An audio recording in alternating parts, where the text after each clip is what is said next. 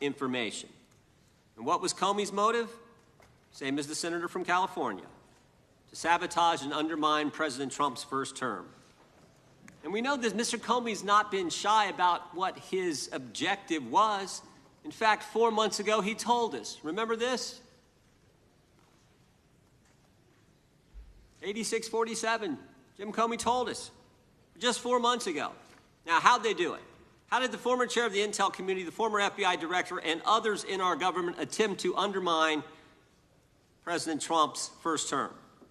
7 weeks ago, because of the good work of the Director of National Intelligence, Tulsi Gabbard, we learned from another whistleblower, a second whistleblower, that in the closing days of the Obama administration, the intelligence community assessment was changed.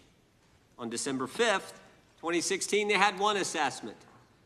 That assessment said Russia did not impact the election vote count. There was a meeting at the White House on December 9th, 2016, where it was decided, no, we're not going to have that. We're going to come up with a new one. And the new one said Russia was trying to influence election and did influence election, which just wasn't accurate. And that new one is published on January 6, 2017. Let's just show you a few things that took place. I want to show you first this email from Admiral Rogers, the head of the NSA. You can see it was December 22nd. Says to Jim, John, and Jim Clapper, John Brennan, Jim Comey. And he says, I asked my team if they've had sufficient access to the underlying intelligence, sufficient time to review that intelligence. On both points, my team raised concern. Further states, my folks aren't fully comfortable. A few hours later, there's an email back to Admiral Rogers. This one is from Jim Clapper, and it says this: it is essential that we be on the same page and all of us are supportive of the report in the highest tradition of, that's our story and we're sticking to it.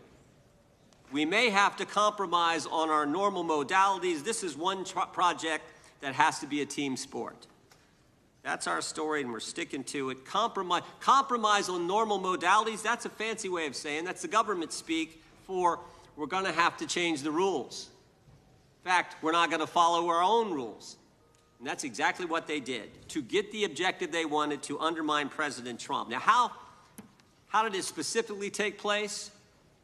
The whistleblower said that the government officials ignored concerns about discredited information. And what was that discredited information? What was the discredited information that they didn't ignore the concerns about? What did they use, that discredited information? Of course, it was the dossier. The now famous Steele dossier that was paid for by the Clinton campaign when they hired the law firm Perkins Coie, who hired Fusion GPS, who hired the foreigner Christopher Steele, who wrote all this garbage and lies down. That is what was used to change the intelligence community report. And what happens next? What do Jim, John, and Jim do next? They go to Trump Tower on January 6, 2017, to brief then President-elect Trump about the dossier. Again, the Clinton-financed, foreign-authored dossier that the whistleblower knows is garbage and that they know is garbage. And then there's one final step. One final step. Jim Comey leaves that meeting with the president and immediately leaks to the press that they briefed the president on the discredited information. They briefed the president on the dossier and thereby giving it some credibility and creating the basis and the predicate for all they did to the president. They leaked false information, they leaked classified information, they used and leaked discredited information, and they didn't follow their own rules, all to sabotage President Trump's first term. And but for this guy, Kash Patel, but for this guy, we would never have known this information. The good people of this great country would not have known what took place 8 years ago when they were trying to undermine the guy elected by we the people. And I want to thank Attorney General Bondi. She set up a special strike force, a special team, to look into this and see if there's any criminal liability that exists in what took place. Now, in addition to getting the truth to the people, Director Patel is getting the bad guys off the street. He's moved agents out of Washington, got the focus off of politics here in D.C., and has instead putting bad guys behind bars. 21,000 violent criminals have been taken off the streets, which is a 125% increase from the comparable period in the previous administration.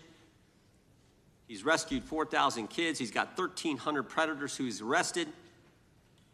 He's also ended the weaponization of the FBI. No more spying on parents at school board meetings. No more pre-dawn raids on pro-life Catholics. No more retaliation against whistleblowers. And he's given us information that Chris Wray didn't. Maybe said better, he's given us information that Chris Wray wouldn't. Director Wray didn't tell us that there were 26 confidential human sources at the Capitol on January 6, 2021, even though he was repeatedly asked about that by members of this committee. Director Wray didn't tell us that there were 17 of those confidential human sources who entered restricted space. 4 went in the Capitol. None of them were arrested. They weren't authorized to do that. They broke the law. None of them were arrested. Lots of American citizens were arrested, but the guys whose whose American tax dollars was used to pay these guys who broke the law, none of them were. One was recommended for charging and was not charged. And remember when Chris Wray told us that the Richmond field office memorandum on pro-life Catholics was just a one-off? Turns out he wasn't being square with the Senate either. Director Wray wasn't square with us. He told us that multiple other offices were involved in targeting the Catholics. We got that information from Director Patel. We learned from Director Patel the FBI actually surveilled a priest, tried to get the priest to divulge information, break the priest-penitent relationship and confidence that exists. And Director Patel is saving taxpayers money. He's not going to build a new headquarters outside of D.C. He's going to keep the headquarters right here in the capital city. Save Americans money. Save the taxpayers money. In 8 months, Director Patel has given us the facts. He's ended the weaponization at the FBI. He's taken bad guys off the streets, and he's saving taxpayers money. But my guess is the Democrats won't focus on all that good news. They'll focus on politics. They'll stick with Comey and Clapper and Brennan and continue to try to undermine President Trump. With that, I yield to the ranking member for an opening statement. Thank you very much, Mr. Chairman, and welcome, Director Patel. You and I have not had the opportunity to meet, and alas, you failed to respond to the 8 oversight letters I've sent you over the last 7 months. So we do have a lot of questions piling up for you, but I want to start with a word of praise. The first FBI director was J. Edgar Hoover, who steadfastly refused to hire women, African Americans, and other minorities as agents. And although he was a closeted homosexual who lived in domestic partnership for decades with Clyde Tolson, he also participated in anti-gay crusades. He aggressively promoted what we would today call white Christian nationalism, and he would undoubtedly be turning over in his grave to see as one of his successors a first-generation Indian American and a proud Hindu. So I congratulate you on being a breakthrough in this sense and being a beneficiary of the civil rights movement that opened up the FBI and the federal workforce to lots of people who never would have been hired in its first decades.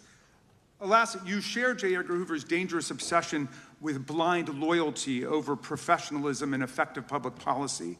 For Hoover, it was blind loyalty to him in keeping his secrets. For you, it's blind loyalty to Donald Trump in keeping his secrets.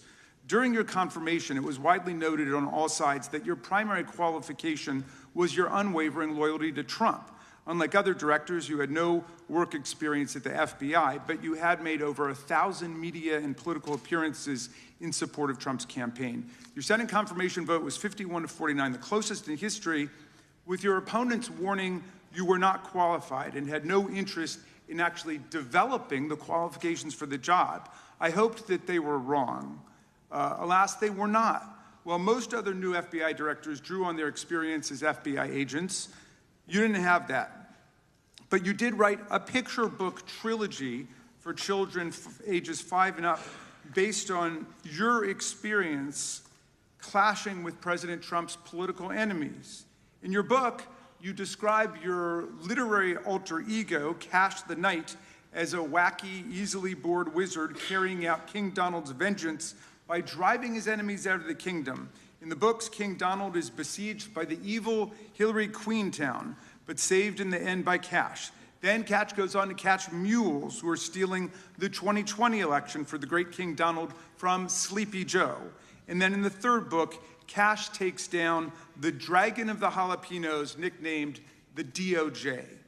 Your supporters had hoped that you would graduate from imagining yourself a romantic fairy tale knight to actually running America's premier federal law enforcement agency. Alas, just as we've learned how dangerous it is to put a science-denying anti-vaxxer in charge of our public health, we've learned how dangerous it is to name as director of the FBI a man who thinks of himself as a fairy tale knight who keeps a fire-breathing dragon named DOJ at home to forcibly drive villains out of the kingdom. When Charlie Kirk was assassinated, while his killer was still on the loose, you decided you didn't need to be at FBI headquarters in Washington to work with your team while the chaotic manhunt unfolded. You spent your evening dining in a swanky Midtown Manhattan restaurant and tweeting out false information that the subject of the shooting was in custody, a statement you had to retract 1 hour later. Your performance was so disturbing that even the MAGA base was alarmed.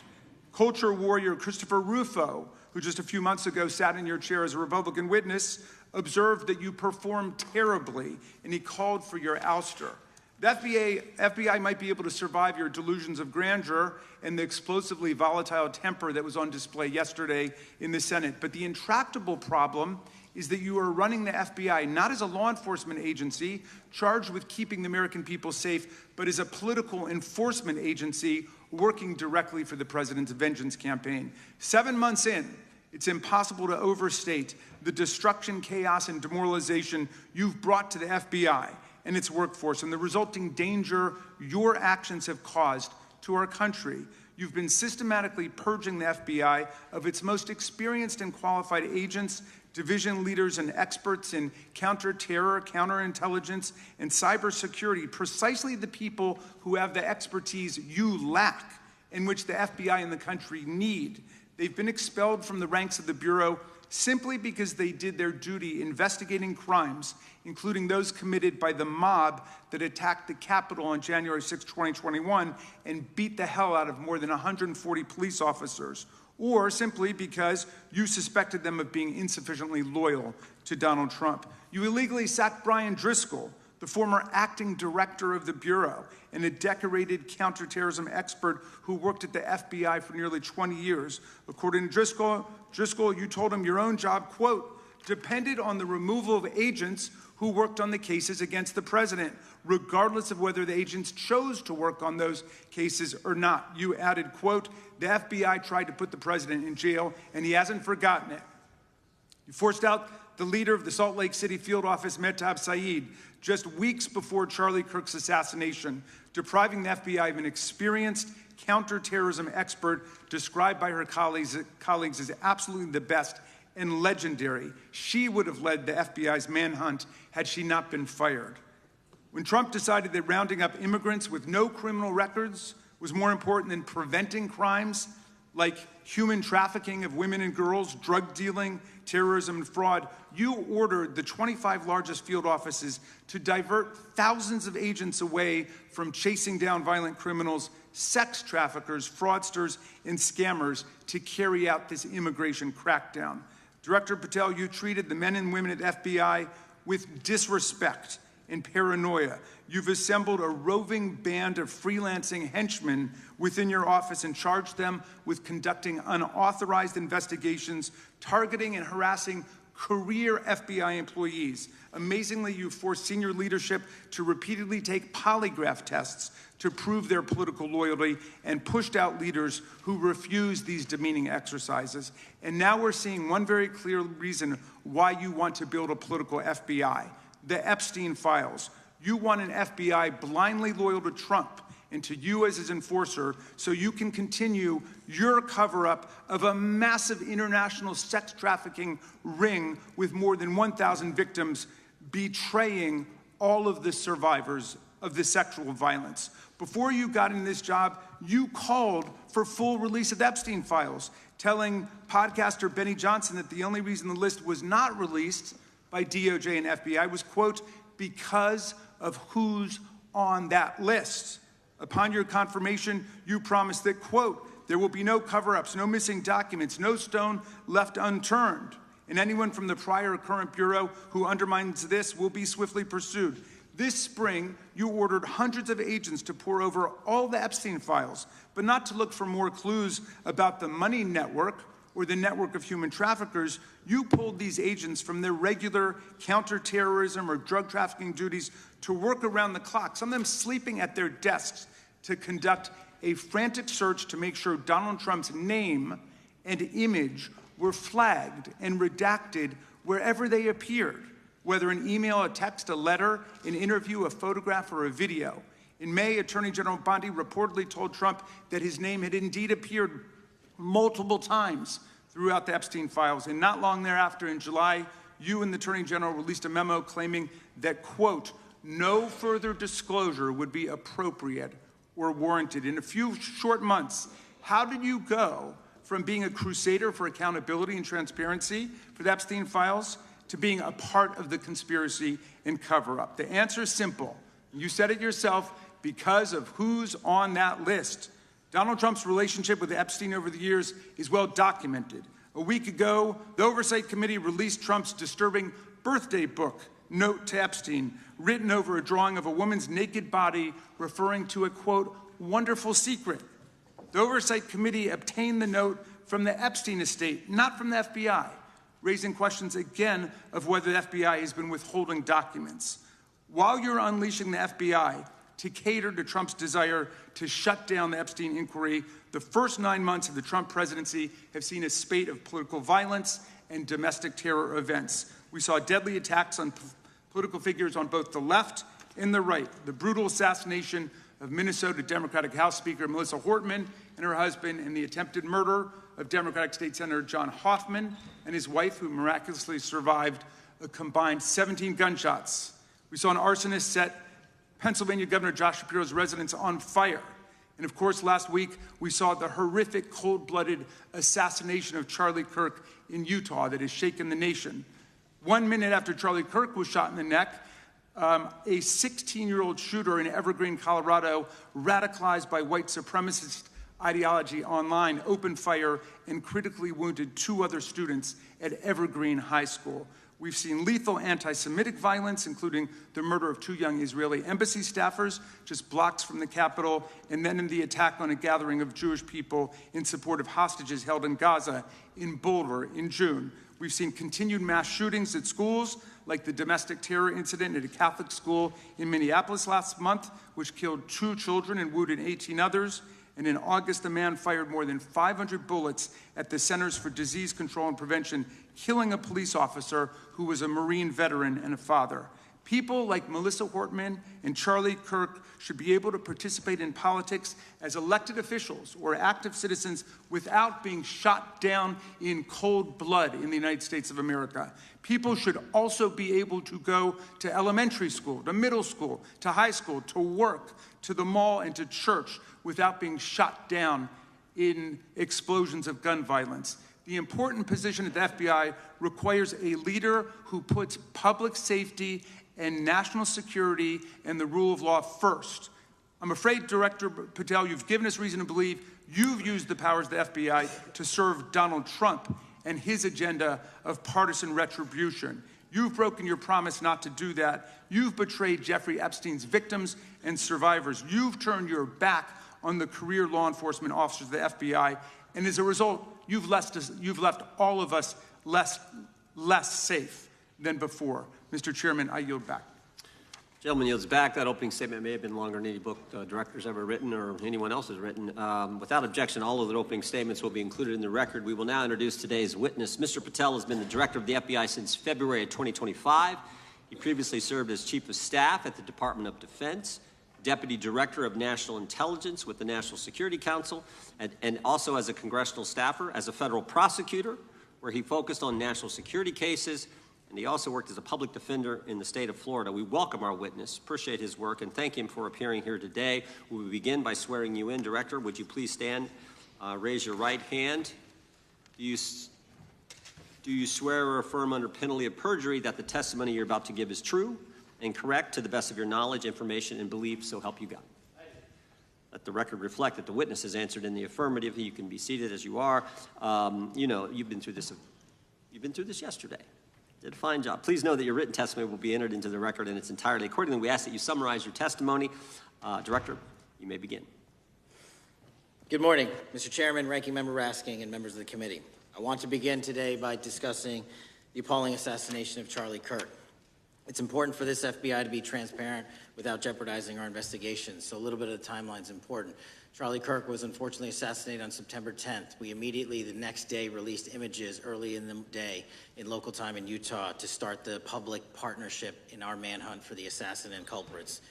At approximately 5 p.m. local time, I arrived on the ground and walked the crime scene myself, and we flew multiple FBI assets in and out to process DNA simultaneously while bringing in evidence response technicians, hostage rescue teams, and other experts to assist state and local law enforcement with their investigation.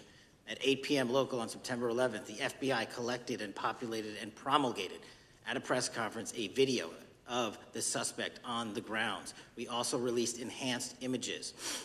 Due to that release that I directed and ordered, the suspect involved was apprehended and in custody at 10 p.m. local time. That's less than 2 hours after we did the video release and the photo release. So within 33 hours, that individual suspect was in custody. And his family, who has since been interrogated, specifically stated to FBI interrogators that because of the video that the FBI released at my direction and because of the photographs that they released, they identified their son, they confronted their son when he swung by their home, and that's what led to his apprehension. We are still, the FBI, has that investigation ongoing, and it continues to be ongoing. And I want to thank the state of Utah and the state and local authorities there. And I also want to thank the Attorney General and President Trump for directing resources to allow us to conduct that investigation as we have. Under this administration, the FBI has arrested more than 23,000 violent criminals. 23,000 in 7 months. That's twice as many year-to-date last year. We've taken over 6,000 firearms off the streets. 6,000 guns are no longer in the hands of criminals in 7 months. We've identified and found and located 4,700 child victims. That is a 35% increase year-to-date last year. We have arrested 1,500 child predators. That is a 10% increase year-to-date last year in just 7 months. We've assisted our partners with countless counterterrorism operations around the world. We've captured, at the FBI, 4 of the most top 10 wanted fugitives in the world in 7 months. To put that in perspective, that's as many as my predecessor nabbed in the entirety of the Biden administration. We got 4, we got more coming. On top of that, in 2 weeks, thanks to the help of the CIA, we collected and captured one of the individuals responsible for the horrific Abbey Gate bombing that led to the murder of 13 service members. We did that in 2 weeks. They didn't do it in the 4 years of the entire prior administration. Nationwide, we've been executing our Operation Summer Heat, the FBI's national focus on targeting violent crime based on intelligence-driven operations. Ask the citizens of Seattle, Miami, Memphis, Charlotte, Chicago, New Orleans. To specifically highlight New Orleans and Nashville, there has been a 250% increase in violent crime arrests in those cities alone, and other mid-major cities that I've just listed. In just a few short months, we have already unleashed 1,000 FBI personnel across this country. Every single state across this country is getting a plus-up. This is a fiction that the FBI is short or that we are compromising the men and women in the field. They do not need to be in Washington, D.C., so we're sending them into the field to each and every one of your states. Because of that, crime is at an all-time low. We had to do it because of the explosion of crime. And maybe the most important stat for Americans to realize, in just 7 months, we are on track to produce the lowest murder rate in modern U.S. history by double digits. Those are results not of mine. Those are results of the men and women of the FBI. If you want to criticize me, bring it on, but do not attack the brave leaders in the field. We are also working 24/7, 365 on the opioid epidemic that is killing more than hundreds of thousands of people a year. We have seized 1,600 kilograms of fentanyl off the streets so far in 7 months. Year-to-date, 25% increase. To put that in perspective, that's enough to kill a third of the American population, 120 million Americans. 100,000 kilograms of cocaine and meth gone off the streets. Earlier this year, I highlighted in Cincinnati, Ohio, how we're getting creative to chase down those that were willing to do harm to our citizens.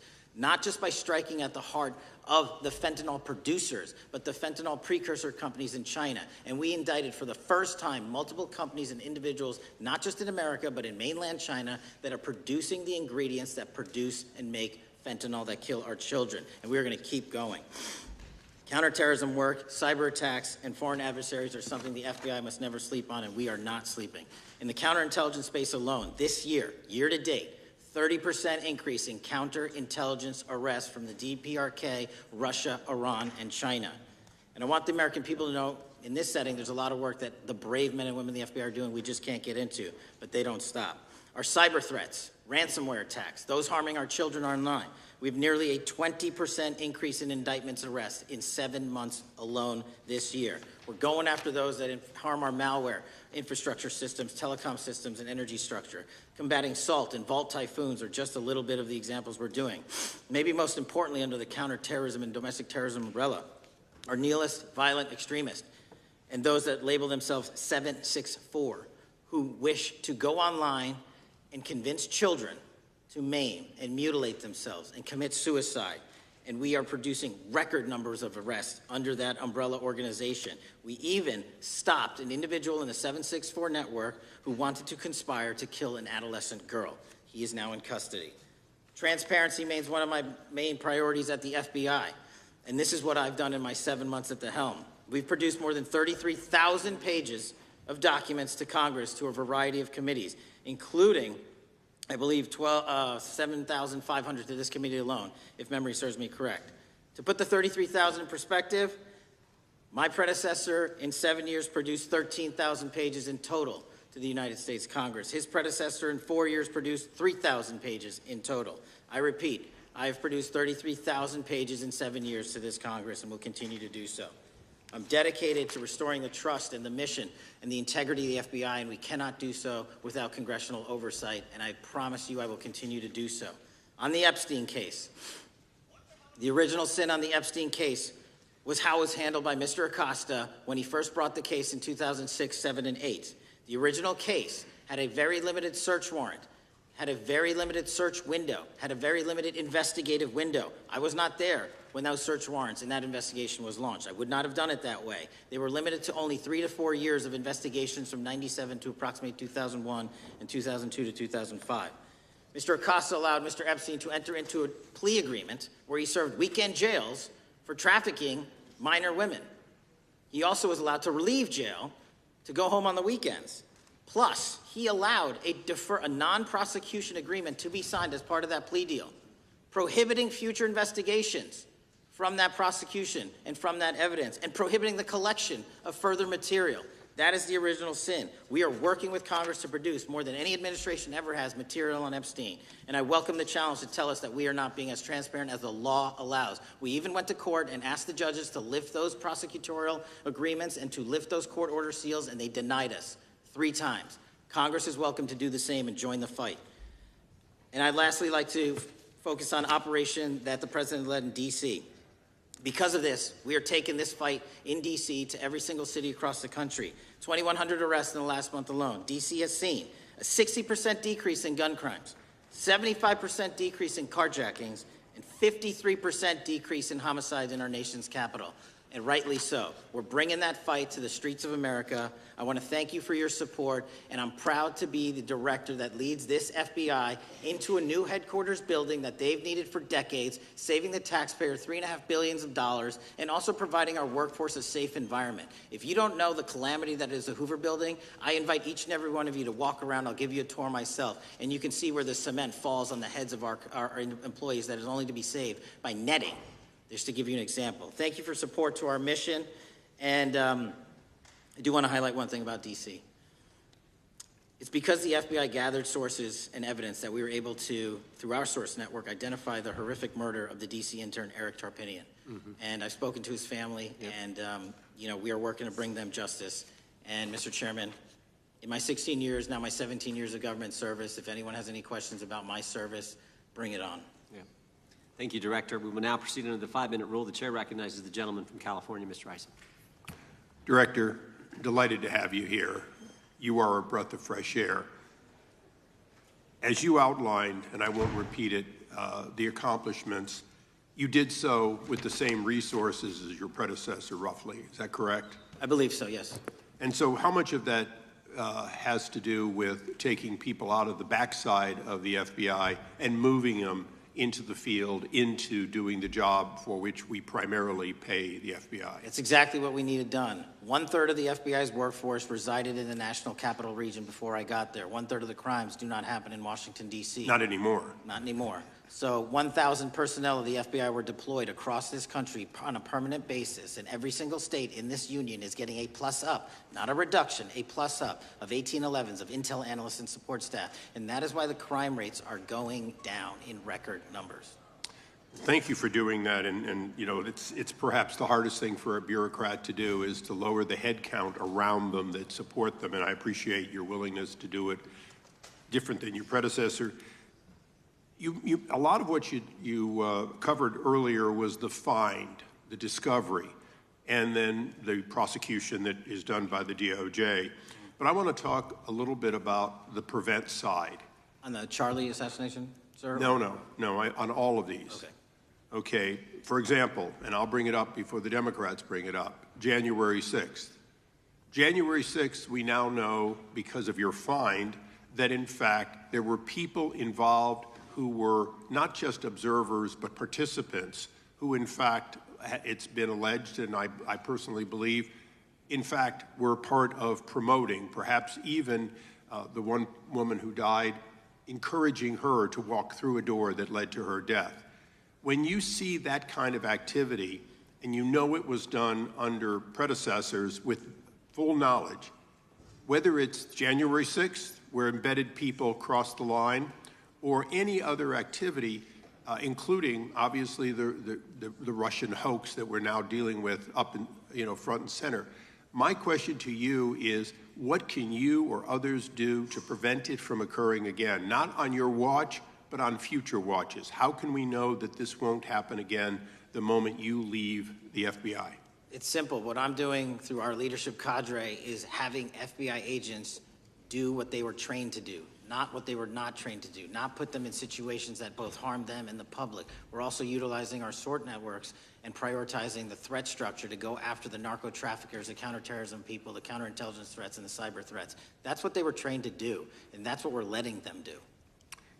One major question I have, after decades of doing this, on our side of it, both the chairman, myself, and others, both at oversight and here, have seen that the FBI and the Department of Justice hide behind non-statutory practices. Now, you've changed the interpretation of many of those practices. That's why we're getting the discovery that was previously withheld. How do we work together to make sure that we never again have false walls, non-statutory walls that say the Department of Justice has a prohibition about giving, quote, you fill in the blank, that has led to the chairman not seeing anything until you took over? I'm wedded to aggressive constitutional oversight. Having been a House congressional staffer, I know that is an important part of securing our democracy. And the way we make it an everlasting, enduring process is by showing the American people the results of what we are doing and the important work of this committee and putting it out to them so they can see government waste, fraud, and abuse. And then they can demand from our constituents and our electors that they want this process to continue. Last major question here. Some things are so sensitive that we both would agree they cannot be made public. Will you commit to this committee, when it is too sensitive to disclose, that you would at least make it available for in-camera review by the chairman and ranking members or others designated? I have done that, and I will continue to do that. Well, thank you. Mr. Chairman, this is a breath of fresh air. This is the beginning of what we need, but my questions today for the director are ones in which I believe that we do need to codify by agreement or by statute if necessary the kind of openness and transparency that we're seeing from this administration, the kind of discovery that's allowing us to do our oversight properly, and I would hope that that be the follow-up to this, obviously along with the Attorney General. And I yield back my 4 seconds. Thank you. The gentleman yields back. The gentleman from New York is recognized. Thank you, Mr. Chairman. Welcome, Director Patel. In the wake of the tragic murder of Charlie Kirk, Donald Trump said, quote, "Violence and murder are the tragic consequences of demonizing those with whom you disagree, day after day, year after year, in the most hateful and despicable way possible," close quote. I would note for the record that Donald Trump has famously demonized practically every person he has ever disagreed with, and therefore, using his own logic, he has put their lives at risk. I should know Donald Trump continuously puts my life in danger. About 2 weeks ago, when I announced my decision not to seek re-election, many people on both sides of the aisle, including the chairman, offered me well wishes and thanked me for my service.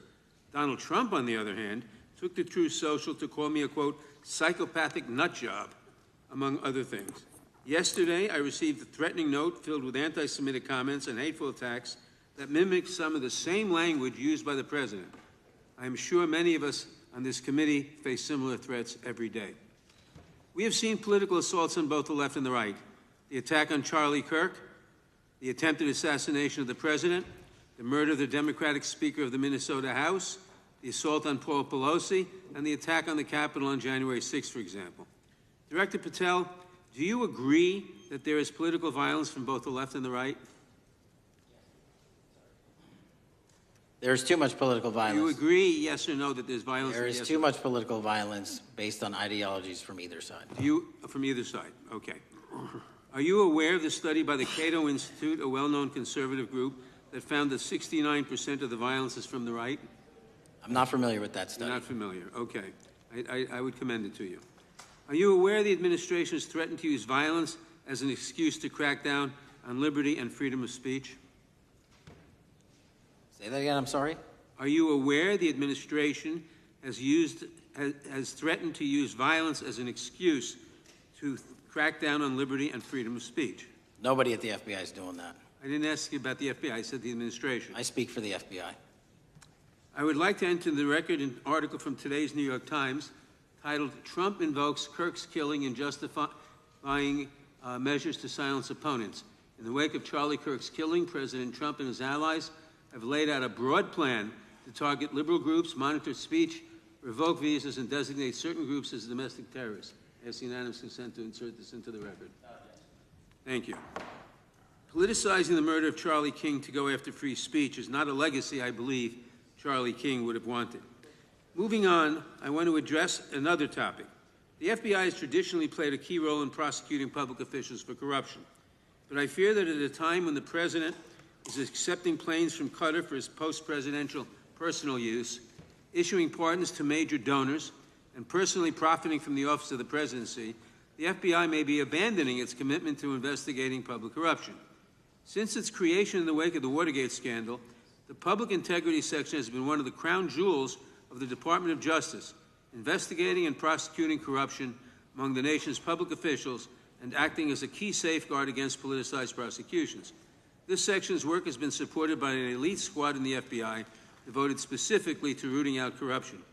But according to reports, the Public Integrity Section has now been decimated, and the FBI's Public Corruption Squad has been dismantled. I would like to submit for the record a New York Times article entitled, "FBI Dismantles Elite Public Corruption Squad." I ask unanimous consent. Thank you. These actions are an invitation to corrupt politicians to break the law, since they know that the government is asleep at the switch. Last month, Senator Warren and I, along with dozens of other members of Congress, wrote to you and Attorney General Bondi expressing grave concern over your decision to effectively legalize corruption and to politicize prosecutorial decisions. And he asked unanimous consent to enter this letter into the record. Thank you. I don't have time today to walk through all your questions, all of our questions and concerns, but will you commit to answering this letter in short order so that we can understand what factors led to this decision and how it has impacted the ability to hold corrupt officials accountable? I will review your letter with my team and respond as soon as I can. You will respond. Thank you. I yield back the balance of my time. Gentleman yields back. Gentleman from Arizona is recognized for 5 minutes. Thank you, Mr. Chairman, and thank you, Director, for being here. I appreciate the change in the FBI and the tone since you've been there. We heard the ranking member, however, describe the FBI under your leadership as being resorting to political enforcement and you personally as being paranoid. I would just suggest that perhaps that is the projections of the ranking member himself and not you, sir. I want to refer to something that was said yesterday in yesterday's hearing by Senator Grassley. He said, it's well understood that your predecessor left you an FBI infected with politics. At your nomination hearing, he gave you records, made public records about whistleblowers regarding something called Arctic Frost. Arctic Frost was the FBI case opened and approved by anti-Trump FBI agent Thibault, and Arctic Frost became Jack Smith's elector case. The new records show that Arctic Frost was much broader than just an electoral matter. In fact, it was expanded to Republican organizations. Some examples of the groups that the Ray FBI sought to place under political investigation included the Republican National Committee, Republican Attorneys General Association, and Trump political groups.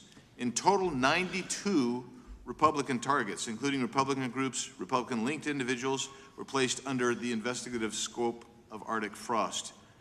On that political list for investigation was one of Charlie Kirk's groups, Turning Point USA. In other words, Arctic Frost wasn't just a case to politically investigate Trump. It was the vehicle by which partisan FBI agents and DOJ prosecutors could achieve their partisan ends and improperly investigate the entire Republican political apparatus. I'd ask that, Mr. Chairman, that document be administered. Without objection. So, I know that this may be under current investigation, but I wish to ask specific questions about this for just a moment.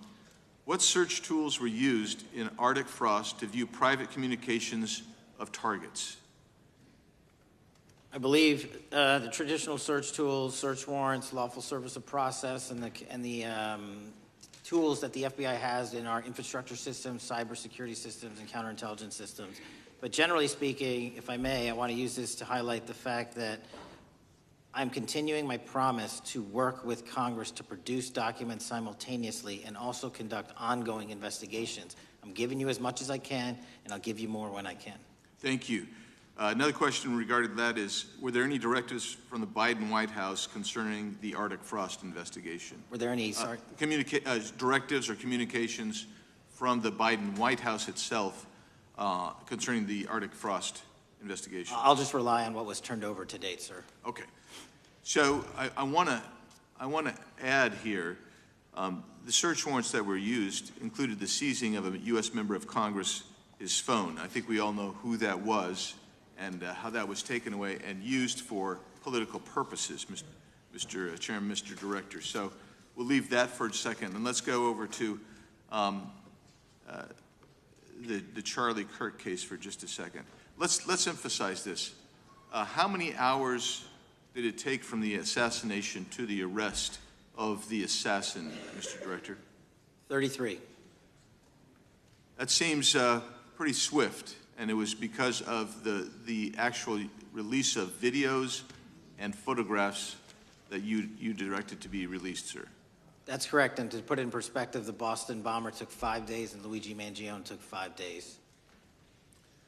Was the platform Discord forthright from the start with law enforcement about the shooter's communications on its platform? Discord, the platform ownership, has been working with our lawful process, and we are obtaining materials from them on a rolling basis. Thank you. And I want to get back here to Arctic Frost for just a second, Mr. Chairman. I'd like the unclassified document from the FBI released to be admitted to the record. Without objection. And a document from the Economic Times also to be admitted to the record. Without objection. So I'm going to give you the last 30 seconds. We could go on about the Epstein case. I've got a bunch about that, but I'm just going to let you, if you wish to respond to either of the two vitriolic questioning or statement from the Democrats. The work of the FBI speaks for itself. It's on showcase here today. Anyone that wants to attack the FBI can attack me, but leave our leadership structure alone. When you have 23,000 violent felons arrested, twice as many as this time last year, the work speaks for itself. Thank you, Mr. Chairman, and thank you. Appreciate your good work, Director Patel. Yield back. Gentleman yields back. Gentleman from Maryland is recognized. Thank you kindly, Mr. Chairman. Director Patel, before you joined the FBI, you railed against it for covering up Jeffrey Epstein's human trafficking ring. Let me refresh your memory with this clip. has Epstein's list, they're sitting on it. That doesn't seem like something you should do. You're protecting the world's foremost predator. That seems like an evil thing to do, regardless of who may be embarrassed in the release of that list. Why is the FBI protecting the greatest pederast, the largest scale pederast in human history? Simple, because of who's on that list. So you finished that December 2023 interview with a challenge to the FBI and harsh words for Republicans in Congress for not getting the Epstein files out to the public. You can see this clip. Boy pants, and let us know who the pedophiles are. Put on your big boy pants and let us know who the pedophiles are, you said. You emphasized that the president and the FBI director each had complete authority to release Epstein's client list. You said Epstein's black book is under the, quote, direct control of the director of the FBI. Look at this clip. This is way off the topic, but who has Jeffrey Epstein's Black book? black book? FBI. But who? That is, I mean, there's... Oh, that's under direct control of the director of the FBI. All right, so you were sworn in as director more than 200 days ago. Now the black book is under your direct control. So why haven't you released the names of Epstein's co-conspirators in the rape and sex trafficking of young women and girls? The Rolodex, which is what everybody colloquially refers to as the Black Book, has been released. Oh, no, you're talking about what the journalist got 5 years ago? No, that's not what we're talking about. We're talking about what you were talking about there, That's the black exactly book what I under was the direct control of the FBI director. We have released more material than anyone else before. The Biden administration, Obama administration had the exact opportunities to release this material, and they never did. And if you are selling the men and women of the FBI, Why we're have not you going after changed your child position? predators. Hang on, you said we're not going after child predators. 1,500 child predators arrested this year, 35% increase. I'll reclaim my time. 4,700 child victims Mr. Chairman, I'm going to found. reclaim my time if you could instruct the witness. Why have you changed your position? There you were saying it's under the direct control of the FBI director and all of it should be released. Why have you changed your Everything position? that has been lawfully permitted to be released has been released. And as I told you, Really? the investigation was limited. And let me make something crystal clear. I never said Jeffrey Epstein didn't traffic other people, other women, and they're not other victims. This is the investigation we were given from 2006, 7, and 8, and the search warrants from 2006, 7, and 8. That's what we're working with. Well, wait, have you released all of the stuff that the FBI has seized from Epstein's house? The computers, the emails, the file cabinets, the documents? What about the financial records? Have you released all of that? Everything the court has allowed us to Which release. court are you talking about? 3 separate federal courts have come in and said... We're talking about the evidence you've got. It's got nothing to do with what those courts have. Do you have any We're talking idea about how the evidence. law works? Wait. Do you want me to break the law in a federal judge's order? No, to I want you to satisfy follow your own curiosity? word, Director Patel. You said up there it was under the direct control of the FBI director. He had the black book. Everything I have direct control over, we have gone to court. You haven't. Complete We your went sentence. to court. Everything you have direct control over, you we said. Have gone to court, and everything we have direct Director control Patel, over. complete your and sentence. can You said lawfully everything- release. The We're gentleman- releasing. He'd like to complete his answer. You began the sentence, everything you have direct control over, and then you stopped that sentence. You've released everything that you have direct control over? And I have direct control over and can lawfully release. If you're not familiar with the court orders, that's not my fault. Oh, I'm Go perfectly, look at them. I'm Go perfectly to familiar court. with them. But how did we prosecute Ghislaine Maxwell? She was prosecuted with the investigatory material that was collected from 2001 and 2005. Because of the non-prosecution agreements and the court orders on the investigations and search warrants, we were not able to develop new information. And oh, by the way, Jeffrey Epstein was out for 12 years, and the Obama and Biden administration did nothing to look at his work, his pedophile network. If you want to blame me, that's fine. But now you're blaming the men and women who conducted this stop great that. search. I'm not blaming anybody other than you. You're not keeping your word. You said that you would release all of the materials Has under your anyone direct released control. more information on Epstein than I have? Has Well, anyone? much did more- Comey, did Ray? Much Did more. they? Excuse me. Much more has come out in the days since the American people in Congress have been demanding it. But it's coming out in dribs and drabs. Why don't you just release the entire file as you promised to do? I literally just told you. There are multiple federal court orders. I'm not going to break the law to satisfy your curiosity. You didn't join us when we filed court to release the court orders. You could have.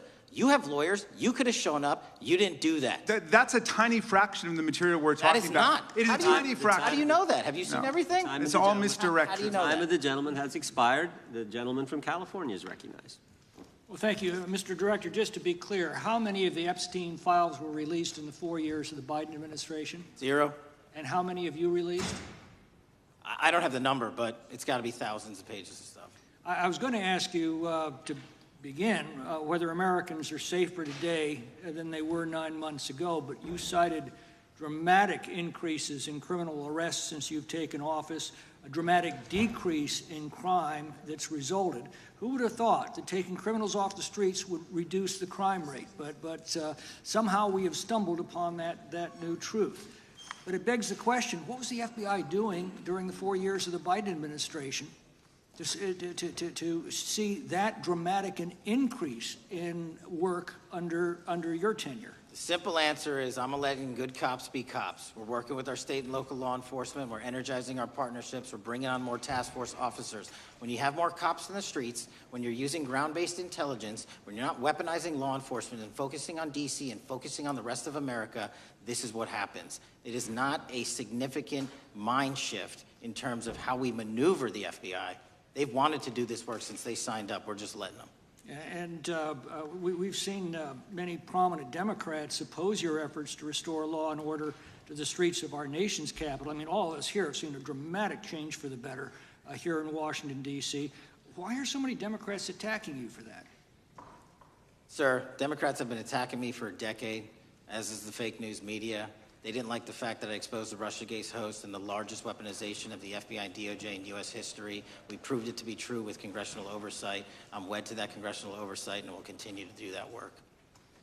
Christopher Wray repeatedly warned this committee that the Biden open borders policy had produced a significant increase in terrorist threats that he said kept him up at night.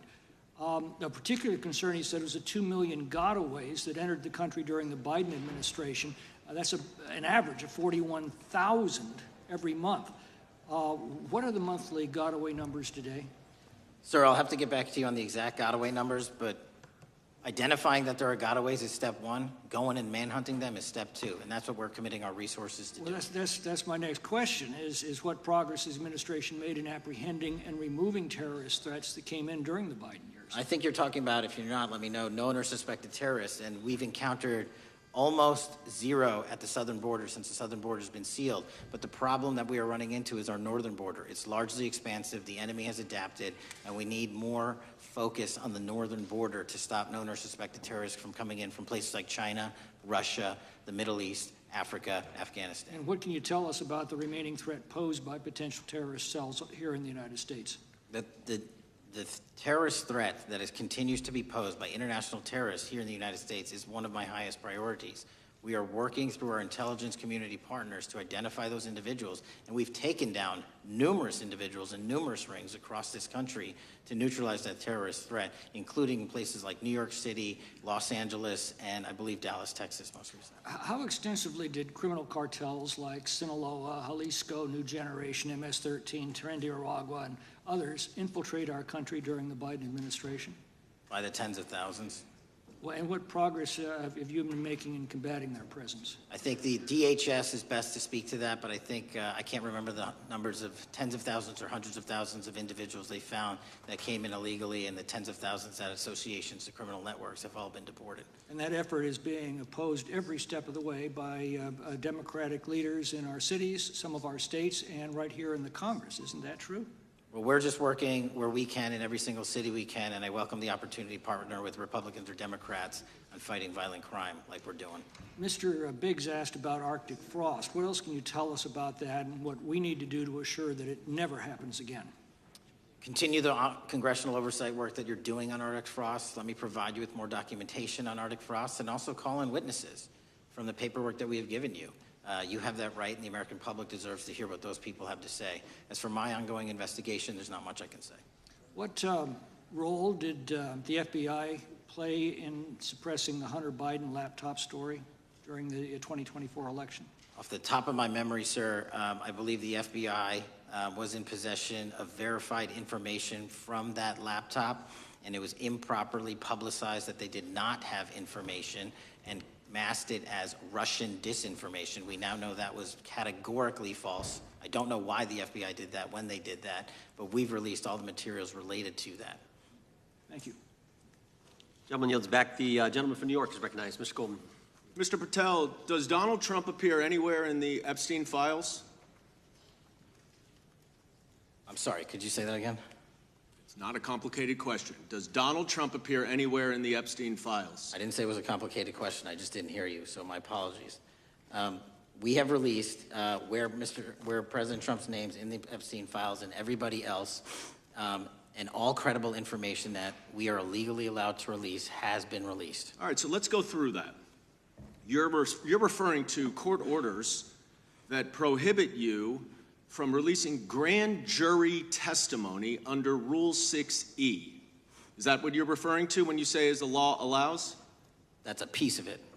Really? What other evidence do those 3 court orders you cited prohibit from being released? Information that was collected pursuant to those search warrants that were limited Wrong. in fashion. Wrong. That's not what the court order says, and that's not under 6E. And you're talking, and I said that's 6E, and I said there was others, and I'm answering that. There are sealed court order documents. There are protective orders. They are unsealed as part of discovery given to Ghislaine Maxwell. They are no longer sealed. That's just not true. We can argue about it all you want. Okay, well, you agree that there are, so your testimony here is that the reason why you are not releasing all of the videos that you have acknowledged, there are so many, and that the FBI spent thousands of hours of reviewing, the photographs, and the photographs that you have. You're saying that you're not releasing those because there's a court order requiring them to be sealed? Is that your testimony? Never said that about the videos. On the totality of the videos, of the thousands of images that were seized pursuant to the search warrants executed at the time, the overwhelming majority of that video is pornographic material that was downloaded from the internet and child sexual abuse material. We will never release that. Well, as you should not release the victims, but if there are videos that relate to others who Epstein trafficked to, such as maybe Prince Andrew, or photographs, that you have total control to release. Yes, and if it exists... And so why haven't you released it? Why are you supposing that that is a fact when in fact it is false? Are you saying that... You're saying that none of the videos relate to anything relevant to the Jeffrey Epstein trafficking ring? Every single video that we have collected pursuant to the prior search warrants has been examined for the last 10 years. And every single video has been utilized for whatever prosecutions were able to be legally brought. I'm not asking about prosecutions. I'm asking about why you aren't releasing the full Epstein files, including the names of people who were involved in the sex ring that you promised to do before you became FBI director. I just told you I'm not going to release downloaded porn of I'm children not asking on the about internet. that. Fine. I'm asking about all the other files. What other videos? Tell me. Tell me. That's what I'm asking. Tell me. You're saying there are no videos that would be relevant to anyone else involved in the Jeffrey Epstein sex ring. Pursuant to Mr. Acosta's collection of information based on the search warrants. That's all we have in our possession. And I'm asking you, that stuff. That's all we got. I'm not asking all you got. I'm asking you, in that stuff, there's nothing that's related to any other sex traffic, any other people engaged with Epstein in underage sex. That's correct. To my knowledge, no. Okay. Let's talk about the witness interviews. 302s of witness interviews. Those are not subject to the court order. Those are not subject to any fictional sealed order for a search warrant. Why aren't you releasing those with the redacted names of the victims? We are releasing as much as legally allowed. That's why we went back to the courts. How is that not legally allowed? Sir, do you know how court orders work? Do you know how protective orders Actually, work? Actually, Mr. Patel, I was a real prosecutor for 10 years. I know exactly how. So I was a fake one? And I want to understand what the court order prevents you from releasing witness statements that the FBI took. You should know that as a real prosecutor, when the court hand downs a protective order and a motion to seal, the material is sealed unless that judge your testimony waives here it. is that all of those witness statements are under a court order, a protective order. We are providing everything we can legally provide. No, that's not my Congress has question. sent us a My subpoena. question is, why are those witness statements that are not grand jury testimony, that if they were under a protective order are no longer under a protective order, why are they not being released? How are they not under a protective Why order? are you not going to the court like you did for the grand jury testimony to unseal those records? The DOJ did go to the court. No, not on those records. Why aren't you going? You just went on grand jury. Time of the gentleman has expired. You are hiding the Epstein files, Mr. Time of the Patel. gentleman has expired. You are part of the cover-up. Can I respond? Sure can. Any allegations that I'm a part of a cover-up to protect child sexual trafficking and victims of human trafficking and sexual crimes is patently and categorically false in the work of my So I hope you will talk to them when they have requested to speak with you, because the victims have requested and you are not responding to them. Director, yes or no, is the FBI still spying on parents at school board meetings? No, sir. Is the FBI still targeting Catholics? No, sir. Is the FBI still spying on President Trump? I don't believe so. Is the FBI still censoring Americans? No, sir. Is the FBI still targeting Americans for shopping at Cabela's or purchasing Bibles? Nobody is targeted for their faith. Is the FBI still targeting Americans who are pro-life? Nobody is targeting anyone for their beliefs. Is the FBI still cooking the books on crime data? The crime data is real. Is the FBI still purging agents for conservative viewpoints? No one at the FBI has asked their viewpoints on policy. Is the FBI still labeling the Betsy Ross flag, the flag of the American Revolution, a hate symbol? No. Well, maybe that's why you've been able to, what was the number, 23,000 bad guys you've arrested, a huge increase from the same time period in the previous administration. I think you said 1,400 predators, 4,000 children rescued. Were those the facts? 4,700, 35% increase on children rescued. Yeah. And you got the guy that, Abbey Gate? We got the Abbey Gate guy. We had a guy from the 4th District of Ohio who lost his life there, serving our country. We appreciate that. Maybe when you're not focused on politics, you can actually do what the FBI is supposed to do. Go get the bad guys, right? That's what the men and women of the FBI do. Director, did John Brennan lie to Congress? Let me just read a couple things, actually, before you answer that. 2 years ago, we had Mr. Brennan in for an interview, and I asked him, how'd you learn about the dossier in December of 2016? Mr. Brennan replied, I received a copy of it from the FBI, and the CIA was very much opposed to having any reference or inclusion of the Steele dossier in the intelligence community assessment. That's what John Brennan told the United States Congress. 7 weeks ago, the Director of National Intelligence told us this. John Brennan lied and denied using the dossier in the intelligence community assessment because he knew it was discredited. CIA officer told the House Intelligence Committee Brennan refused to remove it, and when confronted with the dossier's main flaws, he responded, yes, but doesn't it ring true? John Brennan lied to us? Mr. Chairman, I won't stylize the evidence. What I will say is that the intelligence community assessment, those that created it, and any individual involved with it, is an ongoing investigation. There's an investigation into what took place in December and January of December 2016, January 2017, when this whole thing started, this grand conspiracy. That is being investigated, is that right? That has been publicly announced by the department. That's been announced by the department. Did Chris Wray hide documents from this committee? You would know better than me, sir. Well, I think you told us like 700 pieces of information you've given this committee since you've been director relative to just one incident, the Catholic memorandum from the Richmond field office. I can give you the comparison, sir. Yeah. The Catholic memo, I believe we turned over 750 documents. In Mr. Ray's tenure, I believe they turned over 19 pages. 19 pages. You've given us 700. Why would Chris Wray hide information from this committee? You'd Want have to to hazard a guess? I'm sorry? Hazard a guess why he would do that? I don't know, sir. I think maybe it was because FBI was spying on a priest, trying to get him to break the priest-penitent confidence that exists. You think maybe that was the reason?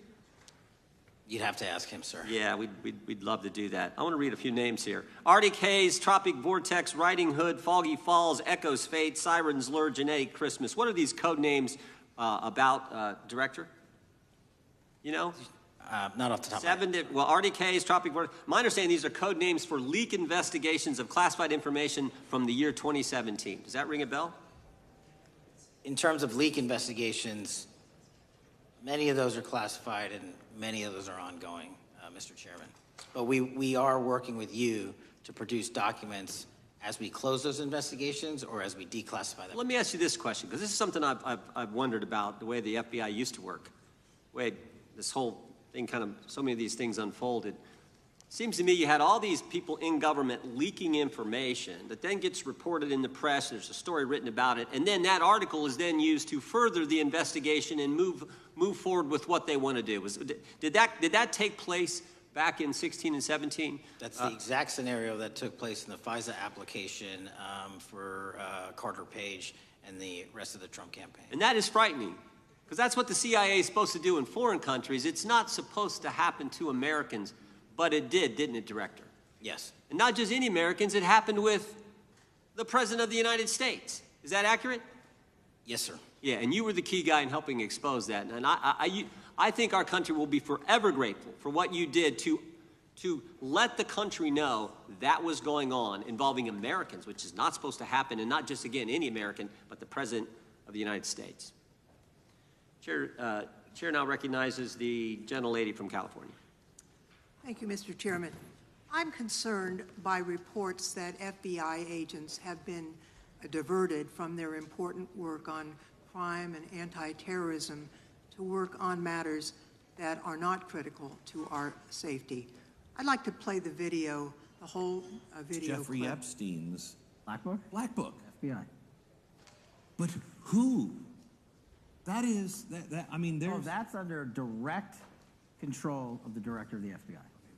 But the Black Book, it's not just sitting, I mean, that's Hoover power times 10. And to me, that's a thing I think President Trump should run on. On day one, roll out the Black Book. In contrast to that attitude of let it all out, we're getting reports of actions that run contrary to getting everything out and that also involve diversions of FBI resources. For example, an FBI whistleblower reported that you were pressured by the Attorney General to place 1,000 personnel on 24-hour shifts to mine roughly 100,000 Epstein-related records to redact President Trump's name from the files. Bloomberg reported this, that you directed FBI special agents from the New York and Washington field offices to join the Bureau's FOIA employees in Winchester and another building a few miles away, and that while reviewing the Epstein files, FBI personnel identified numerous references to Trump in the documents, and people familiar with the matter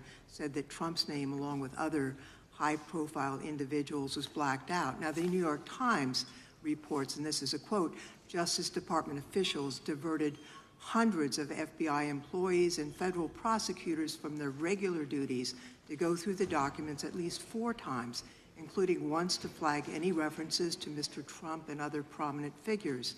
Details of the review were based on accounts by 3 former FBI and Justice Department officials who spoke on condition of anonymity because of fears of retaliation, and further that the FBI finished after they finished its review of the files and materials was sent to a team of Justice Department lawyers who double-checked the FBI's redactions and, quote, were instructed to flag any mentions of Mr. Trump and other celebrities. Now, I have 3 questions for you, Mr. Patel, about this. First, how many times did President Trump's name appear in the Epstein files? Was it more than 100, more than 1,000? Were the agents who were pulled from their duties to redact the president's name from the Epstein files working on criminal cases or national security cases or child sex trafficking cases? And are the number of agents that have been reported diverted for these purposes, is that accurate? No. No what? You asked if it was accurate. I said it wasn't. So you're saying that none of this happened? No, I'm saying it was inaccurate. Okay. How many times did President Trump appear in the Epstein files? More than 100? More than 1,000? No, and what we've been able to release is what we've been legally able to release, and that has No, been that's not the public. question. I asked you, how many times did the president's name appear? I don't know. It's your testimony. You do not know that The answer. number of times, no. Could you tell us how many agents were diverted for this task and what they were working on? When you say diverted, you make it seem as if agents were pulled off what they do all the time. Agents at the FBI masterfully do double duty and triple duty. And because of the public's interest in this case, we flex resources to make sure that we could answer the public's signal demand. So do you want us to look through the material and provide it to you, or you do not want us to do that? So it's Which your, one is it? it's your testimony that no one was diverted from a criminal matter, that this was a top priority to go through this material to look for Mr. Trump's name. Is that your testimony? That's the highest priority for the FBI? What's one of the most impressive things about the FBI leadership and the careers that are in place is that they make the decisions on who to send where on priorities and make sure the mission needs are not hurt. And that's what happened here. It's shocking to me that the FBI would think that erasing Mr. Trump's name from the Epstein files is a high priority when we have crime, we have national security threats, we have terrorism threats, we have murders such as that occurred, unfortunately, with Mr. Kirk. It's shocking to hear that that's your highest priority. And with that, Mr. Chairman, I yield back. That's literally not what I said. Gentleman yields back. Gentleman from Wisconsin is recognized. Director, is President Trump implicated in any wrongdoing related to Jeffrey Epstein? Based on the entirety of the evidence that we have, absolutely not. The president is not implicated. Correct. Thank you. I want to talk a little bit about China's malign influence here in America. And, we've seen spy balloons traverse the United States. We've seen police stations in communities around America. And sitting in the chair you're in just 2 years ago, there was a sheriff from Cochise County, Arizona, Mark Daniels, that was here, who said that the exponential increase in the amount of fentanyl that is coming into America is directly related to the open borders policies of the previous administration. Do you agree with Sheriff Daniels' characterization? In large part, yes. So, since you've been director, has there been a reduction we've talked about how the border is largely secure now, right? The southern border, yes, sir. The southern border is largely secure. Has there been a concomitant reduction or a reduction in the amount of fentanyl that is coming into America? There has been a massive reduction to the tune of, we have seized more than 25% year-to-date this year than the prior year, and that's enough fentanyl to kill 120 million Americans. Does China play a role in this fentanyl that's coming to America? As I stated in my opening, sir, what they do and the companies in China, mainland China, do is produce the precursors and the cutting agents that they ship overseas through various countries into the Mexican drug cartels who produce it. So they basically are the cooks in terms of the ingredients. Tell us, what is the FBI doing to stop China from delivering death to America? So for the first time in a decade, I actually reached out to my counterpart at the Ministry of Public Security. No one at the FBI had done so, to engage. Ministry of Security, where's that? In mainland China. In mainland China, okay, thank you. To engage in a conversation to say, hey, can we have a certain number of these precursor chemicals listed in China so that they become illegal and illegal to trade. We're also working with our counterparts in places like India and Guatemala because the transshipment routes of the precursors, the Mexican drug cartels have gotten creative, and instead of coming directly to America are going into these countries. And we've had massive success in India and Guatemala, and in those governments' great partnerships in shutting down the ability to ship the precursors into those countries, which are ultimately destined to America. So those people that are working with security agencies have been working with you, is that accurate? Yes, sir. So I want to turn to a couple cases that are at the University of Michigan, where Chinese nationals, on behalf of the Chinese government, smuggled in illicit biological materials, stuff that can harm our agricultural industry. What actions are you taking as we see repeated stories of Chinese nationals doing this in the United States? So just that, sir. In this calendar year alone, as I was mentioning, our counterintelligence operations and cases brought against the Chinese are up by, I think, something like 40%. And specifically, the cases in Michigan show two threat streams, not just against our agricultural industry, which is a threat to national security, but they were also bringing in chemical agents in mushrooms. I'm not the exact expert.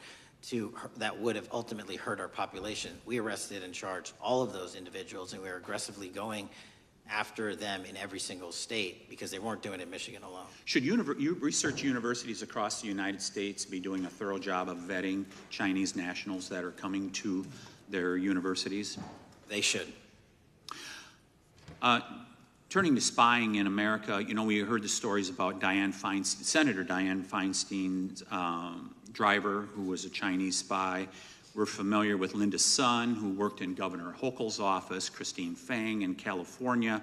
What are you doing to find these people who are Chinese spies that are trying to burrow themselves into the politics of America? Because we know it's happening, right?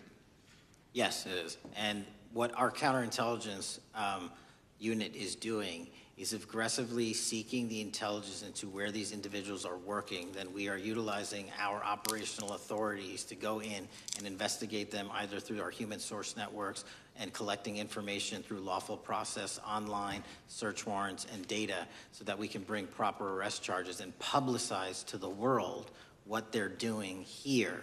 And just because we've caught a few doesn't mean we've caught everybody. We've got a lot more to go. I get one more quick question in. The FBI arrested a judge in Wisconsin, Hannah Dugan, for interfering with a federal law enforcement operation. Could you tell us a little bit about that? And is a judge above the law here in the United States of America? Well, no one is, and that case is ongoing. But as you stated, and these allegations said, there was an interference in a federal lawfully executed federal law enforcement priority that was interfered with. I yield back, Mr. Chairman. Gentleman yields back. The gentleman from Tennessee is recognized. Thank you, Mr. Chair. Director Patel, I believe you had primary importance in starting Operation Viper in Memphis. Is that correct? Yes, sir. And Operation Viper brought in the FBI, the DEA, the ATF to help Memphis police in policing the city. That'll be phase two, sir. Phase one was FBI and local law enforcement in Memphis for the last few months. Okay. You did a good job, and the police director and the mayor have told me that has been helpful, the FBI working with the police. And the FBI are trained in law enforcement. They know Miranda rights, they know how to do policing, and they do a good job working with the police. Do you think that the National Guard is necessary to do the work that the FBI is doing now? Thank you. I do think it's necessary to finish it. What we've done is 500 arrests in Memphis and 110 federal indictments. But what we need to do is we've only secured a piece of where the criminal conduct is occurring in Memphis, and we can't work inside perimeters that are not established and safe, and we don't have the manpower to give us the space to fully go into the areas where the criminal activity remains. Well, are you suggesting that the National Guard is going to go into the more heavily crime areas? They're going to establish, like they did in Washington, D.C., perimeters where local law enforcement and the FBI, DEA, ATF, and U.S. Marshals can go into. We can't be going into all these areas knowing that they're extremely volatile and jeopardizing the safety of our agents. Did the National Guard do anything in Washington to help the FBI stay safe from these dangerous elements? They established perimeters. Established perimeter, and the criminals knew about it, so they... It was a visible force, sir, so they kind of saw it. Well, what you did, I commend you for what you did, and I think the FBI coming in, we have a crime problem in Memphis. The FBI has helped, DEA will help, and the ATF will help. I don't think the National Guard is going to help, and what I've seen, they're not trained in law enforcement, are they? No, sir. And so that could be a problem.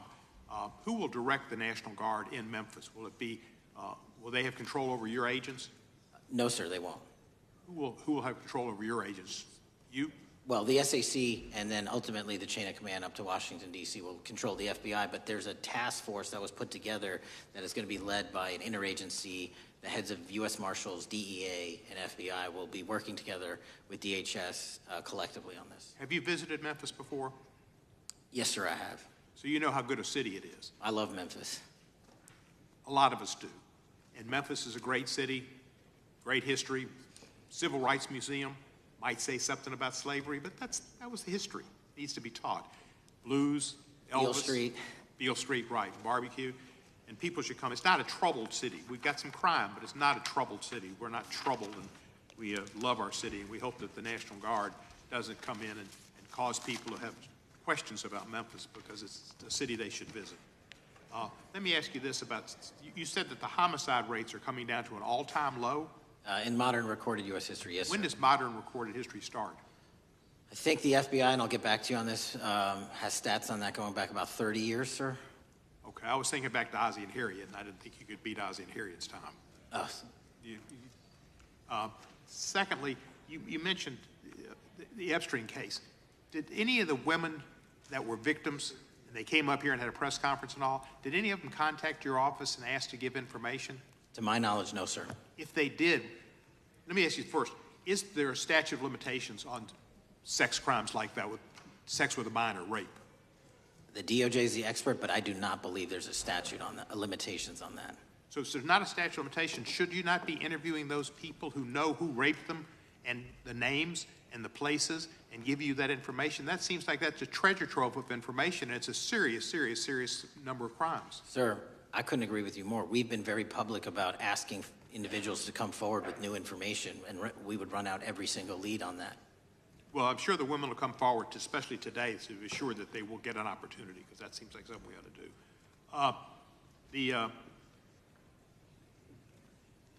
Mr. Driscoll, what was his reputation? I can't comment on Mr. Driscoll's matter. It's an ongoing litigation. Yeah, but his reputation you could tell us about. I can't tell you about his reputation. His work has been laid out in that lawsuit.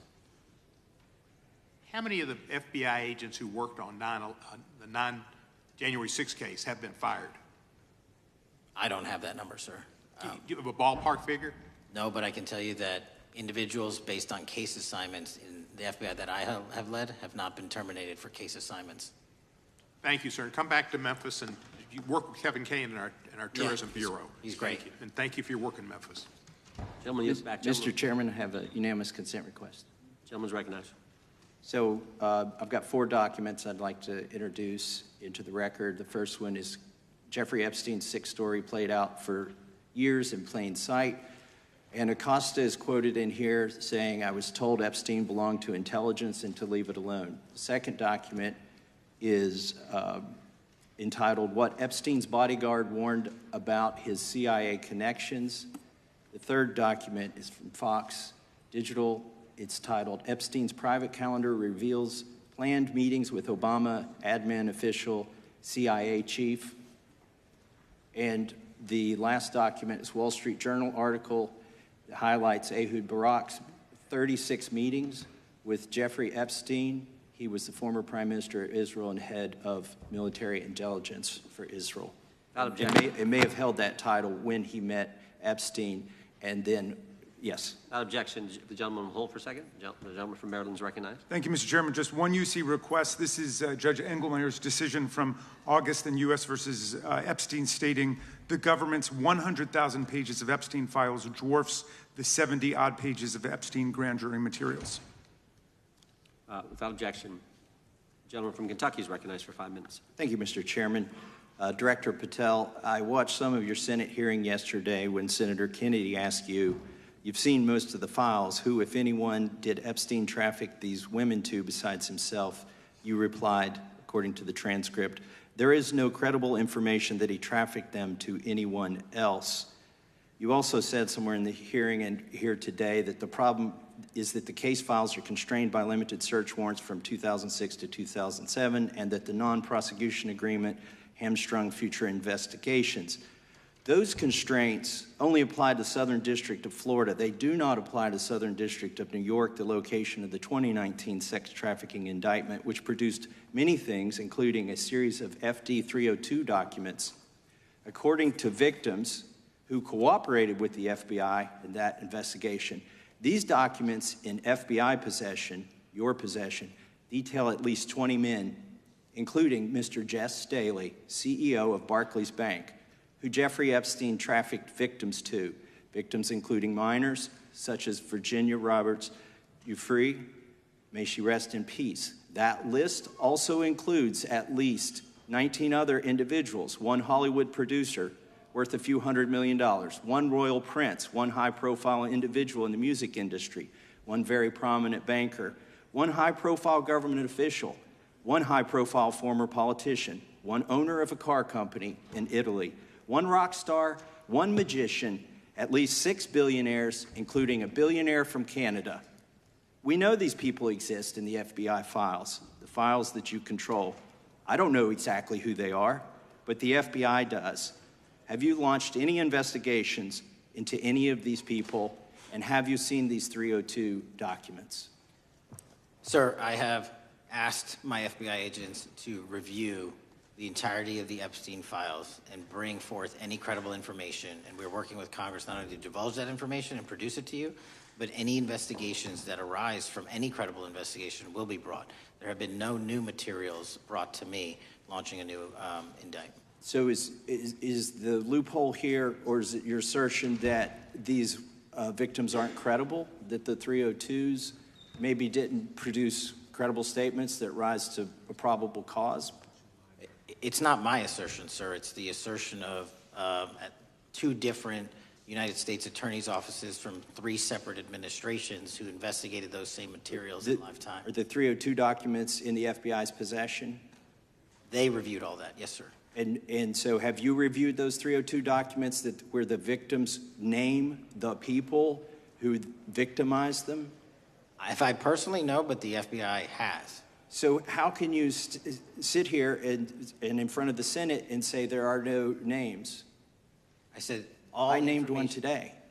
I said we are not in the practice at the Department of Justice FBI of releasing victims' names. That is not what we do. We are also not in the habit of releasing incredible information. That's not what we do. But multiple authorities have looked at the entirety of what we have. Okay, I got to move on here. Were you present when the AG had the White House event when she released the binders to the social media influencers? I was, yes. So if you're willing to meet with social media influencers who stood to benefit from the sensational and sad stories of these victims, will you meet with the victims as well? The FBI will meet with anyone who has new information. Will you personally meet with them? The FBI and the professionals who are handling the cases will. Were you instructed that it was important to release the documents to the Oversight Committee on the day of my introduction of the discharge petition to release these files?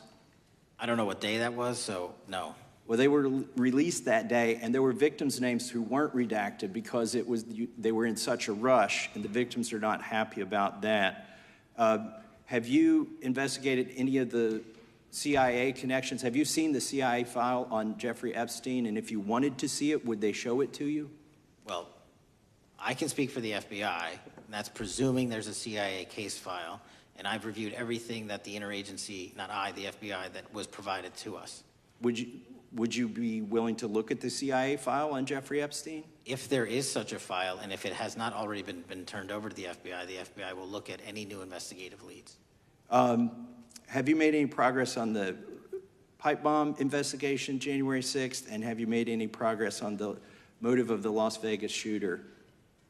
As to the first, it's an ongoing investigation, and we have made progress. As to the second, sir, I'll have to get back to you. All right, thank you. I yield back. Mr. Chairman, I have a unanimous Gentleman consent yields back. Unanimous consent request from the gentleman from New York. I ask unanimous consent to introduce an unsigned memorandum from July 7, 2025 that says we did not uncover evidence that could predicate an investigation against uncharged third parties with the insignia of the Department of Justice and the FBI. Without objection. Mr. Chairman, I have a Gentleman from Georgia. unanimous consent request. It's an article entitled DOJ Deletes Study Showing Domestic Terrorists Are Most Often Right-Wing. Without objection. Thank you. Gentleman from Georgia is recognized for 5 minutes. Thank you, Mr. Chairman. Director Patel, thank you for being here today.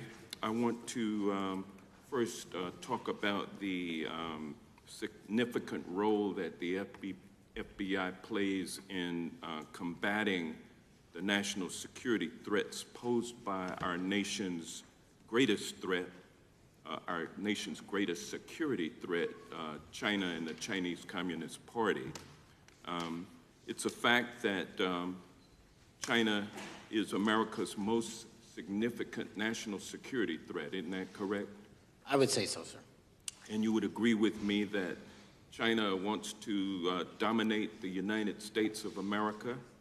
I think that's largely their plan. And they want to dominate the world both militarily and economically. Isn't that correct?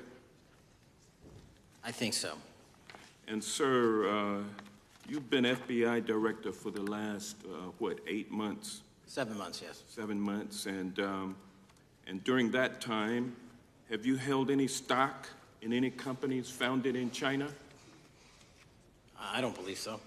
Well, you do own stock in a company known as Elite Depot, don't you? Which one, sorry? Elite Depot. You own stock. I think that's, I'll have to get back to you. I think it's a law firm and it's a company out of Singapore. Okay, well, no, the company out of Singapore, which is owned by Elite Depot, is the Shein Company, which was founded in China, correct?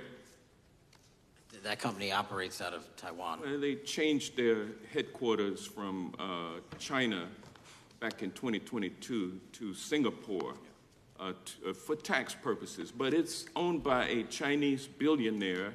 I think his name is Charlie Zhu, and you own stock in the company that owns Shein.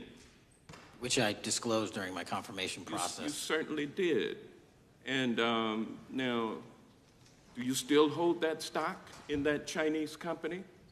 Pursuant to the Department of Justice, who reviewed my material that was submitted during my confirmation process, I was able to hold certain stocks, and they made the decision. You still hold the stocks that you have? You still hold on to these Chinese stocks, these stocks in this Chinese company? I disagree that it's a Chinese company, but I was in the DOJ, when you're appointed, makes a call on what you can and can't possess. Well, now, let me ask you this. Chinese companies steal trademarks, they produce counterfeit products and sell them over the internet on platforms such as Shein.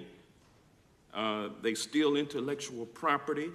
They steal data from American companies, and to me it seems inconsistent with your role as FBI director that you would own stock in a company that is based in a country that is the nation's premier national security threat. It's like you are putting your own financial security over the security of the nation.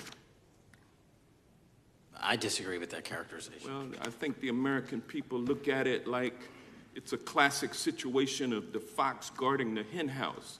If the FBI is charged with investigating espionage, economic espionage by companies controlled by the Chinese Communist Party, and you are the director of the FBI, you've got a conflict of interest.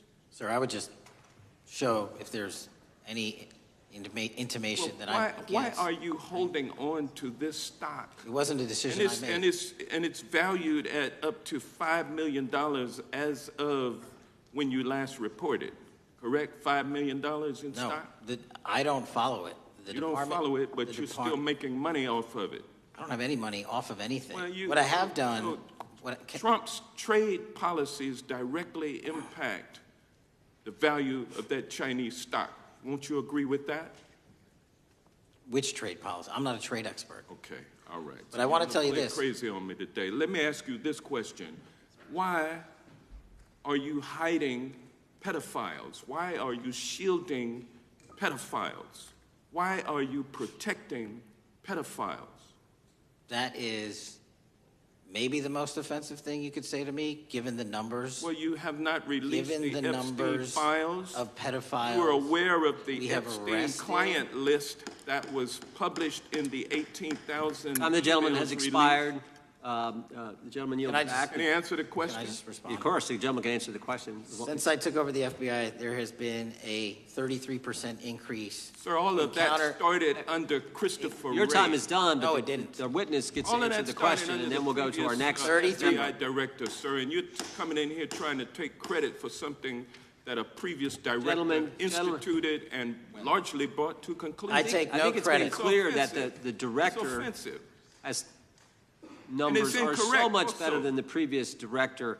It's Director Patel, if you want to I take- answer the question. I take no credit. The men and women of the FBI have seen a 33% increase in the number of counterintelligence arrests out of the PRC. And so all of a sudden, when you coming in 7 months ago, Gentlemen's time has heaven on earth. expired. And on the Sir, pedophile the American public not accusation, gonna go for that. we have arrested 1,500 child predators in the last 7 months. Under That's investigations more initiated than by anybody the prior Appreciate directorship. the director's good work, and we really appreciate that the time of the gentleman has expired. We now go to the gentleman from Texas. I thank the chairman.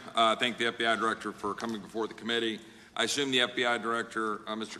Patel, I believe you probably agree with me that there is a significant organized effort on the left side of the political spectrum to advance criminal organizations being able to put more criminals out on the streets.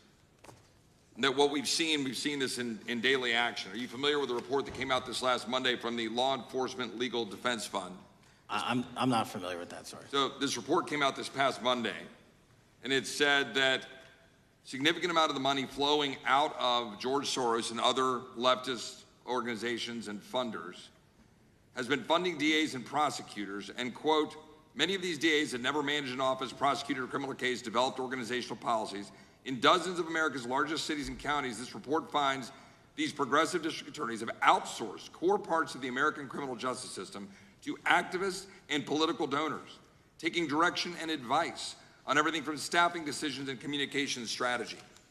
Organizations, it's a complex web of donors going in through these organizations to put radical DAs and prosecutors out there, putting criminals on the streets. Does the FBI director agree that this exists and is a problem? I will accept the factual representation, and if that exists, it is a problem.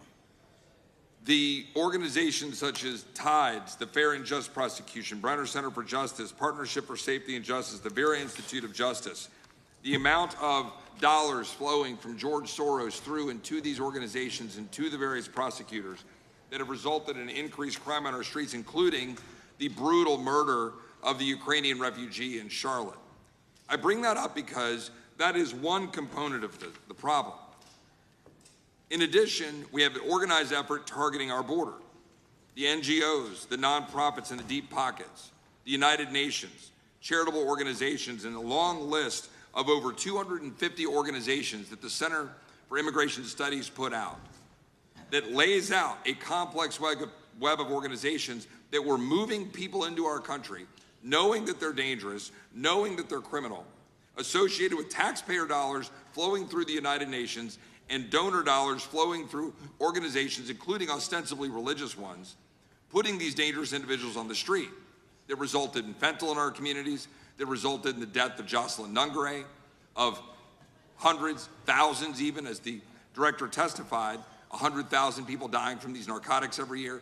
All of this in an organized effort, a complete effort by the radical left to use taxpayer dollars and these dollars to put people on our streets. In addition, the extent to which we've seen now with the Southern Poverty Law Center and their hate map targeting, for example, the Family Research Council, where we had a shooting right here in DC over a decade ago, putting Charlie Kirk, putting a target on TPUSA, Antifa, other radical organizations that are very specifically organized in targeting conservatives and ordinary Americans. Well, how about the organized effort to infiltrate our schools and advance a transgender agenda and advance a radical agenda, perhaps one that we will see exposed further in the individual that actually shot Charlie Kirk? So here's my question. Will you as the director, and are you as the director, pursuing all legal channels to follow the truth wherever it may lead on this organized effort, one?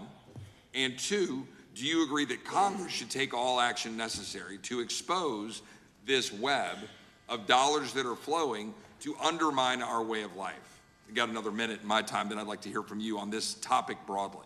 I'll keep it short. Investigatively speaking, we are doing the following. We are following the money. We are following the money in every organization and every person that is violating the federal code, and it doesn't matter what your background or ideology is, we are following the money. We are using legal process to follow that money, issuing subpoenas to follow that money, using grand juries to follow that money, and when we have results to recommend for prosecution to the Department of Justice, we will do that, and we will continue to publicize documents through Congress, yes, when we make these findings. Mr. Chairman, I'd like unanimous consent to insert the record outsourcing justice by the Law Enforcement Legal Defense Fund that I alluded to before. I would ask unanimous consent to add a 2024 list provided by the Center for Immigration Studies on these United Nations and other affiliated groups that are responsible, over 250 of them, for moving individuals into our country in a coordinated effort. I would like unanimous consent to insert a letter that I sent that currently has 33 members of the United States House of Representatives have signed on it, calling for a special select committee to pursue the organized effort from the radical left to target our way of life and undermine our security by putting criminals on the street and having our borders being wide open and putting us in danger. With that, I would yield back. Without objection. Gentleman yields back. Mr. Chairman, I have a couple of unanimous Gentleman's requests. One is a letter from Senator Tom Cotton, dated last year, urging the U.S. to, quote, ensure that data from U.S. companies is not harvested by the Chinese Communist Party through the purchase of Xi'an software and technology. Without objection. And also a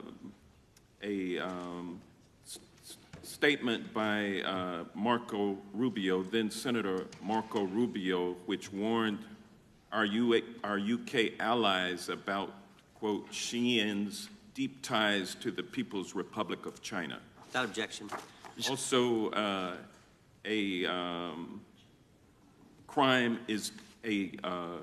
the record crime is down in 2025. Trump doesn't deserve credit, which demonstrates that the crime rates have been decreasing since 2023, which was published by the Vera Institute. Also, a unanimous consent request to enter into the record a NPR report from July of 2024. GOP vows to make America safe again. Statistics contradict their growing crime claims. Without objection. Also, a report out of the American Presidency Project, dated January 17, 2025, record low crime during the Biden-Harris administration. Without objection. Also, Joe Biden is correct that violent crime is near a 50-year low, which was a PolitiFact publication of May 2024. And last but not least, a FBI releases 2024 reported crimes in the nation statistics. These are FBI statistics published on August 5th, 2025, which details decreases in murder, rape, aggravated assault, and robbery in 2024. Without objection. Gentleman from Kentucky is recognized for unanimous consent. Mr. Chairman, I ask unanimous consent to submit two sets of documents. The first is a series of emails from the victims of Jeffrey Epstein. They are making FOIA requests to get their own FBI files and not having any success. So I want to bring attention to that by submitting that to the record. The second document that I want to submit to the record, for the record, I know we don't usually read these. This one's not readable. It's completely redacted. For the most part, the first 50 pages. This is actually the search warrant that was served on James O'Keefe for a diary that he had already given to the government 2 months before. And as it turns out, there were no indictments here, yet he still doesn't know why he was raided, and I think he deserves to know. So, without objection. Thank you. The chair now recognizes the gentleman from California. Director, the first time you saw Donald Trump's name was in the Epstein files. Did you close the files or keep reading? I have reviewed not the entirety of the files, so I have... You haven't reviewed all of the Epstein files? Personally, no. You're the director of the FBI. This is the largest sex trafficking case the FBI has ever been a part of. Buck stops at the top, and your testimony today is you have not reviewed all the files. What I've been doing is busy providing the safest country this country has seen in modern U.S. history in historic speed, because the men and women of the FBI are given the resources to reduce the homicide rate, to reduce the drug trafficking rate, to reduce the amount of children that are being trafficked and the number of pedophiles. It sounds like those children being trafficked. I appreciate the director reviewing the files. You said you don't know the number of times Trump's name appears in the files, so it could at least be 1,000 times. Is that right? The number is a total misleading factor. We have not released anyone's name in the Epstein files that has not been credible. Director, could it at least be 1,000 times? We have released every piece of legally permissible information. Okay, you can characterize the numbers however you want it. Reclaiming my time, Director. It sounds like if you don't know the number, it could at least be 1,000 times. It's not. It's not. Is it at least 500 times? No. Is it at least 100 times? No. Then what's the number? I don't know the number, but it's not that. Do you think it might be your job to know the number? My job is to provide for the safety and security of this country. My job is not to engage in political innuendo so you can go out to the sticks and get your 20-second hit in your fundraising article. Director, keep going, reclaiming your time, because the people of California are being underserved by your representation. If the president is not implicated, why not release everything that involves him? We have released everything, the president and anyone else's side, that is credible and lawfully be able to be released. Your fixation on this matter and baseless accusations that I'm hiding child pedophiles is disgusting. Anyone that says that needs to look at the stats alone and go back to the state of California, who's receiving the biggest surge in FBI resources through my redeployment, because the cities of Los Angeles, San Diego, and San Francisco need it. Director, remembering your oath to tell the truth, did you ever tell Donald Trump his name is in the files? I have never spoken to President Trump about the Epstein files. Did you ever tell the Attorney General that Donald Trump's name is in the Epstein files? The Attorney General and I have had numerous discussions about the entirety of the Epstein files and the reviews conducted by our team. Did you tell the Attorney General that Donald Trump's name is in the Epstein files? And we have released where President Trump's name is in the Attorney's It's a simple question. Did you tell the Attorney General that the President's name is in the Epstein files? During many conversations that the Attorney General and I have had on the matter of Epstein, we have reviewed. The question is simple. Who did you tell the Attorney General that Donald Trump's name is in the Epstein files? Yes or no? Why don't you try spelling it out? Yes or no, Director? Use the alphabet. Yes or no? No. A, B, C, Director, D, E, F. It sounds like you don't want to tell us. Did you tell the Attorney General that Donald Trump's name was in the Epstein files?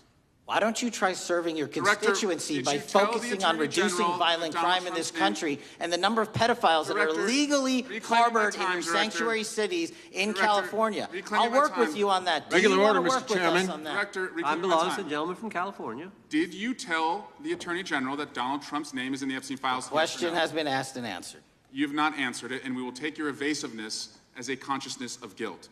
Director, did Donald Trump ever say to you, just find and release the entire truth? Don't worry if I'm in it? The instructions from the administration were to release all credible information, and we have done that. Did Donald Trump ever provide information about Jeffrey Epstein as an informant? Donald Trump has not been, and I can only speak for the FBI, an informant of the FBI. So, Director, you've played this cute shell game where you say you can't release everything because the court has said that it legally is not allowed to be released. But the court calls bullshit. Judge Richard Berman said that when you went to the court, quote, information contained in the Epstein grand jury transcripts pales in comparison to Epstein investigation information and materials in the hands of the Department of Justice. So let's move on, Director. You wrote a book called Government Gangsters. You identified 20 individuals in that book. You put me on that list, at the top of the list. Thank you. My children find it flattering. 20 of those individuals have been investigated or have had adverse actions.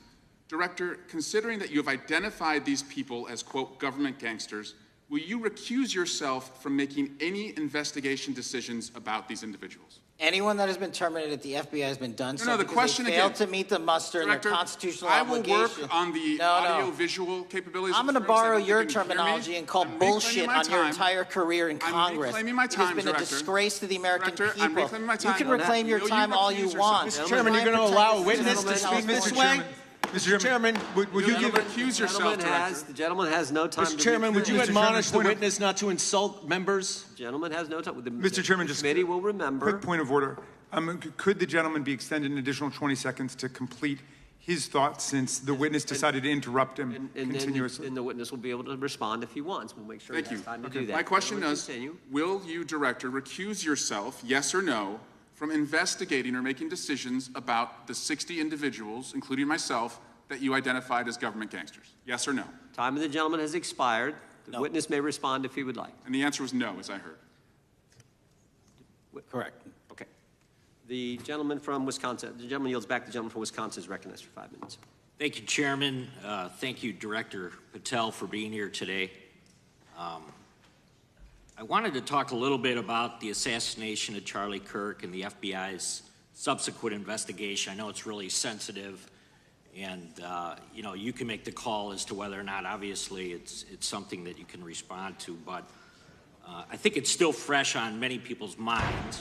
I want to congratulate you and Utah law enforcement for the work you did in identifying the suspect and apprehending him. According to public reports, and I think this is what maybe it's, I still have questions about, and maybe the public does. According to public reports, the alleged shooter arrives on the Utah Valley University campus nearly 4 hours before the shooting. Was that your understanding? Is that kind of... I'll let the public reports reflect themselves. I don't have the exact timeline. Okay. So we don't have any idea kind of his prep or how he set up or how he utilized that time when he first showed up on campus? All of those are being currently investigated through our cell phone analysis and through our witness interviews, and the state of Utah has now announced charges seeking the death penalty against this suspect, so we're a little limited in what we can continue to say. Sure, I understand. And the suspect, like you referred to, is then captured on security footage jumping off the roof of the alleged shooting location, the Losey Center. Do we have any idea how the suspect got up on the roof in the first place? I think for members of Congress, especially after Butler and Pennsylvania, it's just unimaginable that there could be some type of security breakdown prior to an event of that size where somebody could access a rooftop. So not commenting on the case, but having gone to the crime scene and walked the steps that we believe were taken, the roof was actually readily accessible through an exterior stairwell, so anyone could have gotten on it. Okay. The suspect flees on foot to kind of this wooded area where he drops the rifle, wraps it in a towel, and then proceeds to his staged vehicle and basically drives home. So do we have any idea what the towel was about? Was it used later to identify a place where the firearm was left, or? What we can tell you is the towel, there was a screwdriver found on the rooftop which DNA was collected off of, and the towel was found wrapped around the firearm in question in a wooded area next to the campus. All have been processed for DNA. And then, according to the suspect's roommate, there were allegedly messages on instant messaging platforms, specifically Discord, suggesting the towel may have been used to identify that weapon's location. So the public reports have suggested that the shooter acted alone. Do we still believe that that's true? Do we have any idea as to whether or not those Discord messages led us to believe that the shooter may have had help in any way or assistance? I can only speak to the FBI's investigation, and our investigation is ongoing, and we are interviewing any of those individuals involved in that chat and other individuals in the area. Very good. And so my suggestion, if there are accomplices, I'm sure this is something that the FBI is going to continue to investigate fully and thoroughly into the future. Yes, sir. The reason I ask that is because I don't know that that was necessarily the case with Butler, Pennsylvania. So thank you so much for your persistence kind of in this matter. There's still a lot of public questions that need to be asked. Let me shift to another topic very quickly. On July 31st, 2025, the DOJ and the CIA declassified the annex to Special Counsel John Durham's 2023 report on Operation Crossfire Hurricane. The 29-page Durham Annex contains previously classified information about, among other things, the investigative referral of the Clinton campaign plan. Why would somebody place documents in a burn bag related to this case? That case is very much ongoing, so I can't comment on the stylization of the evidence we're collecting. Can you comment at all on the Durham Annex, as I described it? The Durham Annex, which has been publicly released thanks to the FBI's commitment to transparency, is one of the documents that's being utilized. And in general terms, speaking for a burn bag, sir, a burn bag is what you use to put classified documents into generally, because that is literally how you destroy them. So it appears that efforts were made by the Clinton campaign to reach out to the FBI agents or the Clinton sympathizers in the intelligence community in order to lead more credibility to the Clinton campaign plan. Do you think that's an accurate characterization? Again, I'm not going to characterize that material because it's part of an ongoing investigation. Thanks for being here today. I yield back. Gentleman yields back. Gentleman from California is recognized. Thank you, Director Patel, for being here today. The FBI searched Jeffrey Epstein's Manhattan residence, correct? I believe that happened in 2018. I think there was 2 locations, sir. It's 2019, and in that residence, the FBI found a safe, correct? I don't have the catalog of evidence in front of me. In that residence, the FBI found a safe, correct? I'll accept your representation. Okay. And in that safe, the FBI found topless and lewd photographs of girls, correct? Again, sir, I'll accept your representation. I don't know. Thank you. It was all over the media at the time. There's a New York Times article that says Jeffrey Epstein is indicted on sex charges as discovery of nude photos is disclosed, dated July 8th, 2019. And the Times reports a trove of lewd photographs of girls was discovered in a safe inside financier Jeffrey Epstein's Manhattan mansion. Author Michael Wolff has conducted numerous interviews of Jeffrey Epstein. I'm going to play for you a video clip of what Michael Wolff said Epstein told him was in the safe and what he showed the author was in this safe. So let's please play that clip now. Elected. And I was sitting talking to Epstein, and he said, "Wait a minute, I got to show you something." And then he went into his safe, and he came out with photographs. They were Polaroids, I think, and he kind of spread them out like playing cards, and it was Trump. I mean, I think there were a dozen of them, and it was Trump with girls of an uncertain age at Epstein's Palm Beach house, where all of the things that he would ultimately be accused of took place. And I remember very vividly 3 of them. There are 2 in which Trump is, the girls, topless girls, are sitting on Trump's lap. And then a 3rd in which he has a stain on the front of his pants, and the girls are kind of pointing at it, sort of bent over, laughing. So, Director Patel, I'm going to ask you a very broad and general question. As you know, Donald Trump and Jeffrey Epstein were friends. There are, of course, photos showing Donald Trump together with Epstein, correct? I don't have the entirety of the photographs, but I think they've been photographed in public together. All right. Are there any photos showing Donald Trump with girls of an uncertain age? No. How do you know that? Because that information would have been brought to light by multiple administrations and FBI investigators over the course of the last 20 years. Well, you know what? That's just not true, because no one knew about the creepy birthday message that Donald Trump wrote to Jeffrey Epstein until the Wall Street Journal disclosed it, and then all of a sudden, the Epstein estate provides it to Congress. Well, so certainly, you weren't there at the search. You don't know what Epstein may or may not have done with those photographs even prior to the search. Maybe someone has it. Maybe the Epstein estate has it. You raise a great point. So I'm going to ask you, have you asked to talk to Michael Wolff? You raise a great point. I haven't personally asked to talk to Michael Wolff. Has the FBI asked? But the FBI, I'll get back to you if the FBI specifically so Michael Wolff has has about 100 hours of testimony of Jeffrey Epstein. Wouldn't it be good for the FBI to interview Michael Wolff? I'm not saying they haven't. I just don't know. Has FBI subpoenaed the tapes that Michael Wolff has conducted of Jeffrey Epstein? I don't know. All right. So if you could provide us an answer, that would be terrific. Sure. Well, let me ask you this question then. Have you looked at all the photos in Epstein files? I have looked at all the information that the investigators who investigated this case have provided to run out credible leads. And in the Epstein file, was there that creepy birthday message that Donald Trump had written to Epstein? No, that's what I was trying to tell you. You raise a great point. The estate of Jeffrey Epstein has a voluminous amount of information that they have not released before. Okay, so that's great. So wouldn't it be great if FBI subpoenaed the estate of Jeffrey Epstein for all that information? The estate is under no obligation to provide that material, even pursuant to a subpoena. That's a great point. Yeah, that's just false. Okay. That's just false. You're the frickin' FBI. You can subpoena the information from the estate, and you better do that. That's literally not how it works. I'm going to move on now and talk about Epstein's client list.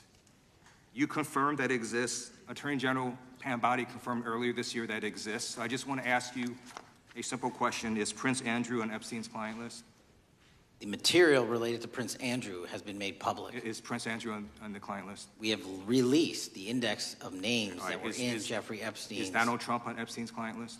The index has been released, and the index will speak for itself. So I'm just going to say, America is a huge red flag. The FBI director could not answer whether Donald Trump was on Epstein's Gentleman's time has expired. I Chair now recognizes the gentleman from Virginia. Thank you, Mr. Chairman. I want to thank the director for being here and for his work over the last several months, removing the taint of partisanship that has infected the intelligence community over the past several years under the last administration, under the last several directors, standing up for law enforcement, standing up for the brave men and women who work in your agency. But to set the record straight, we have to correct the record. And the record, early days of the first Trump administration saw a dramatic spike in news stories that contained sensitive and sometimes classified details about the FBI's bogus Russia probe, about a leak a day. It's unacceptable that senior FBI officials coordinated to leak classified information to try and harm President Trump. Documents produced to the committee in August of this year revealed that the FBI interviewed a former Intelligence Committee staffer who gave details on a systematic process through which leaks of classified information were affected by then Chairman, now Senator Adam Schiff. Were these findings escalated within the Bureau's chain of command, and if so, to what level? Sorry, were the findings escalated? Were these findings that were given to us escalated within the Bureau's chain of command, and if so, what level? Did you receive this information? That entire matter is currently under investigation by the people at the FBI that handle leaks of classified information. All right, it's good to know that there is an ongoing investigation. Can you tell me whether these leaks to the media compromised any ongoing FBI investigations during the Trump-Russia probe? I can tell you, generally speaking, the leaks of classified information are detrimental to any work the FBI is doing. Now, former Director James Comey testified before the Senate Judiciary Committee that he had never been an anonymous source, nor authorized anyone to be an anonymous source in news reports about matters relating to the Trump investigation or the Clinton investigation. Was Comey's testimony true? In reference to Director Comey, I'm very limited in what I can say because of what the current status of those matters are with the FBI and the Department of Justice. When I am able to make those public, I will. Can you tell me if there's an ongoing investigation there? Again, without identifying any individuals related to the information you're generally speaking about, there is an ongoing matter that has been under review by the Department and the FBI for some time. Because we know that the documents that we received last month revealed that former Director Comey used Columbia University law professor as a conduit to leak stories to the media that contained classified information. Let me move on to the way that the FISA process was weaponized by past directors. Prior to your confirmation, you raised concerns about government misuse of FISA, including Section 702, stating that FISA was in need of major reform. Specifically, you highlighted that the Fisk report that the FBI had conducted 278,000 improper searches of the FISA database. Do you remain concerned about governmental abuse of FISA in Section 702? I'm always concerned, but what we've done since I became FBI director is implement new audit systems. We are nearing 100% review of the 702 query system that you are specifically referring to, and we've also eliminated anyone that has ever touched that database that has in any way made a mistake, whether intentional or not, and we have also identified a system in which those going forward who misuse the 702 system, they don't get 2 strikes. They get 1 and you're done. Okay, I'm glad you mentioned you're continuing to audit because, as you know, in May, the New York Times reported you closed the FBI's Office of Internal Auditing. Can you explain why you decided to close this office? Yeah, because under the new restructuring of the FBI, to save resources, there were 2 different places doing the exact same thing. We have a specific division dedicated to audits. I didn't need another audit system doing the audits again. And so we folded some of those folks with their expertise into our specific division and then took the rest of those folks and are moving them out across the country. Under previous FBI leadership, FBI agents were found to have lied to the FISC. There have been hundreds of thousands of violations of the querying standards. In light of past violations, what action is the FBI taking to ensure that similar abuses do not occur in the future? Exactly what I've outlined. You cannot have access to the 702 query system if you improperly queried that system at all at any time in your career.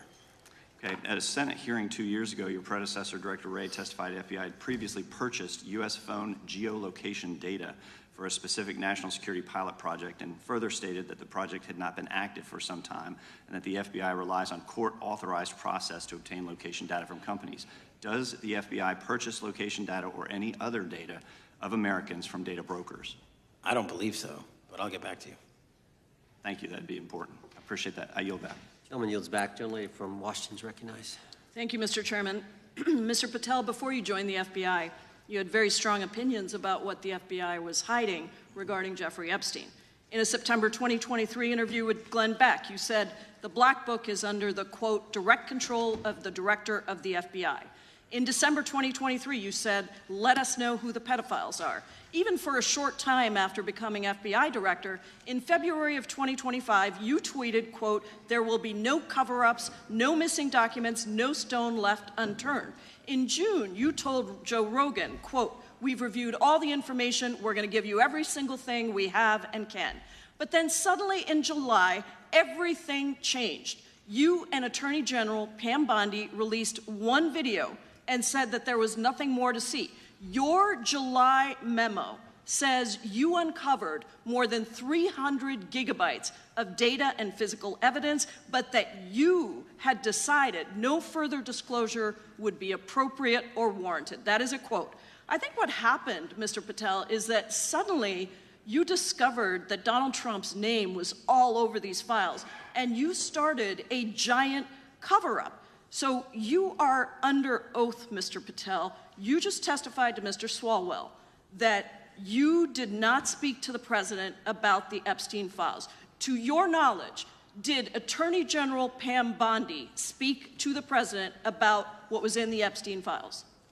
I can't speak for Attorney General Pam Bondi. So to your knowledge, you don't have any information. The question was, do you have any knowledge? Do you have any knowledge? I can't speak. You are refusing to answer the question, so let me tell you that the Wall Street Journal reported that in May, Bondi told Trump that he was in the Epstein files, and at the same meeting said that the DOJ did not plan to release the files. Yesterday, you testified to Senator Kennedy that there was, quote, no credible information that Epstein trafficked girls to anyone else, and that you have, quote, continuously and publicly asked the public to come forward with more information, and we'll look into it. Today, in response to Mr. Massey's question, you appear to say that the survivors were not credible. These are survivors. That's not at all what I said. Okay, great. I'm going to ask you this in a second, but let me tell you about the survivors, and let's bring them up here into the room. These are women who came to the Hill and testified that they were groomed and raped at the age of 14 and 16 years old, and they called to meet with the president and to meet with the FBI and to have people investigate their claims. Some of them have never testified before. If you are so interested in getting the public to submit any information, why have you not met with them? You said you haven't met with them. Have you met with them? I'll give you one more chance. My job as the FBI director is to invite the all answer yes or no leads. to whether or not you met with these women who were sexually abused and raped? Any insinuation by you or any people on your side that I am not manhunting child predators and sex traffickers, just look at the stats. Patel, and you talk about cover-ups, man. Mr. Chairman, you talk this is about my cover-ups. time, and I will take as much time as I want. Where were you during the Obama and Biden Mr. administrations Chairman, when these so-called cover-ups were going on? Why did Chairman. anyone in those administrations talk to any of these purported Chairman. witnesses? Let's get some regular order, Mr. every Chairman. single person to provide credible information. Time belongs to the gentlelady from Washington. Washington. And I'm but going when to take when another you couple accuse of the minutes. witness of something, he's allowed to respond. That's how it works. You say Listen, he something, didn't even, say the- excuse me, Mr. Mr. Chairman, Chairman, you have point always of been order. fair, but this is I'm not being fair. fair, and you will get No, your- this you will is get my your time. time, and he You will give the said gentlelady that the and a few witnesses additional were not credible. seconds of time. I'm going to get an additional minute of time because that's you'll how get much what, time you he won't took. get a minute. You'll get some seconds. What we think is under 5 minutes. You don't get to demand Mr. how much time you Patel. get. That's not how it works. Mr. Patel, are the victims of the Jeffrey Epstein horrific trafficking ring, are they credible? Any person with information about ongoing sexual I'm trafficking. asking you if they're credible. Ma'am, I'm Are commenting they on the credible? evidence we have. But And we have routinely asked for people to come forward with more evidence, and we will look at it. And the evidence that we have was the same evidence that the Biden and Patel, Obama Justice Departments Mr. had. Patel, And they this is determined, new. not me, they determined that that Chairman, information was not Mr. credible. Chairman, he's not letting me even ask my questions. You This is ask the ridiculous. questions, he gives an answer. You may not like what he says, No, but that I'm doesn't mean you get to he's interrupt not him. answering my question. Mr. You Chairman, have could we an- restore the gentlelady 45 seconds so she We can will give complete her her question? additional 30 seconds, which is what I said I'm earlier. going to keep taking my time because you'll take here's the the time thing. that you get. You get are 30 not seconds. answering the question. The question I is, have, you just don't like the these answer. women, are these women credible? It's a yes or no answer. I have answered the question. Well, and I what keep is the telling answer? you, I'm the only FBI director that has welcomed new information in this Okay. case. This You're administration is the only one that has welcomed any new information in this Is there case. a yes or no to Present whether the new credible victims are credible? information. Present new Are information. the victims credible The victims- or not? I'll tell you what happened in the last Trump Are they administration. credible or not? You can't even Victims say. credibly came forward, and you know what happened? President Trump authorized the indictments of President Jeffrey Trump Epstein, called not them a Biden, hoax. not Obama, President Trump no one called else. the entire thing a Democratic hoax. So I would like to ask The you gentlelady's if time has you expired. will I gave her the additional if 45 you- seconds she if you requested. will The meet- gentlelady yields back. The gentleman from Mr. New Chairman, Jersey is I would like recognized to for his ask if 5 you would minutes. meet with the women who were sexually Time does not belong. abused and raped and groomed Time does at not the belong ages to the of gentlelady from 14 Washington. and The time now 16 belongs- years old. Are the you time- going to cover up? No, I'm Are not you gonna- going to I'm continue gonna to recognize cover the up gentleman for from the New rich Jersey for and his 5 powerful minutes. men, including those that might be on this committee? I can yell Or too, are Mr. you Chairman, going but I don't want to yell allow above them this. to The time belongs testify? to the gentleman from New Jersey. I Are you appreciate going the to allow gentlelady them to yielding testify, back. Mr. Patel? Go ahead. Will you allow them to testify to you, Mr. Patel, Mr. Patel, thank you for being here. I know it's been an interesting and difficult 2 days. And I wasn't going to talk about the Epstein thing because there's a lot of other issues that affect the FBI, but I have to say a few words. I've sat here, I've listened to this, I've watched it, and you know, my Democratic colleagues are so concerned now, Mr. Patel, all of a sudden. Where were they last year? Where were they the year before? Where were they the year before that? Where was the last president in any of this? All I know, the only thing I see is a single letter from the ranking member that was sent in 2019 that he didn't like the plea deal, and some people signed on to that. Most of the truth, the real truth, let's be honest, let's be intellectually honest. The real truth is we didn't hear from them at all.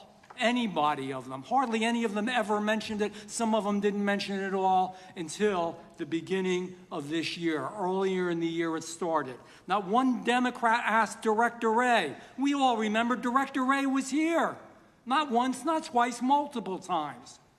Nobody asked Director Wray about Epstein before this committee. Nobody was that concerned. Where was the concern for the victims then? Where was the moral righteousness then? Where was the outrage then? Where was the sense of duty then? Where was the desire for accountability then? Where was the urgency for justice then? Most of all, where the hell was the integrity then? You know what the truth is. Let's just say it, man. Tell the truth time. The truth is, it's politically useful for them to try to do this now, even though they didn't give a damn about it in the past. And you know what? That's an insult to the victims, and that's an insult to America. Continue to do the work you're doing. Continue to uncover what needs to be uncovered. One real quick thing before I say anything to 9/11. We know that was mishandled by the past director and by the past FBIs. There are family members here. There are family members who are concerned. God Almighty, we want to get to the truth of that. I ask you, please, to meet with them, to talk to them, and to investigate this with truth. You know, in the Biden administration, we went through a very dark and difficult period of time. The FBI trust was broken with the people. Catholics were, this is the stuff we've been talking about, were labeled radical threats for praying in their churches with their rosaries. Parents at school boards were called terrorists for standing up for their children. Hindu holy men in New Jersey. We have the largest Hindu temple in the world. They were attacked. They were put up against the wall with guns to their heads. So it isn't just a Catholic or Christian thing. American Jews were targeted in colleges and universities, and a lot of folks in the FBI, in the past FBI, not this one, didn't give a damn. We can't go back to targeting religion. We can't go back to silencing free speech. The Biden administration did that. So I got questions for you. Hopefully thoughtful questions that you can answer for us in a thoughtful way. How is this FBI now, under your leadership, how are we restoring trust for Catholics, for Hindus, for Jews, for parents, for all the other, for just American people that were targeted by FISA because they had a different viewpoint? How are we restoring that trust in the FBI? Multiple ways, sir. One, and maybe most importantly, is through transparency and providing the American public with the material so they can see, read it themselves as to what the abuses were in the past, whether it relates to the Catholic memo or the Hindu incident you talked about at the largest temple in North America. Any institution of faith and any member of faith will not be investigated by this FBI because they are men and women of faith ever, period. And nor should they. Nor should they. I don't mean to interrupt you, but my God, of all the amendments to the freedom of speech, freedom to believe in what you want to believe in, I know you're standing up for that. Continue. I'm sorry. No, that's it. Sorry. Okay. The Richmond memo was driven by a reliance on sources. The Southern Poverty Law Center, you know, the words sound nice, but the organization's not so nice. And we've seen the Anti-Defamation League distort data that counts as violence.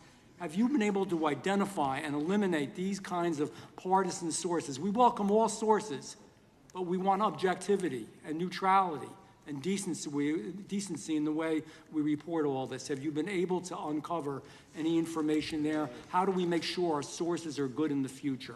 We have reviewed the source processes that infiltrate any institutions of faith, and they will no longer be going into institutions of faith. They will be directed towards criminal activity and protecting the homeland, the two most important missions the FBI has, and that's what we're going to continue to do. Good. And I'll say this. There was a lot of bull today, a lot of you-know-what, and I'm not going to say it because I respect the institution so much going on around here. Continue to do the work of the people. You are here for that reason. The administration is here for that reason. It was weaponized and politicized, the FBI, in the past. I hope to God we never, ever see that again. One of the darkest parts of American history.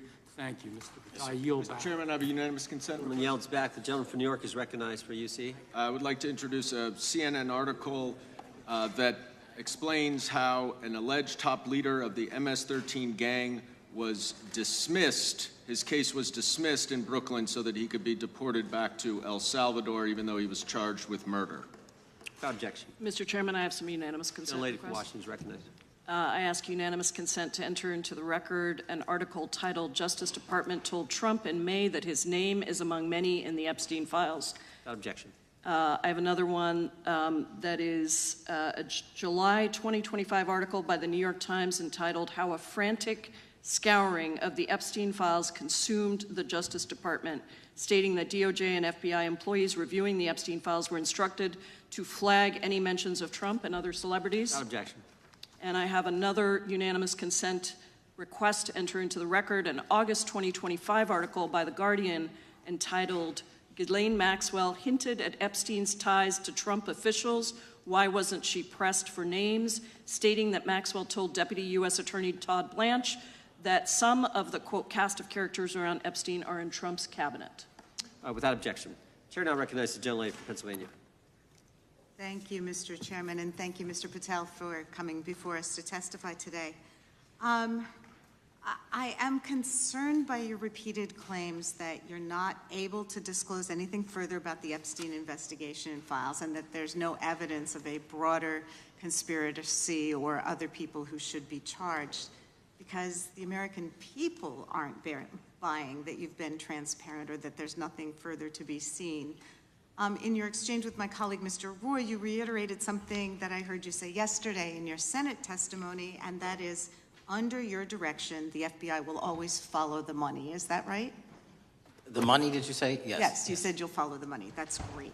And just now you said you welcome the opportunity to investigate new evidence. So there has been significant recent reporting just in the last couple of weeks that after Jeffrey Epstein was arrested, 4 major banks flagged more than $1.5 billion in suspicious transactions connected to him that suggested a massive conspiracy related to his child sex trafficking activities.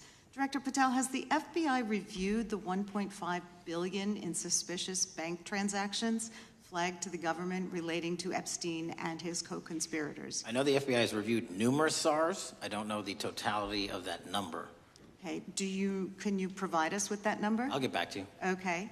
And have you initiated any new investigation of those bank transactions since, say, September 8th when the new reporting came out? I'll check with the Treasury Department because they're the lead on that.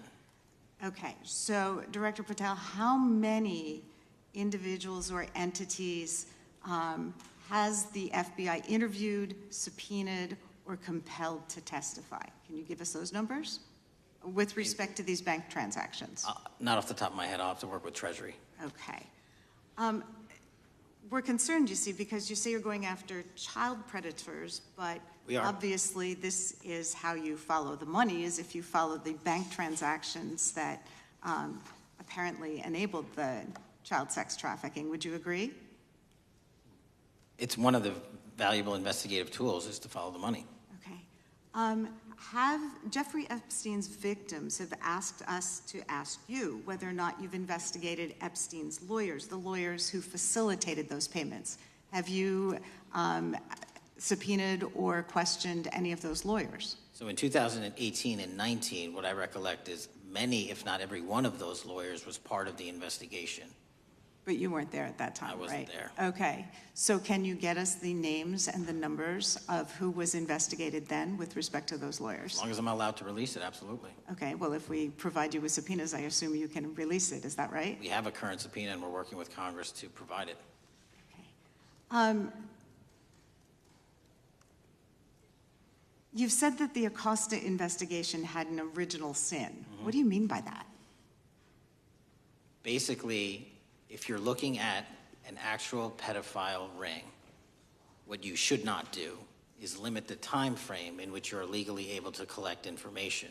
So search warrants that Mr. Acosta utilized in 2006 and 2007 leading to the 2008 plea agreement had a very specific narrow window of years, I think 3 or 4 years. And so information pursuant to legal process wasn't collected for 10 years or 15 years or 20 years. It also, subpoenas were not sent out to hundreds of witnesses at the time, hundreds of victims at the time. None of that was done. None of these people were put in grand juries. And so the totality of information from the jump, instead of being this big, was like this. And that, in my opinion, is not how you run an investigation if you're trying to break a sex trafficking ring. So you're now in charge of the FBI. Why haven't you done that investigation?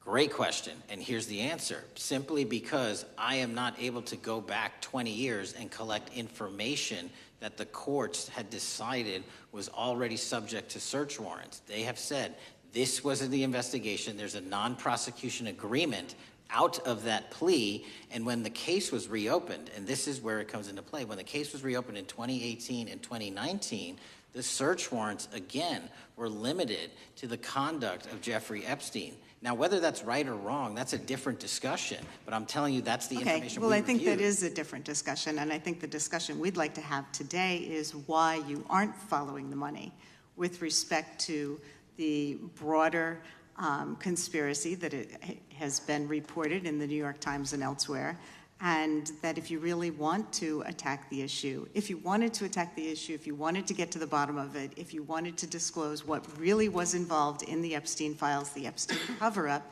that you would be taking very different actions that you are today. I do want to seek unanimous consent to enter into the record the New York Times September 8th, 2025 article, How J.P. Morgan Enabled the Crimes of Jeffrey Epstein. Objection.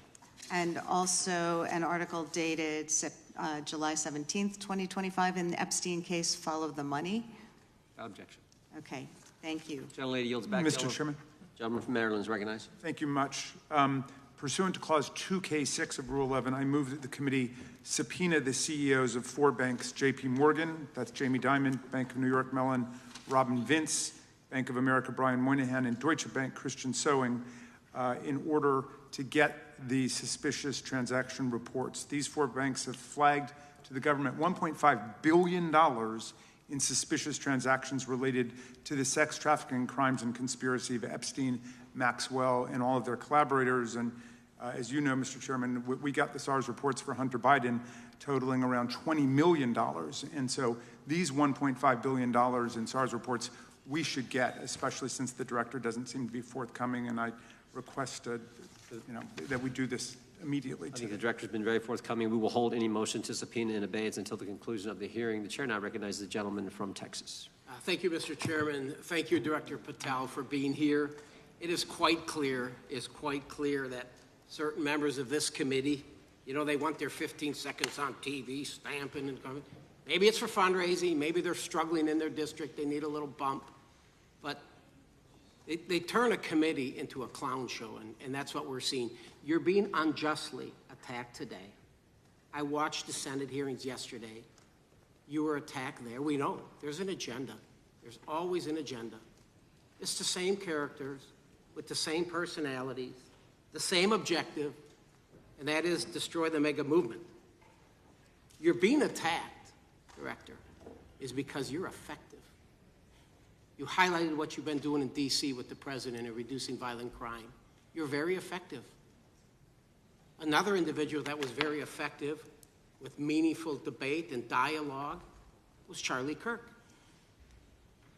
And they killed him for it. Charlie Kirk was a man of faith. First and foremost, he loved his Lord Jesus. He loved his family. Beautiful wife, beautiful children. Just a remarkable, honorable man that was silenced with this assassin's bullet. I would say if Charlie Kirk lived in the biblical times, he'd have been the 13th disciple. He'd have been the 13th disciple. We have a new committee, if you're not aware, a new select committee regarding January 6th. I'm honored to be on that committee. I'm looking forward to working with other members to expose truth, questioning federal agencies that were involved on January 6th, like the FBI, played a role. But we don't really know, Director, to what extent. We don't know. The January 6th sham committee was not formed by Nancy Pelosi to seek truth. It was nothing about getting to the truth about January 6th. Their sole mission was to damage Donald J. Trump and end his political career. And everybody knows it. That's what the purpose was. You know what's nice, so I kind of get to ask the question, though, how did that work out for you? Donald J. Trump is back in the White House, and America loves him. I spent 30 years in law enforcement, retired sheriff from a large county in the great state of Texas. I have seen, Director, I have seen more enthusiasm and support for law enforcement today because of what you and Donald Trump have done over the last 8 months to protect the American people. The American people couldn't count on their government to protect them. Crime is rampant. And now we have a president and an administration that puts the American people and their safety first. It's interesting, a few minutes ago, a classmate reached out to me and sent me I told him, I said, yes, we got Director Patel in front of our committee today. And Andy Kane wanted me to tell you, he said, quote, tell him we love him. Tell him we love him and all the brave warriors exposing the deep state. Kash, you're a great American, sir. You're a great American. Your work as the director of the FBI is commendable. It's commendable. And I want to thank you, sir. Thank you for your service. Keep up the good fight, brother. Don't let them tear you down. Keep up that good fight. You have it in you. With that, sir, I yield back. Gentleman, yield to me.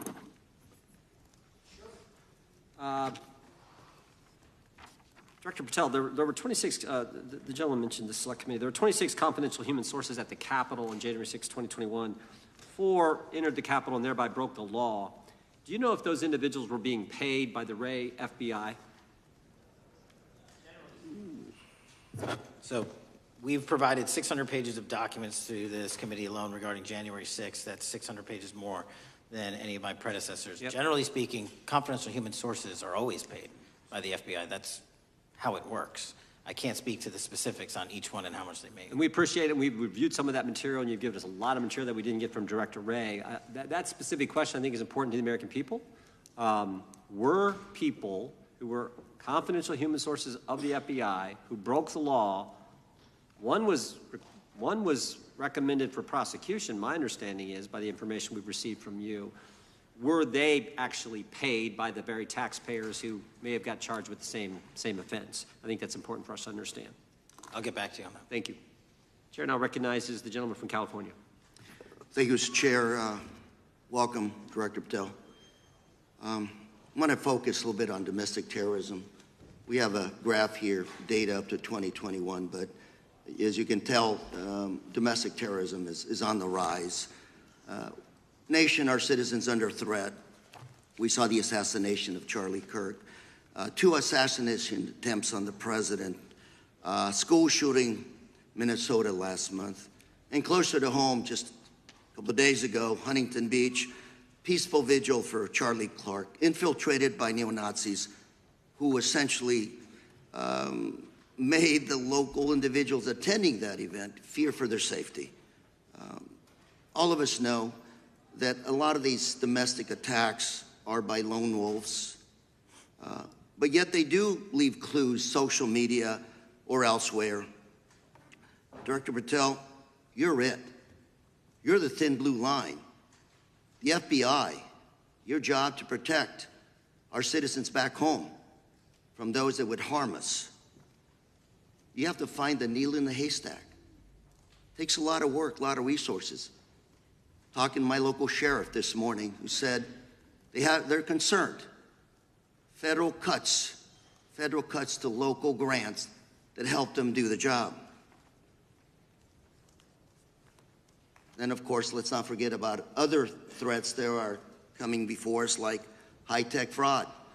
Local senior recently was talking to me about a text she had gotten, a demand by the IRS to send a payment immediately, or the IRS agents were on their way to arrest this individual.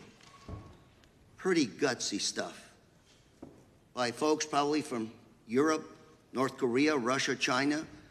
People, okay, going after those precious savings our senior citizens rely on. Yet the president's proposing a budget cut of $500 million or more to your organization, the FBI. You've said that that'll essentially equate to about 1,300 less jobs at the FBI. So I'm going to ask you essentially, what is it that we can do to help you do your job? Little concerned. Friday Night Lights. One of the events I love to do on Friday nights, go to the local high school football game. Sit there at the stadium and you always say, what if? What if? You're the thin blue line. Can you do your job cutting $500 million from your budget?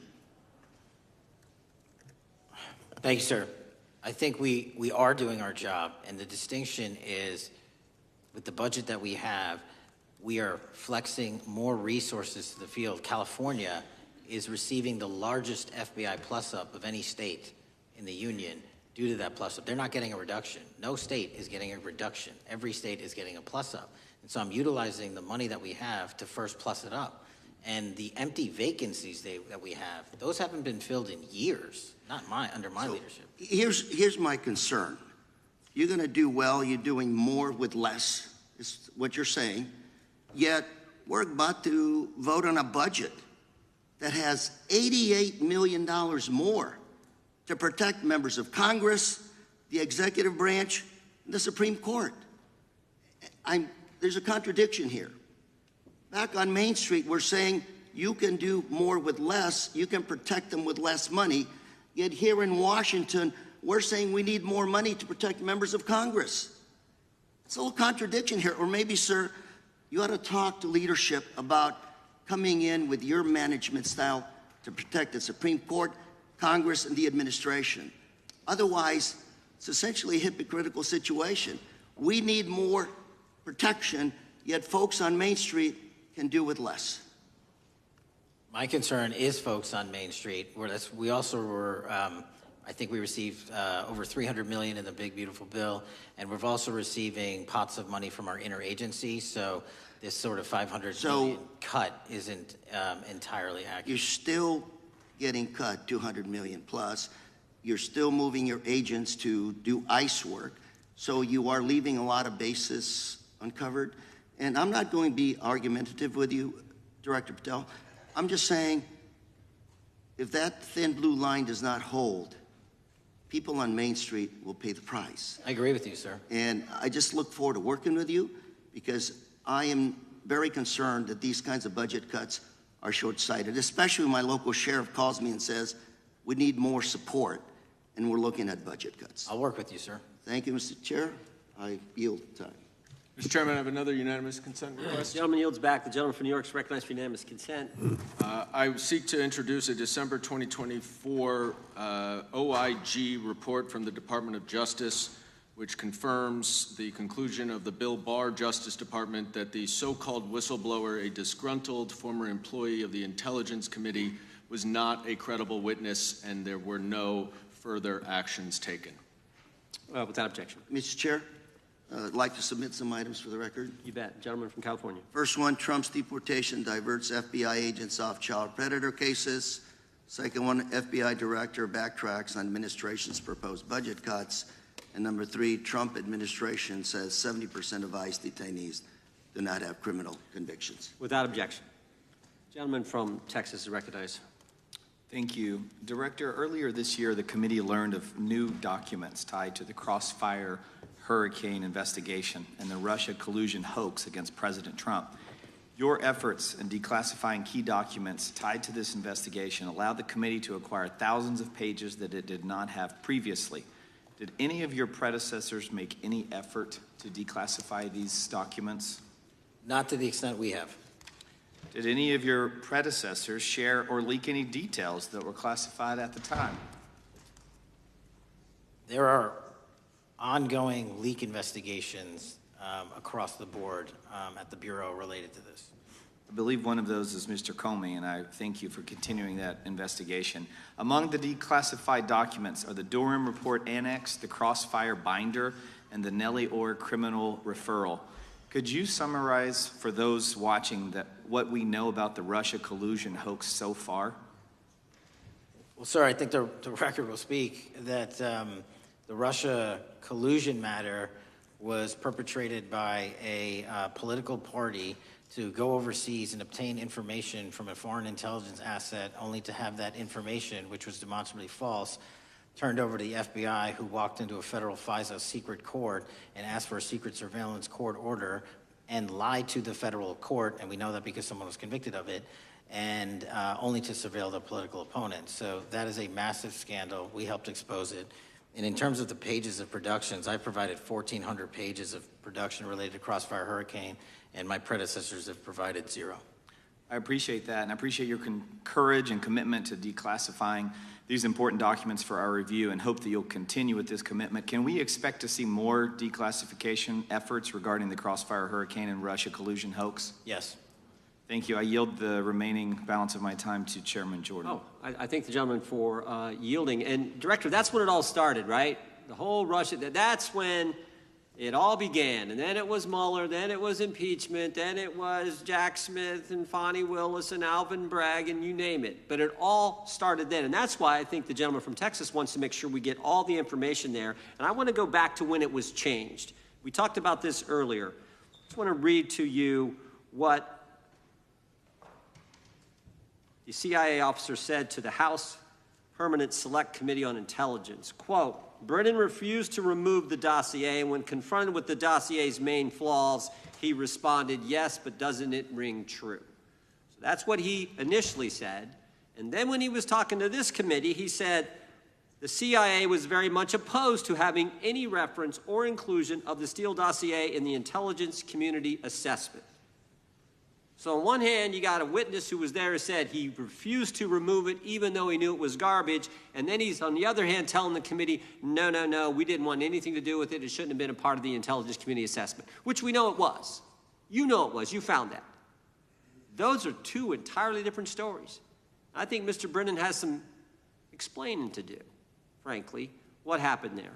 And I think you said earlier that this whole thing, and I think you said to Mr. Gooden, this whole thing is being looked at as part of this grand conspiracy to undermine the president, whether it's Comey, Brennan, Clapper, former head of the Intelligence Committee, now senator from, whoever it is, that's all being looked at. Is that accurate?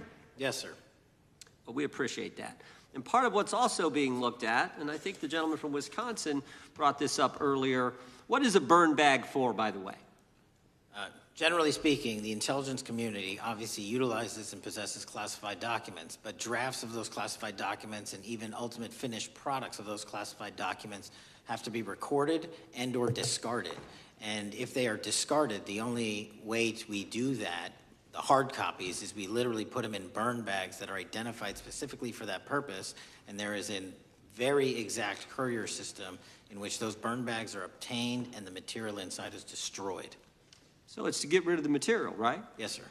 And it looks like the annex that Mr. Durham in his investigation had was put into a burn bag by your predecessor, I assume, to be destroyed. Is that accurate? Without getting into the stylization of the evidence, anything that's put in a burn bag is for purposes of destruction. Do you find that interesting that the Durham annex was placed in a burn bag, that you would discover that when you took over as the head of the FBI? We found a lot of information in a lot of burn bags. Well, we appreciate you finding that. We'd like to know a little bit more about that, and we look forward to that information coming forward. And I appreciate the gentleman yielding. With that, we now recognize the gentleman from Colorado. Thank you, Mr. Chairman, for holding this hearing. Thank you, Director Patel, for being here today. I have a couple of questions regarding a terrible shooting that occurred in Colorado, a state, as you may know, that I represent. You've testified previously about, I think, what you would describe as your efforts to provide more information regarding the investigation with respect to the horrific assassination of Mr. Kirk. And so, in that same vein, I'm hoping you can provide this committee and my constituents in Colorado with some clarity. Absolutely. I think, as my colleagues know, in Evergreen, Colorado, Jefferson County, a county that I proudly represent, at Evergreen High School, a shooter ultimately injured 2 students. Were praying for their swift recovery. There's an article here from Colorado Public Radio. The title is, quote, FBI was already investigating an account that may have been linked to the Evergreen shooter. You're familiar with the circumstances generally, Director, regarding this terrible tragedy. Yes. So my understanding from the public reporting is that an organization reported to the FBI in July of this year regarding, just reading here from the article, that the FBI opened an assessment into a social media account user whose identity was unknown and who was discussing the planning of a mass shooting with threats nonspecific in nature. This is the FBI statement to the press. And that the FBI continued to work this assessment investigation to identify the name and location of the user up until September 10th, 2025, which was the day of the tragedy. Can you provide us some clarity on what were the impediments to finding, the account user, and maybe describe in greater detail the FBI's work in that regard? Generally speaking, yes, because I know even though the shooter's deceased, the investigation we're not done. Sure. And so the impediments to finding these individuals, and you highlight a great point. We had 2 huge tragedies in the span of days in this country. The school shooting in Evergreen, Colorado being one of them. And proactively going out onto these social media platforms, which are so large, is our biggest impediment. And we need to rely on the service providers. There's actual legislation, I can't remember the name of it, that's up for renewal, which will, and I think at the end of the month, which gives service providers the ability to report that information in from their end without liability. We need that to continue, because while the FBI has so many people and the police are great at doing it, there's just too many platforms to cover down on. Well, I appreciate that, Director Patel, and I think we're certainly, I'm interested in continuing this conversation because I think the reporting suggests that there's a pattern and that ultimately we want to make sure that law enforcement is able to prevent this kind of tragedy from happening in the future. I have a question. It's not meant as a gotcha question, so it just frame it there. But it is in regards to some reporting around a periodic transaction report that you had filed earlier, this year. So this is in July, pursuant to the ethical obligations as a senior executive official. You remember filing that in July?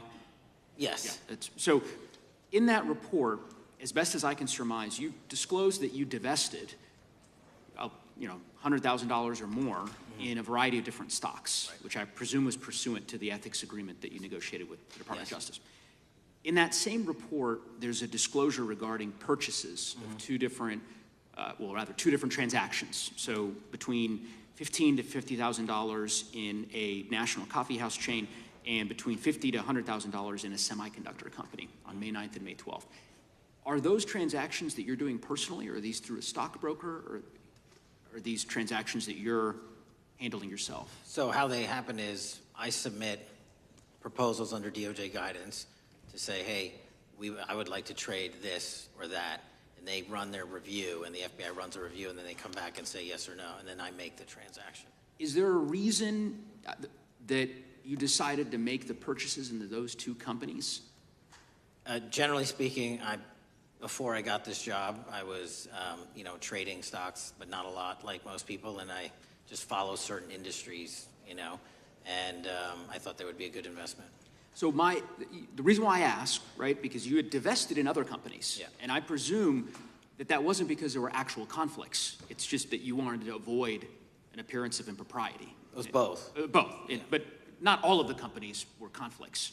Whatever they make divested from. I don't make the call, they make the call. Sure. Yeah. I guess my point would be, the reason why I ask is, why I said it's not a gotcha question, I have for years led an effort here in Congress to try to ban members of Congress, senior executive officials, from trading stocks. And it's bipartisan in nature. We're working really hard to get that done, Republicans and Democrats.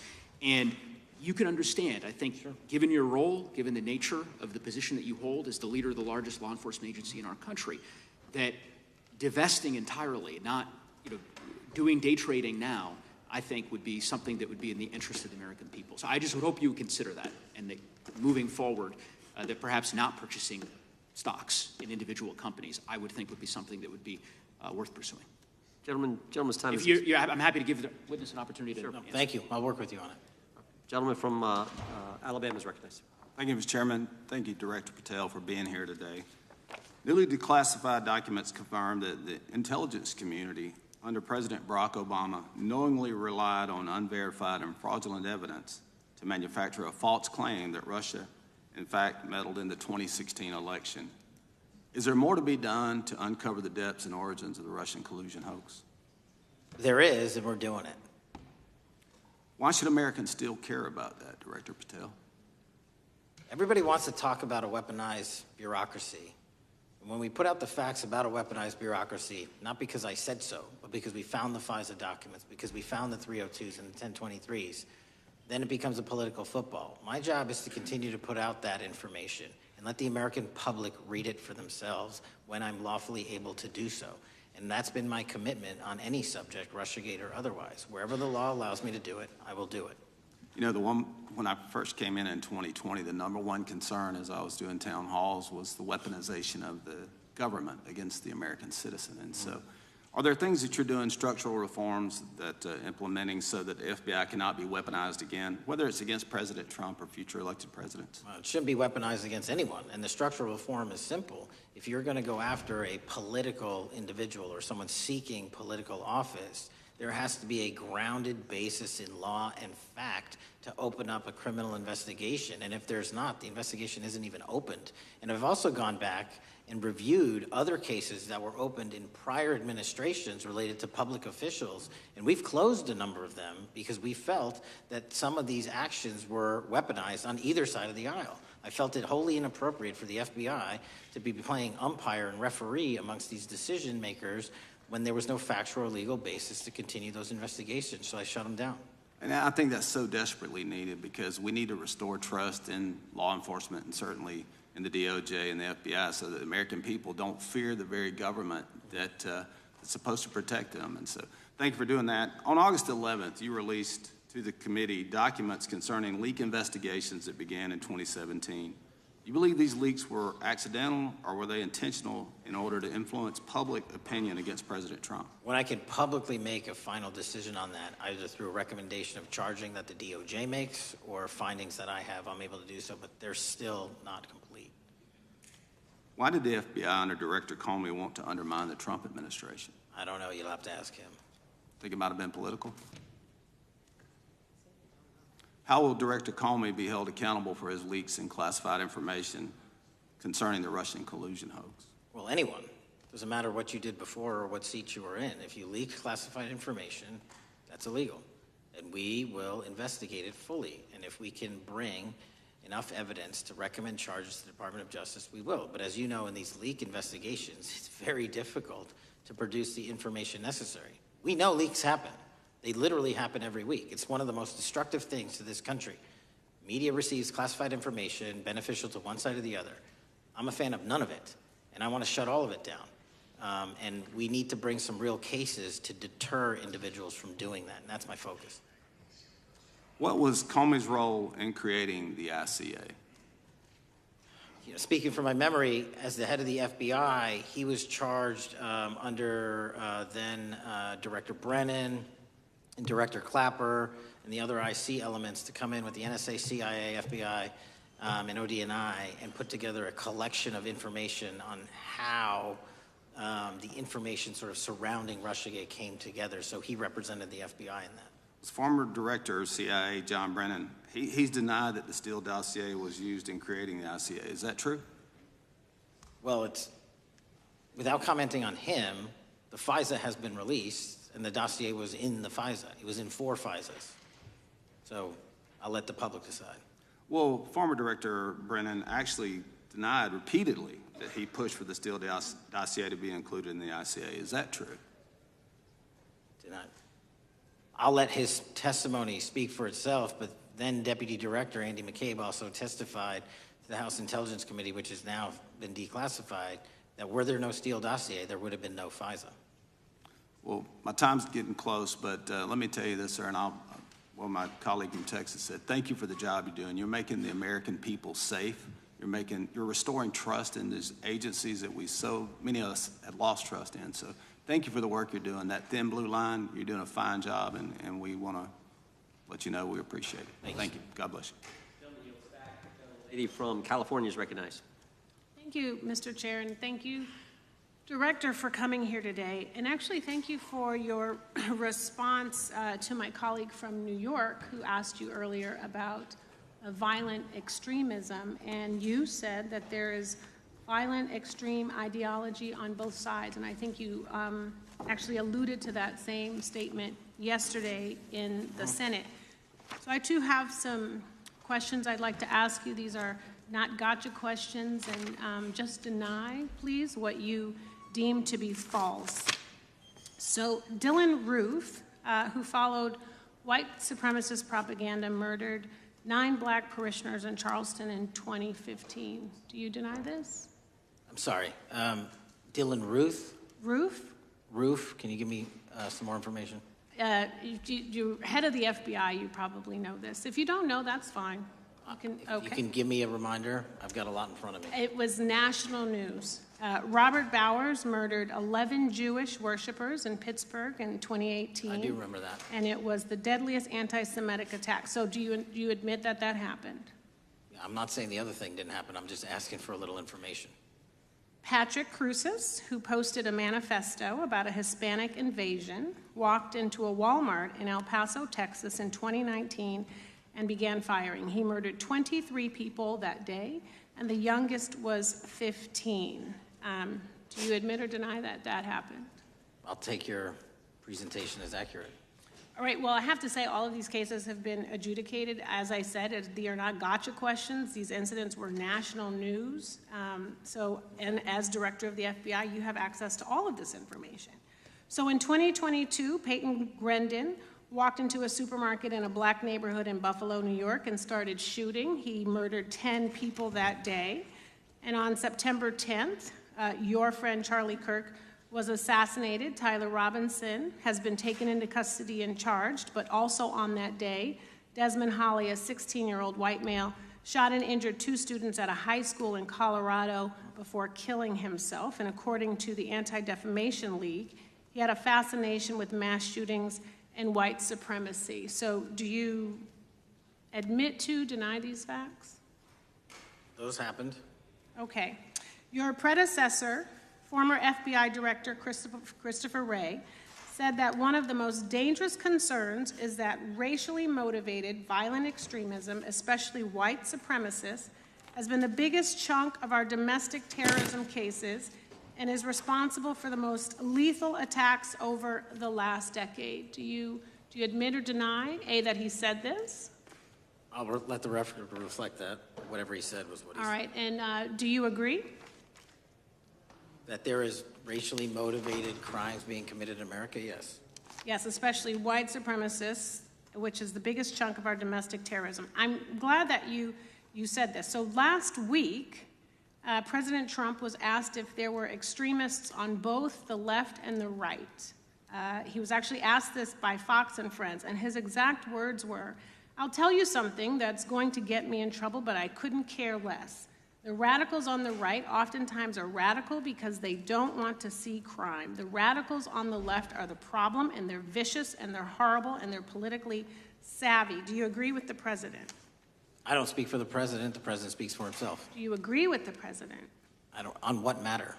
On the question that I just asked, do you agree with his statement about the radical left? That there's ideology that's driving violence on both sides? Yes, that's what he acknowledged. No, he didn't. He didn't. But I'm glad that you're saying that and actually creating some separation between you and the president. And I'm glad that you That's literally are not what happened. He said acknowledging both. that there is violent extremism on both sides. What's interesting is that the research arm of the Department of Justice, the National Institute of Justice, do you know what that is?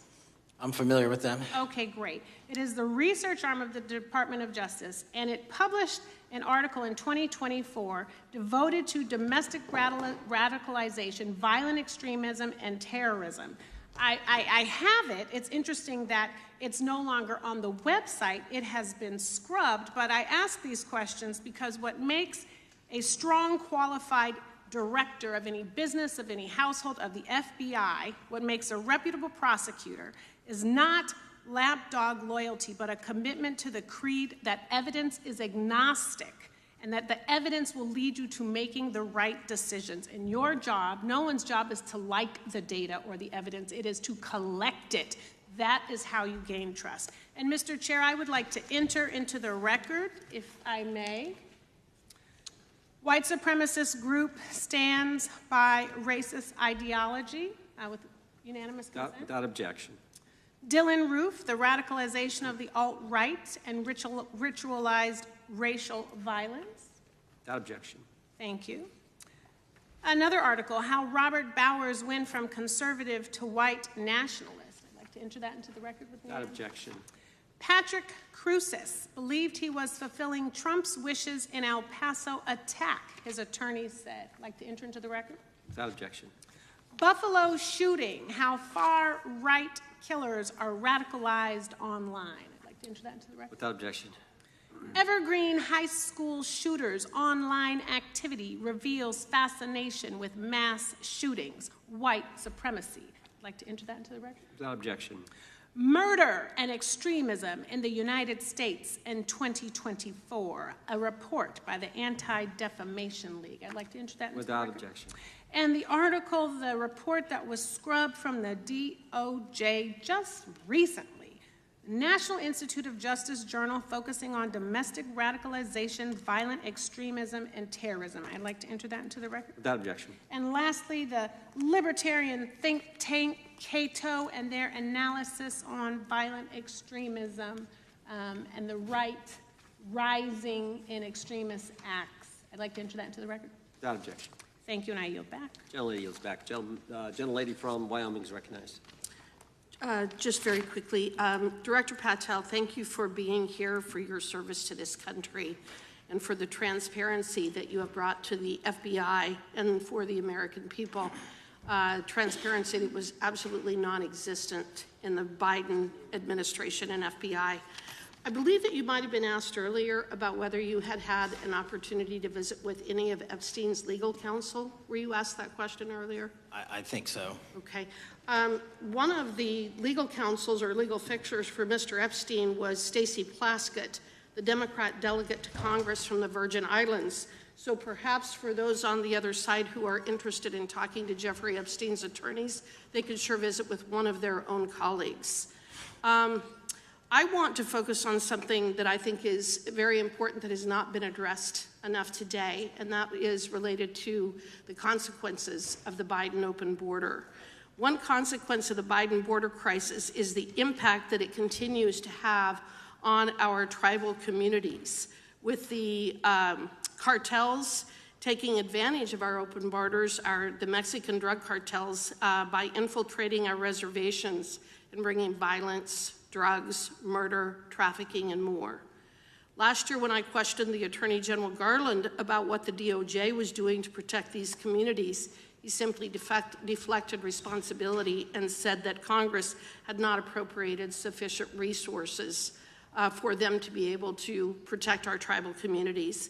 Mr. Patel, what is the Trump FBI doing to counter the drug cartel infiltration and other violent crime targeting our Native American communities? Thank you. It only took more than half of this proceeding to talk about one of the priorities that the FBI has, which is crimes on tribal lands. Every single crime that we have been talking about, whether it's child predators, human trafficking, narco traffickers, murder, they all happen on tribal lands as well. And I've said since the beginning, it is a priority, which is why we launched Operation Not Forgotten on tribal lands. And I'm the first FBI director to meet with the staff and tribal leaders here in Washington, D.C. and elsewhere, and invited them into my office and headquarters to see them, because I need engagement with tribal leadership, and I need our police and FBI agents to be engaging with tribal leadership. Otherwise, we're not going to break through. We have 1,900 Indian country cases open right now. We've got 600 indictments this year alone. We cannot forget tribal lands. Every single one of those people lives in the United States of America, and it is an absolute priority to protect them and their children just as it is anyone else. So I think it's fair to say that what Mary Garland testified to, that the FBI and DOJ did not have the resources to address that. I think that that was an absolutely false statement. Would you agree with me? It's a decision by him not to do so. That's not my decision. At the end of August, the U.S. Attorney and FBI announced that nearly 100 personnel representing members of the Safe Trails Task Force operated near Wyoming's Wind River Reservation to assist with reducing drug trafficking and illegal guns. Director Patel, you have routinely stated that it is your mission to partner with and strengthen local and state law enforcement partners. How does the task force and other FBI efforts bring tribal law enforcement into this process? The major problem with tribal lands is the sheer tyranny of geography and the amount of coverage that they have on land versus the personnel they have to do it. So what we've done is constantly surge resources to tribal lands across this country on a 30, 60, 90-day rotating basis, reporting back to us saying who needs more. And what we found is that most of these lands can be assisted by our counter-UAS program, our drone capabilities, and we're going to do it because what's happening is the Mexican drug cartels are literally flying overhead, dropping their cargo, their narcotics onto this land where no one's looking, and then it's being disseminated to children, to youth, to adults on that land, and killing them. And we got to stop it before it gets dropped off. Well, and your testimony proves that the Biden administration did not lack the resources to address drug and violent crime in tribal communities or around the United States. It instead expended and wasted these resources investigating parents, Catholics, we now find out Turning Point USA, the RNC, and Republican organizations, rather than protecting our Native Americans by closing the border. Is that fair? I think so. Wonderful, thank you. And I do appreciate the work that you've done in this regard. I was previously the chairman of the subcommittee on the Indian and Insular Affairs with the Natural Resources Committee, and safety and security on our reservations and for our tribal members has been one of our priorities, one of my priorities, and I very much appreciate the work that the FBI has done. Let me know if there's anything else I can do. to help you. And with that, I yield back. I will, ma'am. Gentlelady yields back. The gentlelady from Georgia is recognized.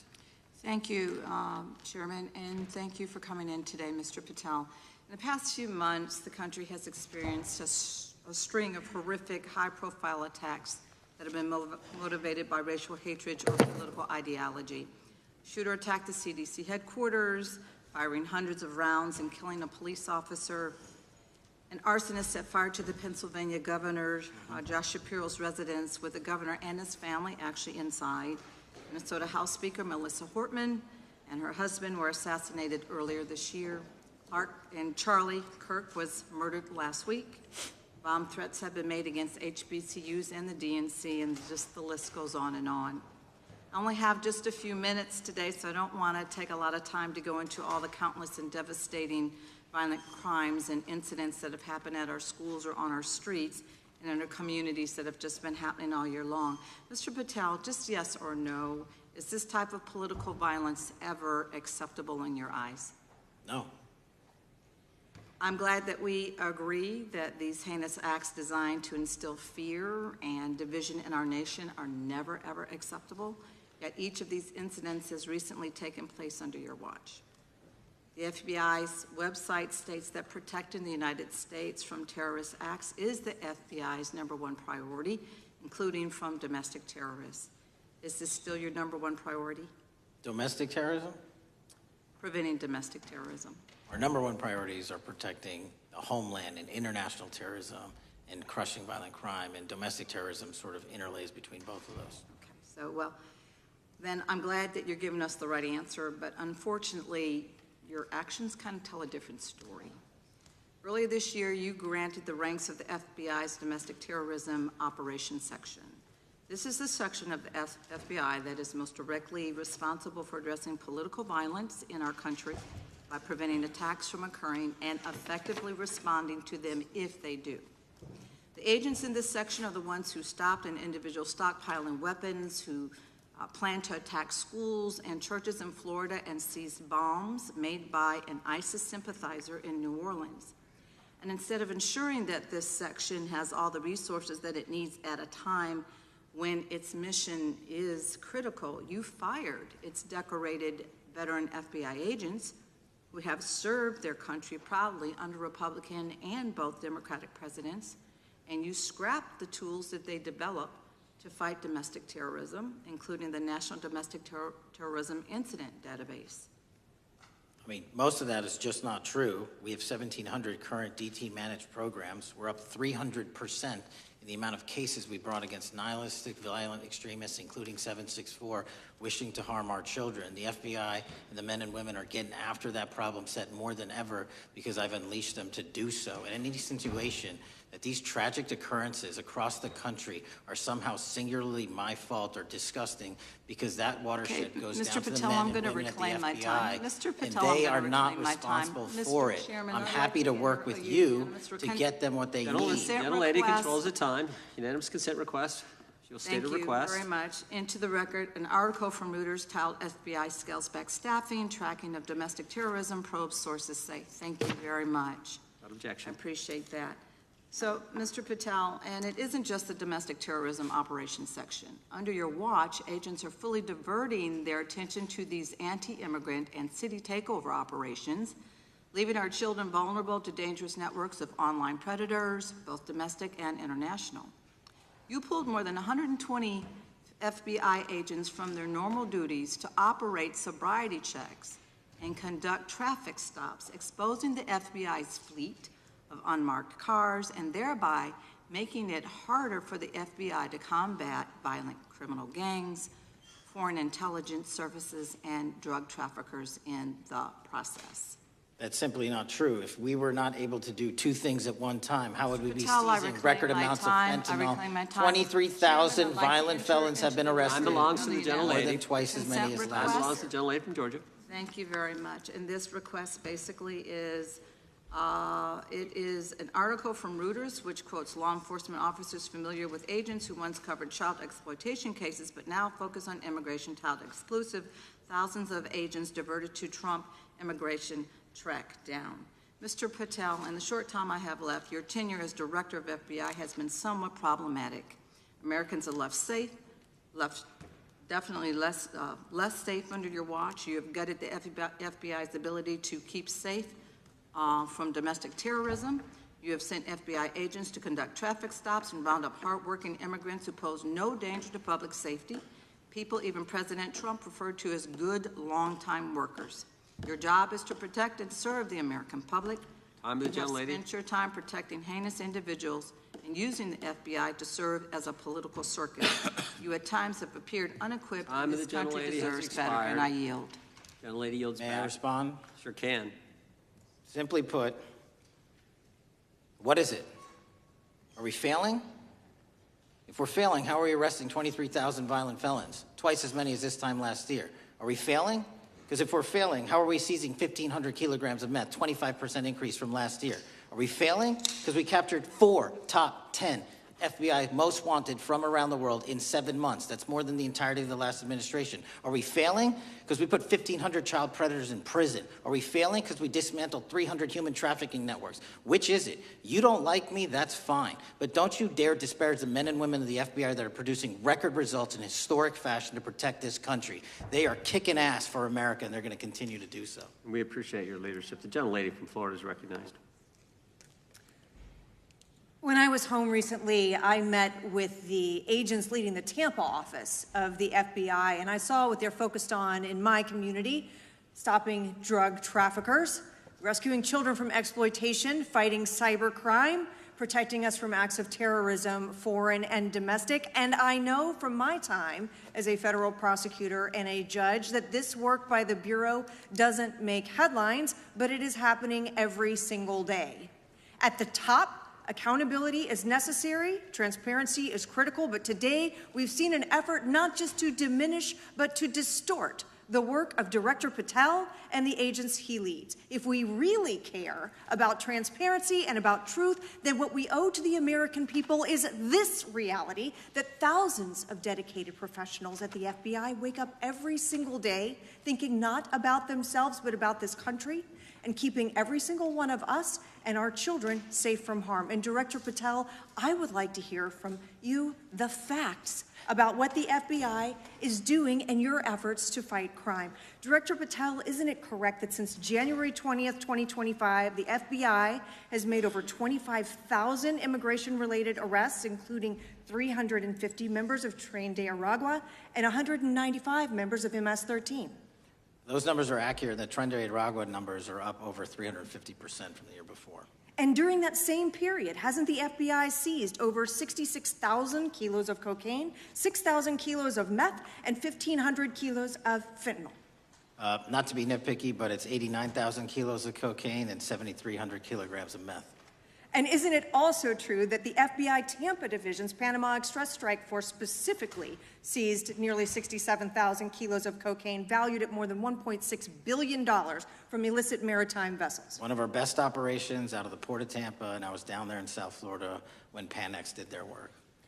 Director Patel, since October 7th, 2023 Hamas attack, the FBI has been a co-leader of the Joint Task Force October 7th. Isn't it correct that this task force is actively working to bring justice for victims and to prevent terrorist infiltration at our borders? Yes, ma'am. Since January 20th, hasn't the FBI arrested 59 foreign intelligence operatives for spying or smuggling dangerous material into the United States? Yes, we have, and that's on track to be more than 25% than ever before. And the FBI has also been leading operations against major cyber threat actors, including those from Russia, China, Iran, and North Korea. Isn't that right? A 17% increase from year-to-date last year. Director Patel, the FBI's child exploitation task forces continue to investigate predators who target children online and across our communities. How significant is that threat today, and what results have you seen under your tenure in bringing these offenders to justice? We have, under Operation Grayskull, dismantled dark web units that are operating online, not just in the United States, but across the world, to do our children harm. We have taken into custody more suspects than ever before on those who seek to harm our children. That is what the men and women of the FBI do, and that's what they're going to continue to do. Those are the real results when you let good cops be cops and when you let us get on these platforms and expose them to the public and show them the harms of these predators on these online gaming systems and social media systems. And we need more help from Congress to allow us more authorities to do that work. The FBI laboratory manages the Combined DNA Index System, or CODIS, which compares over 25 million DNA profiles and aids more than 125 investigations each day. Director Patel, why is this important to law enforcement nationwide? All of law enforcement relies on our CJIS operation out of West Virginia. And what that does is allow 19,000 agencies to come in and say, hey, does this guy have a criminal history? Hey, is this an illegal firearm? Do we have a DNA hit like we did in these recent assassinations? That's what the FBI brings to bear, because local and state law enforcement agencies just don't have that capability, and we're doing it 24/7, 365. CJIS does not close for 1 minute. In your testimony, you noted that the FBI has ongoing counterintelligence investigations into China, Iran, and Russia across all 55 field offices. Why is it essential to maintain that scope of coverage, and what success can you point to in disrupting nation-state actors? Our biggest threats involving nation-state actors are the PRC, Russia, and China, and they are up 33%, 83%, and 60% respectively in arrests alone this year. Those nation-state actors wish to do harm in our infrastructure, our critical infrastructure system, our energy, our water supply, and also go after and target individuals and senior citizens and take their money through online pig butchering schemes, which we've exposed in Cambodia by way of the CCP. This is groundbreaking work that the American public should be seeing that their FBI is doing, and I'm happy to have the opportunity to report on it. Thank you. Director Patel, I yield back. Gentlelady yields back. The gentlelady from Mr. Chairman, I have a couple. Unanimous consent. Thank you so much. I appreciate it. In response to Mr. Patel's making the remarks that that maybe our colleagues are disparaging the men and women of the FBI, I'd like to enter the record 3 unanimous consent requests. One is entitled FBI is using polygraphs to test officials' loyalty. The second is Kash Patel knowingly broke law when firing top officials, lawsuit alleges, published by NBC. And the third is FBI forces out more leaders, including ex-director who fought Trump, demand for January 6 agents' names. Without objection. Thank you. Gentlelady from Vermont's recognized. Thank you, Mr. Chair. Director Patel, thank you for being with us today. Appreciate your time. Let me say at the top, political violence should have no place in this country, and I strongly, unequivocally condemn the killing of Charlie Kirk last week. And this is exactly the kind of case that warrants a swift and thorough investigation by the FBI. What shouldn't be happening, however, is this administration's seeming attempt to exploit Mr. Kirk's death within minutes of this horrible, horrible assassination, dividing us even further without knowing enough about the killer's complicated, confused political ideology and the extent of his motivation. And this week, Vice President Vance claimed that this is, quote, an extremely destructive movement of left-wing extremism, and said that, quote, it's part of the reason why Charlie was killed. He pledged to go after organizations on the left. But Director Patel, it was just 3 months ago that Melissa Hortman, the Minnesota House Speaker, and her husband Mark were shot to death in their home in the middle of the night by a self-identified right-wing extremist and Trump supporter. When that assassination happened, the FBI released a written statement denouncing the killings and pledging to hold the killer accountable. And I thank the Bureau for that. It was clear, concise, to the point. But when you compare that statement to the over 50 mentions of the Charlie Kirk killing and just 4 for the Hortmans on accounts affiliated with the FBI and your personal account, it appears to many Americans that you're valuing some lives more than others, and that's painful. And this is what I'm hearing from my constituents, so I just want to convey that to you. And the Vice President didn't even call on right-wing organizations to tone down their rhetoric after that horrific killing in Minnesota, and he never once spoke about dismantling conservative institutions. This week, when the President was asked by a reporter about Speaker Hortman, he claimed he didn't even know who she was. One of the most high-profile assassinations of an elected official in recent memory, and the President claims to know nothing about it, hasn't even heard of it. It was absolutely devastating for her colleagues and for her family. And I think we all can agree in this room that we have to stop this political violence. So my first question to you is, Director Patel, what is your plan as director of the FBI to turn down the temperature, especially in light of the fact that it seems like members of the administration are reacting to political violence based on party affiliation? What's your plan? I can only speak for myself and the FBI. And what we are doing is, I think I mentioned earlier, we're following the money, because whatever attack you are describing, and they are all despicable, equally so, people need money to operate. People need money to conduct these attacks, to conduct these investigations.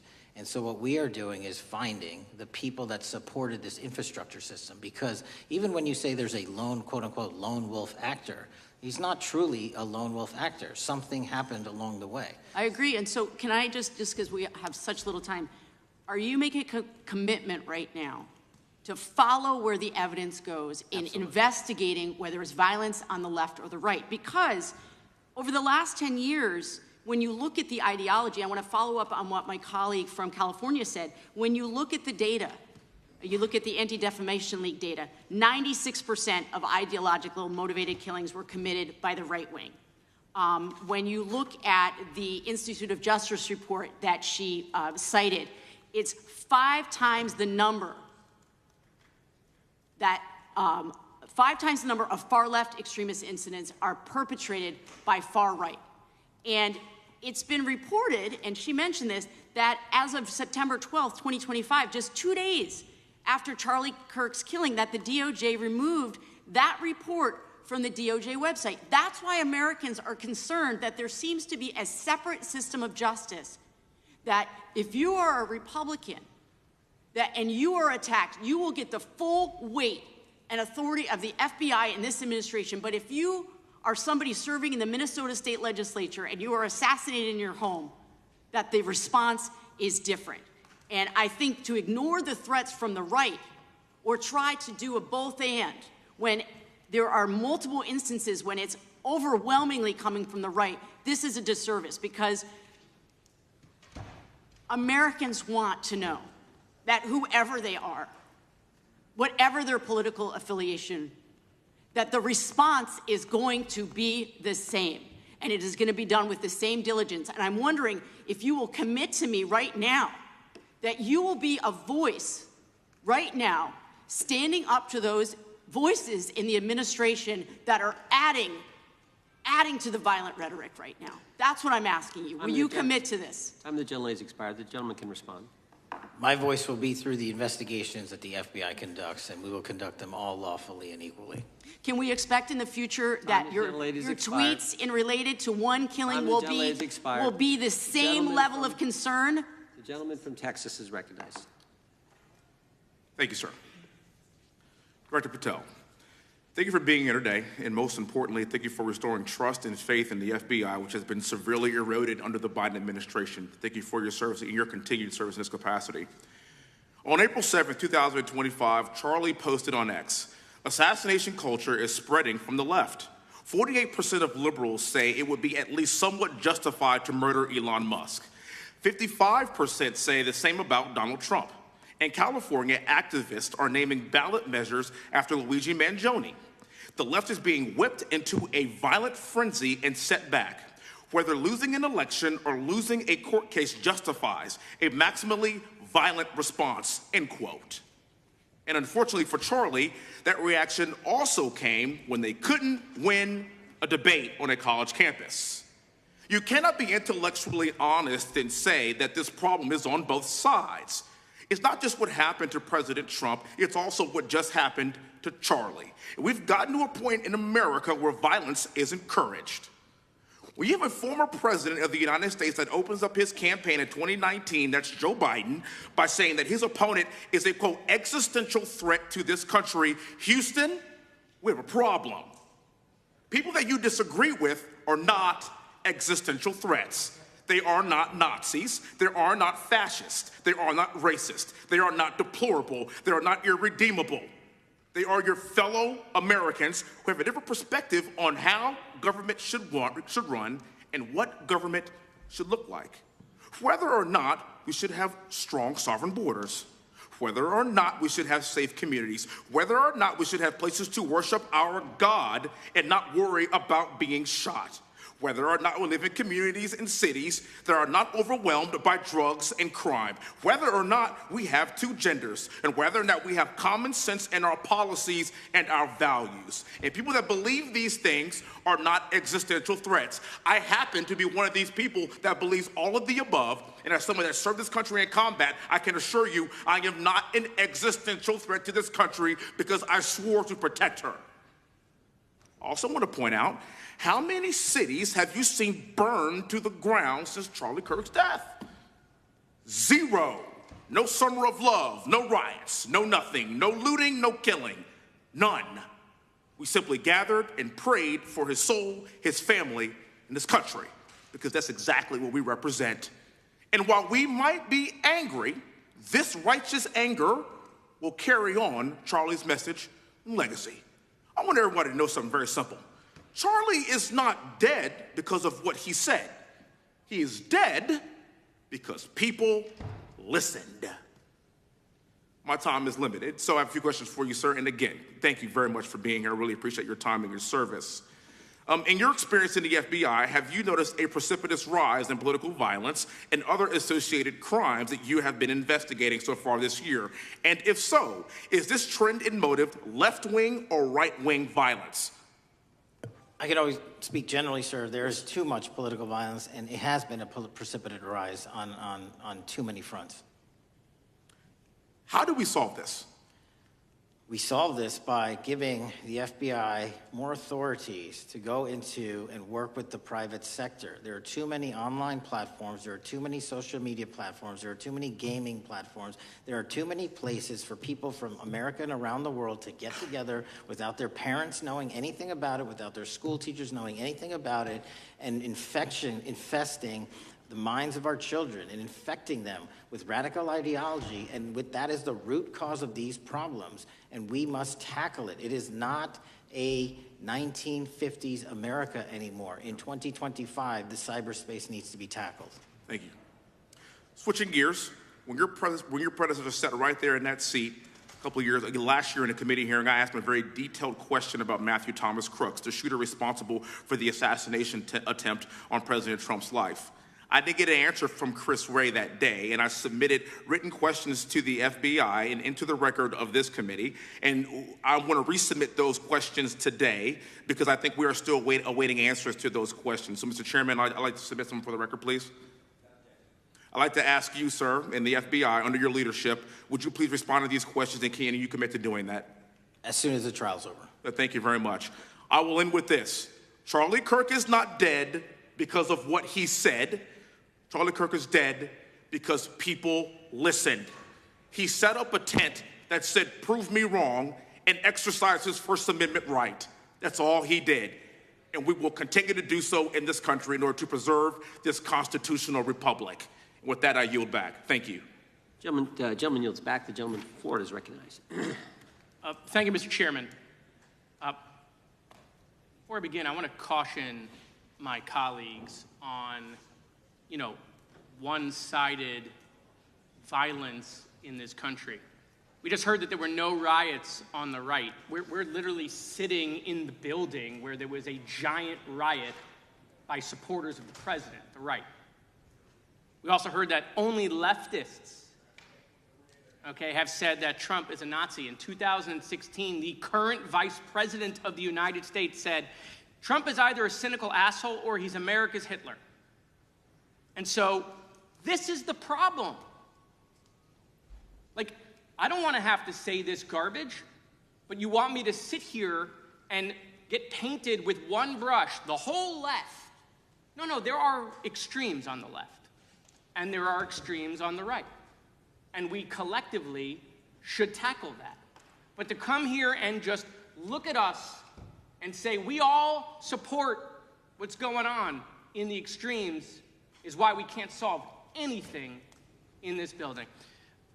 Director, let me say first, thank you for being here, and my condolences on the loss of your friend. And I'm happy to hear that you want to do more on the social media platforms. okay? It's crazy what's going on the social media platforms. There are so many conspiracy theories on what's going on with Charlie Kirk. Israel assassinated him, right? There are conspiracy theories about your personal social life all day. It is totally rampant. Big names on the right, Candace Owens, right? Talking about how what's been released as far as the dialogue between the perpetrator and his roommate is manufactured by the FBI, manufactured by the administration. It is totally rampant, allowing foreign governments to just perpetrate these platforms, all of these bots, all of the time to weaponize Americans. You see what's going on here? This is a byproduct of all of that. What's going on in the streets is a byproduct of all of that. What's happening is you see people celebrate Luigi Mangione is a byproduct of all of that. And so if we want to do something, then we should talk about Section 230. We should talk about how we're going to make sure that we don't let foreign governments poison our children's mind. And so I will work with you on that, Director. I'll work with you on 230 any day. No problem. So now, that was the good part. I want to take your attention back a second, okay? Breaking news. Kash Patel is nominated to be the FBI director. Dan Bongino is nominated to be the number 2 at the FBI. MAGA celebrates, rejoices, bells are ringing out. The team, Patel, Bongino, that sought out every podcast microphone to talk about the Epstein list. The names are finally going to get released. It begins. They produce white binders. Phase 1 with the podcasters. This is not actually one of them, of course. I made this up. Your name's on it, right? And the names are going to come out. Pam Bondi says the list is on her desk. Then a memo comes out all of a sudden and says, there's no list. Oh, no phase 2. Phase 2 binders never happened. You said the conspiracy theories around Epstein just aren't true. They never have been. And yesterday, in an answer to Senator Kennedy, you said the FBI is not in possession of any credible evidence that Epstein trafficked girls to anyone but himself. So according to your testimony yesterday and in this committee, according to the evidence the FBI has, the number of names on the list are 0. No, 0. The index has been released, and the number of people involved in that trafficking operation were charged in 2018. Other than Epstein and Ghislaine Maxwell, your testimony in the Senate and here is that according to the evidence you have, the number of other names is 0. That were charged based on credible evidence. Well, who are the other names? Give me the other names that weren't charged. We are not releasing the names of anyone because the Department of Justice never does that of anyone that didn't have any credible information to attack them. Let me move forward. The president you've seen the picture of the woman's body with the writing and the president's signature. The president says that's not his, okay? The president says it's not his. The Republican colleagues say it's not his. The administration say it's not his. Will you be opening up an investigation into the Epstein estate for putting out a fake document with the president's signature linking him to the world's largest pedophile ring? Will you be opening that investigation into that? On what basis? On what basis? They literally put out a fake document, according to the president, with a fake signature. It's a forgery of the president of the United States signature. That's the basis. Sure, I'll do it. Okay, I look forward to that investigation. Am I over? Thank you, Mr. Chairman. I appreciate your diligence. Gentleman's time has expired. Chair now recognizes the gentleman from California. Director Patel, as you know, my state, California, is home to the worst public infrastructure failure in U.S. history, known as California High-Speed Rail, although the name is probably a misnomer. Earlier this year, I joined your counterpart at the Department of Transportation, Sean Duffy, doing a compliance review of the federal money the state has received, and the outcome was that the state has not complied with the terms of its billions of dollars in funding because it hasn't actually built anything. And so that federal funding has now been cut off, but a lot of us in California still have questions as to where all the money went. We're 17 years in to this project, and absolutely nothing has been built. Not a single bit of track has been laid. There are no stations, there are no passengers, and the plan initially was to have the whole thing, LA to San Francisco, done by 2020 at a cost of $33 billion. Yet here we are in 2025, nothing has been built, and according to the New York Times, the project won't even be completed this century, and the total cost is now estimated to be over $130 billion. So I just wanted to ask you, do you think this is something that bears scrutiny, or can you confirm whether there's any kind of investigation going on at the FBI? The FBI certainly can't investigate incompetence. But the FBI certainly can investigate and does investigate waste, fraud, and abuse. And so if we have any information that indicates that that happened in this situation or anything else, we'll look at it. Thank you very much. We've also, been talking some today about the issues that occurred at the border during the Biden administration. You might not agree with your predecessor on everything, but you probably would agree with some of the statements he made in testimony before this and other committees, raising alarms about the risk of terrorism from illegal border crossings. Since becoming director, have you gotten some insight into how well calibrated those warnings were, and what is the status of that risk now?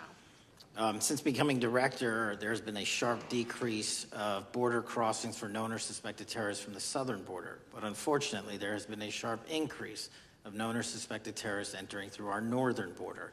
And so what I'm trying to do is work with our northern border states and our interagency to tackle that problem. But it is an absolutely massive border that can't physically be sealed. So we're going to have to get creative and put more resources into that. And in a similar vein, there were over 500,000 unaccompanied children that crossed the southern border during the Biden administration. As we know, many were trafficked either through forced labor or sex trafficking. Do you have any insight as to what the scale of that problem was and how have things changed over the last several months?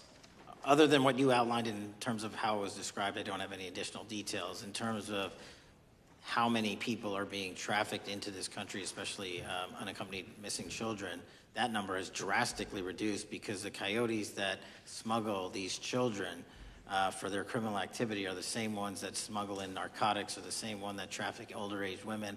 They're all interconnected, and because of the sealing of the southern border by this administration, that has come to a near halt. That is a very important point, that we have seen far fewer victims of human trafficking because we've finally prioritized border security. And by the way, you have children who are getting rescued because of the immigration enforcement activities that unfortunately some politicians in my state are trying to stop, thereby stopping those kids from getting rescued.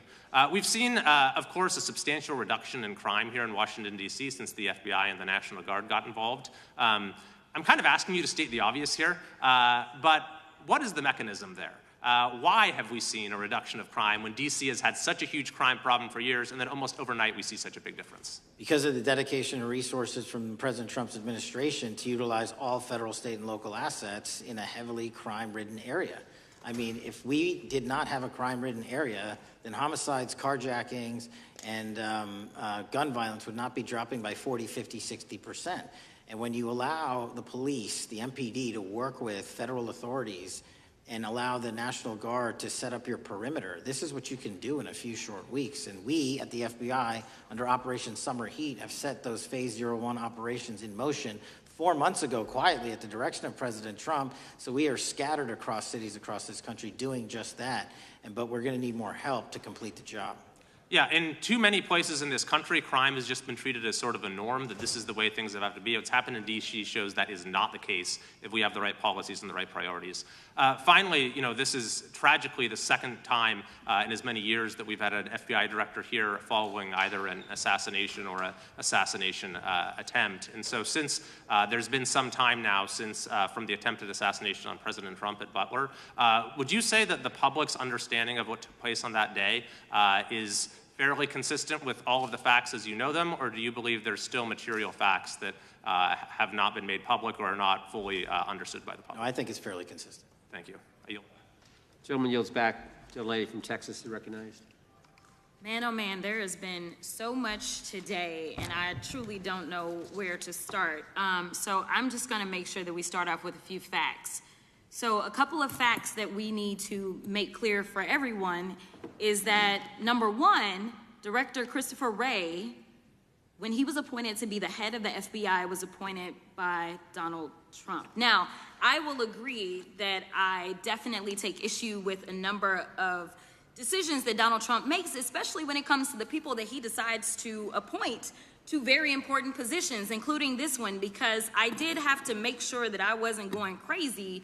But when I say that you are the least qualified FBI director in the history of the FBI, that is real, because you are the only one that never even served with the FBI prior to joining, yet we are supposed to believe that That's you are false. the greatest thing since sliced bread. I didn't ask you a question.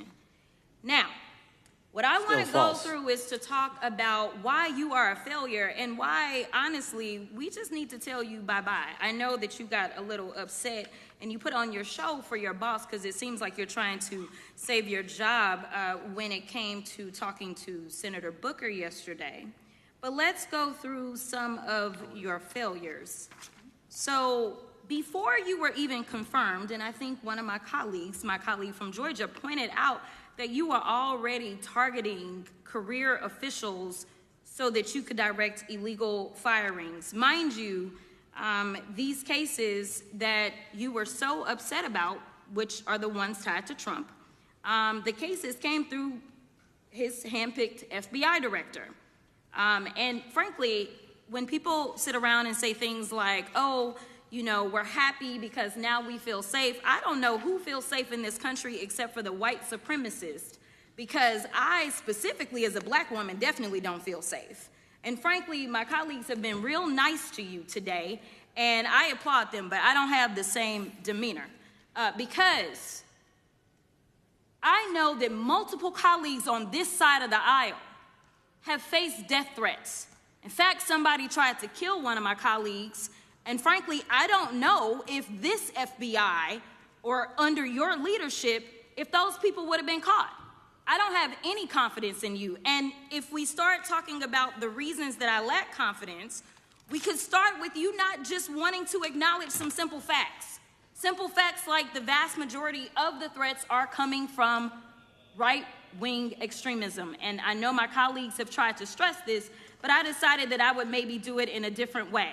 Number one, I have a couple of UCs. Kim Buck, one of multiple Republicans receiving death threats for voting against Jim Jordan as House Speaker. Without objection. Another one, Republican lawmaker says she received death threats after voting against Jim Jordan in Speaker's race. Without objection. In addition, there was another one from another colleague who now is leaving Congress because they said that they were calling his wife anonymously and threatening her life to the extent that she ended up sleeping with a firearm. Without objection. Okay, so here's the deal. How are we supposed to have confidence when you're sitting up here telling the Senate yesterday that it will take you 14 years before you can get the FBI fully staffed to do their jobs? You're also now redirecting resources so that they can go and play ICE agents on the streets. You're getting rid of your most qualified people, and even when it came down to somebody that you consider to be a friend, you were posted up having some fancy dinner to the extent that you posted not only once erroneously, you posted twice erroneously as it relates to catching somebody, and then you want to go and say, let me take a victory lap. Because honestly, if it wasn't for parents deciding that they were going to turn in their child, it seems like y'all wouldn't have got there, even though he literally confessed online. So I'm confused about what it is that the FBI is doing except for trying to put on a show for the apprentice or whatever you want to call him. The day after all of this took place, there was domestic terrorism that was taking place at HBCUs. They were targeted. Yet I didn't hear anything from the FBI about what was going on. And again, black people kept saying, how did we end up in this? Because the numbers are so very clear that white supremacy is a problem. And honestly, I've not heard anything out of you today that makes me believe that you're going to do anything about the white supremacy problem. The one that is leading to children being killed, children being shot, as well as members of their community as they're worshiping in their churches. The time of the gentlelady has expired. If the gentleman would like to respond to any of that. Well, I mean, I'll respond. Kash Patel, as I said when I introduced him, public defender, former prosecutor, top staffer on the House Intelligence Committee, Deputy Director of National Intelligence with the National Security Council, Chief of Staff at the Department of Defense, and FBI Director. I think that's a pretty good resume for the guy who's now running the top law enforcement agency in our country. And we've seen all the stats that he's given to the committee on how much better they're doing at getting the bad guys than the previous guy was doing. With that, I recognize the gentleman from South Carolina. Thank you, Mr. Chairman. Director Patel, I think you're witnessing some auditions, clickbait auditions for the Academy Award for my Democratic colleagues. We'll see how they fare as they're on MSNBC later on today. Do you care, before I launch into my line of questioning, to respond to Ms. Crockett from Texas on that very elaborate and theatric display? Here's what I've learned in my government service. I don't give a damn what they say about me as long as I'm succeeding in the mission. We're succeeding in the mission because the men and women of the FBI have never been empowered to do more work and to hit the streets harder than by President Trump's authorities and resources he's given us. And so all I care about is that we are capturing more child predators than ever before, taking more drugs off the streets than ever before, that we are capturing murderers at a significantly historic rate, and we're delivering this country the lowest murder rate in recorded history. That are facts that you cannot dispute. But you can come at me all you want. I don't care. Thank you, Director, for that. And we appreciate your service. We appreciate the results speak for themselves, I think, pretty plainly, and your commitment not only to results, but to transparency. So we do appreciate that. Director, who was John Durham? He was a former federal prosecutor, United States attorney, and ultimately appointed special counsel in the first Trump administration. Correct. And there was a document that he released in his findings called the Durham Report. What was the Durham Report briefly, and what were the findings very briefly? It was every special counsel that's appointed produces a report to the Attorney General. Special counsel's Durham Report largely focused on Crossfire Hurricane and included extensive summary findings in classified and unclassified manner. And we released the classified version, finally declassifying it for the American public in this committee. Correct, and you released that in July of this year. I think so. Yes, sir. Isn't it true that in the classified Durham Annex, as it's referred to, that in 2016 the Obama administration obtained intelligence information from a source contained in two separate memoranda, one in January of 2016 and one in March? The two memoranda described confidential conversations between DNC Chair Debbie Wasserman Schultz and two individuals from the Soros Open Society Foundation. Isn't that true? As written in the report, I'll let it speak for itself. In the Durham Annex in January of 2016, the memorandum noted in part that President Barack Obama intended to scuttle the FBI's investigation into Hillary Clinton's private email server and mishandling of highly classified information during her time as Secretary of State. Isn't that found in the report? I believe so. Isn't it also found in the report that in March of 2016, the memorandum also included references to the same Obama effort to shut down the Clinton investigation, but additionally outlined a plan to falsely connect Trump to Russia? Isn't that in the Durham Annex? I think it's in more than the Durham Report, but yes. The memo also stated in part that, quote, the Democrat Party's opposition is focused on discrediting Trump, among other things. The Clinton staff, with the support from special services, is preparing scandalous revelations of business connections between Trump and the Russian mafia. Isn't that also found in the now unclassified Durham Annex? I believe so, sir. According to the Durham Annex, based on analysis and translation of the intelligence, FBI analysts believed that special services could either mean the FBI or CIA, or the Trump dossier author Christopher Steele. Isn't that in the Durham Annex? I believe so, sir. When the Obama administration received intelligence in March of 2018, Fusion GPS was preparing open source opposition research regarding purported ties between Trump and Russians. The research was paid by the Clintons campaign and the DNC. Isn't that open source and also in the Durham Annex? I believe both. Okay. And so also in the Durham Annex, which I found interesting, was the potential campaign plan was shared with high-ranking career officials at DOJ. Isn't that in the Durham Annex? I believe so, sir. The Durham Annex describes that in July of 2016, emails allegedly between Leonard Bernardo, Senior Vice President of George Soros's Open Society Foundation, included data providing specificity on the Clinton plan in an attempt to smear Donald Trump by falsely linking him to Russia. Isn't that in the Durham report? I believe so. And so, briefly, this additional evidence that you've unclassified and released to the American public, what does that purport to show or augment about the Durham report that you can share with the American people? Put simply, that the FBI was weaponized. Against a political campaign? Yes, sir. Thank you for that, Mr. Chairman. I yield back. Gentleman yields back. I have UCs. Gentlelady from Texas recognized for unanimous consent. Yes. First one is Russia's ghostwriter hacker group takes aim at German election. This is from Politico. Objection.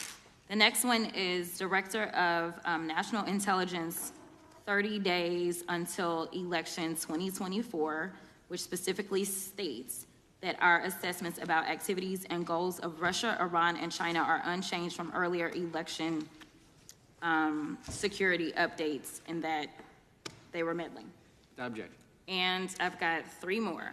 The last three are that how Russia is using artificial intelligence to interfere in elections. Moscow's attempts to interfere in U.S. and other elections are nothing new, though their tactics and strategy are constantly evolving. Objection. The next one is Russian interference coming soon to an election near you. Russia pursues a systemic strategy of undermining elections and influencing public opinion in the West. EU and NATO countries must recognize that Moscow often acts through agents within their own borders and build resilience to such interference. And what's the source?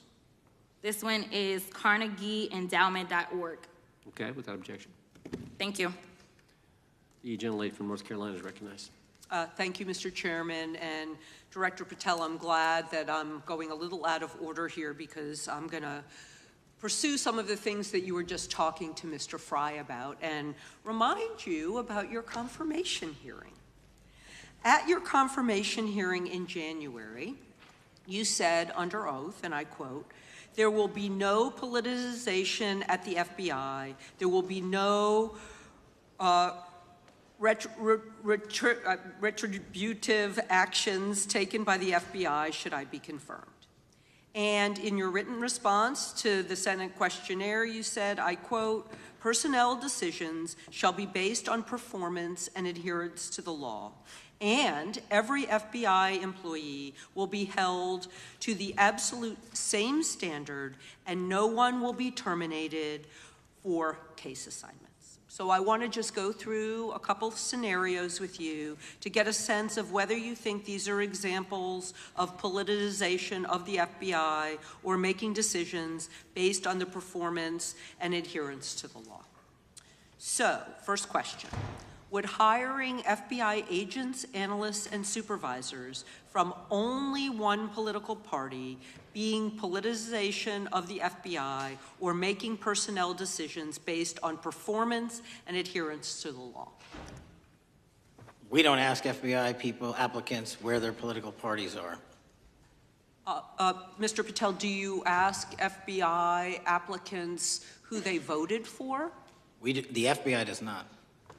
Are you aware that in the lawsuit that Mr. Driscoll filed against you and the FBI, he was asked who he voted for? Since that lawsuit has been filed, that's ongoing litigation, I'm not able to comment. Well, but it also means that you just said that what happened in his situation didn't happen.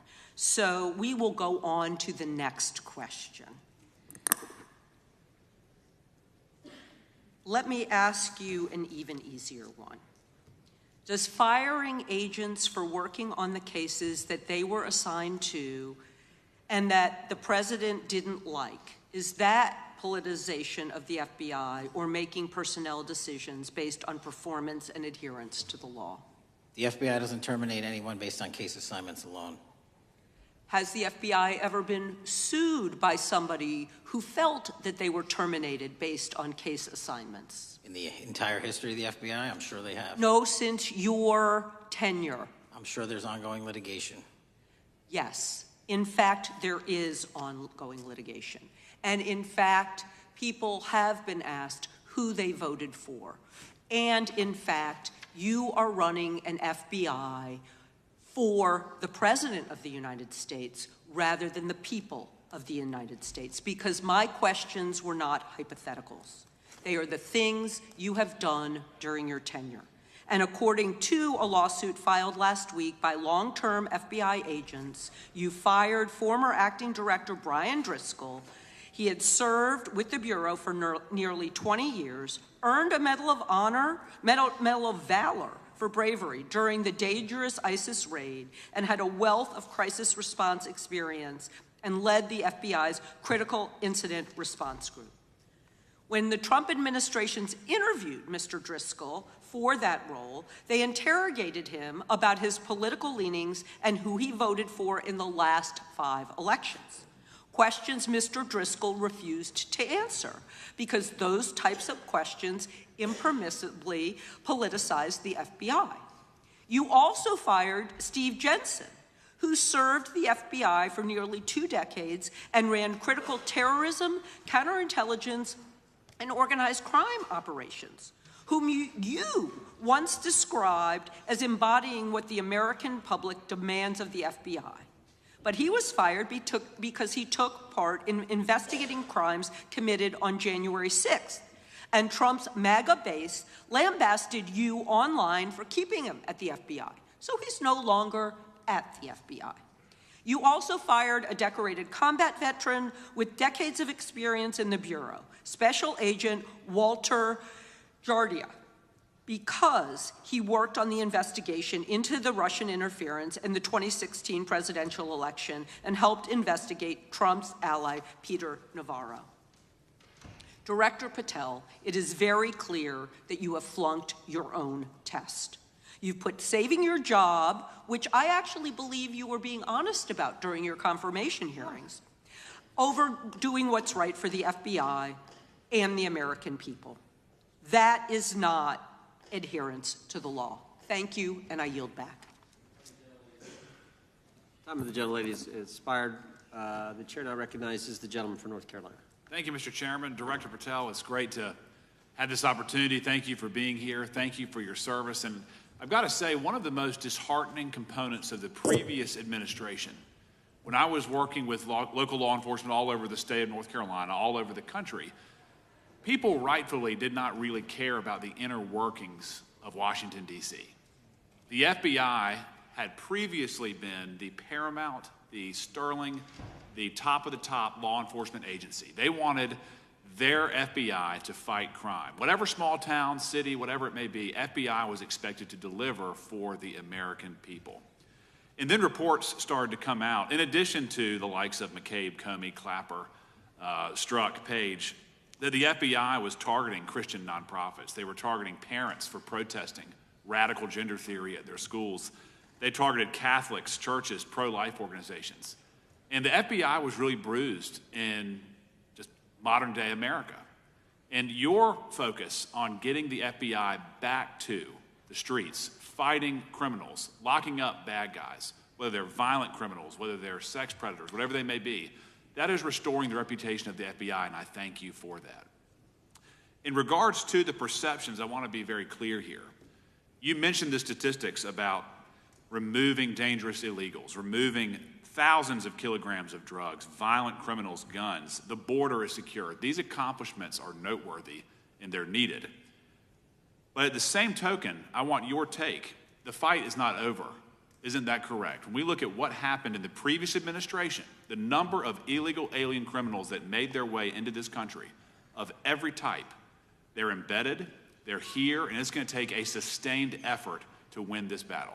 That's the critical component, sustained effort. And that's the critical component when you look at what happened in Washington, D.C. We're not here for 4 seconds in terms of safeguarding Washington, D.C. Yep. It's a sustained initiative. We're taking it to Memphis and wherever we decide else. And so we are going to continue the mission till it's done. In regards to offloading some of the agents from Washington, D.C. to the states, to the people, can you just explain how tactically that is a force multiplier in the law enforcement community around the country? It's pretty simple. You don't even have to be in law enforcement to know that. If you put cops with other cops, they're going to do cop work. That's right. And what was needed in the communities out there was more cops. What was not needed in the bloated bureaucracy of Washington, D.C. was a third of the FBI's workforce, because a third of the crime does not happen in the Washington, D.C. NCR area. And so the results speak for themselves. Our state and local partners, I've always said this, are our biggest ally, our greatest ally and partner. And we cannot do the work without them. But we got to send our guys to them. That's right. And in regards to the last 4 years, the open border policies, whether it's terrorism, drug trafficking, human trafficking, violent crime, massive amounts of organized retail theft, and other types of criminal behavior, can you describe, just so anyone who's listening here can talk about, how serious the levels of criminality have become in the United States? Well, unfortunately, in order to have these record-breaking numbers of arrests and seizures, you tragically had to have a record-breaking explosion in violent crime, and it doesn't happen overnight. And it came in from all corners of the earth and from all platforms, including social media. And that's the root cause of all of these evils. And in order to clean it up, it's not going to happen overnight. But the men and women of the FBI, what they did in these 7 months, everybody should be talking about it. Every single district in this dais is safer now, today, than it has ever been because of that work. And in regards to the ongoing political climate, Director Patel, how do sanctuary policies that are still being implemented and defended in certain states, cities, and counties, how do they help or hurt your efforts to make America safer? Well, if you are harboring criminals, you are harboring our ability to keep our communities safe. It's that simple. If you have a fugitive warrant for a violent felony offense and we are not able to procure you because of policies or rules that don't allow us to go get them, and time again, we have heard all too many illegal immigrants who should not have been here, murdering women, murdering children, giving drugs to our youth, and raping our children, and that is unacceptable. Straightly put, can you separate immigration enforcement with fighting crime? They're intertwined. Thank you. In regards to policies like cashless bail, how does that help or hurt your efforts? Criminals know that there are certain jurisdictions where if they shoot someone, they'll be out the door within the next hour to do it again. And that's an ethos and a system that has been built out over years that we are combating. How is defunding the police around the country, how has that helped or hurt?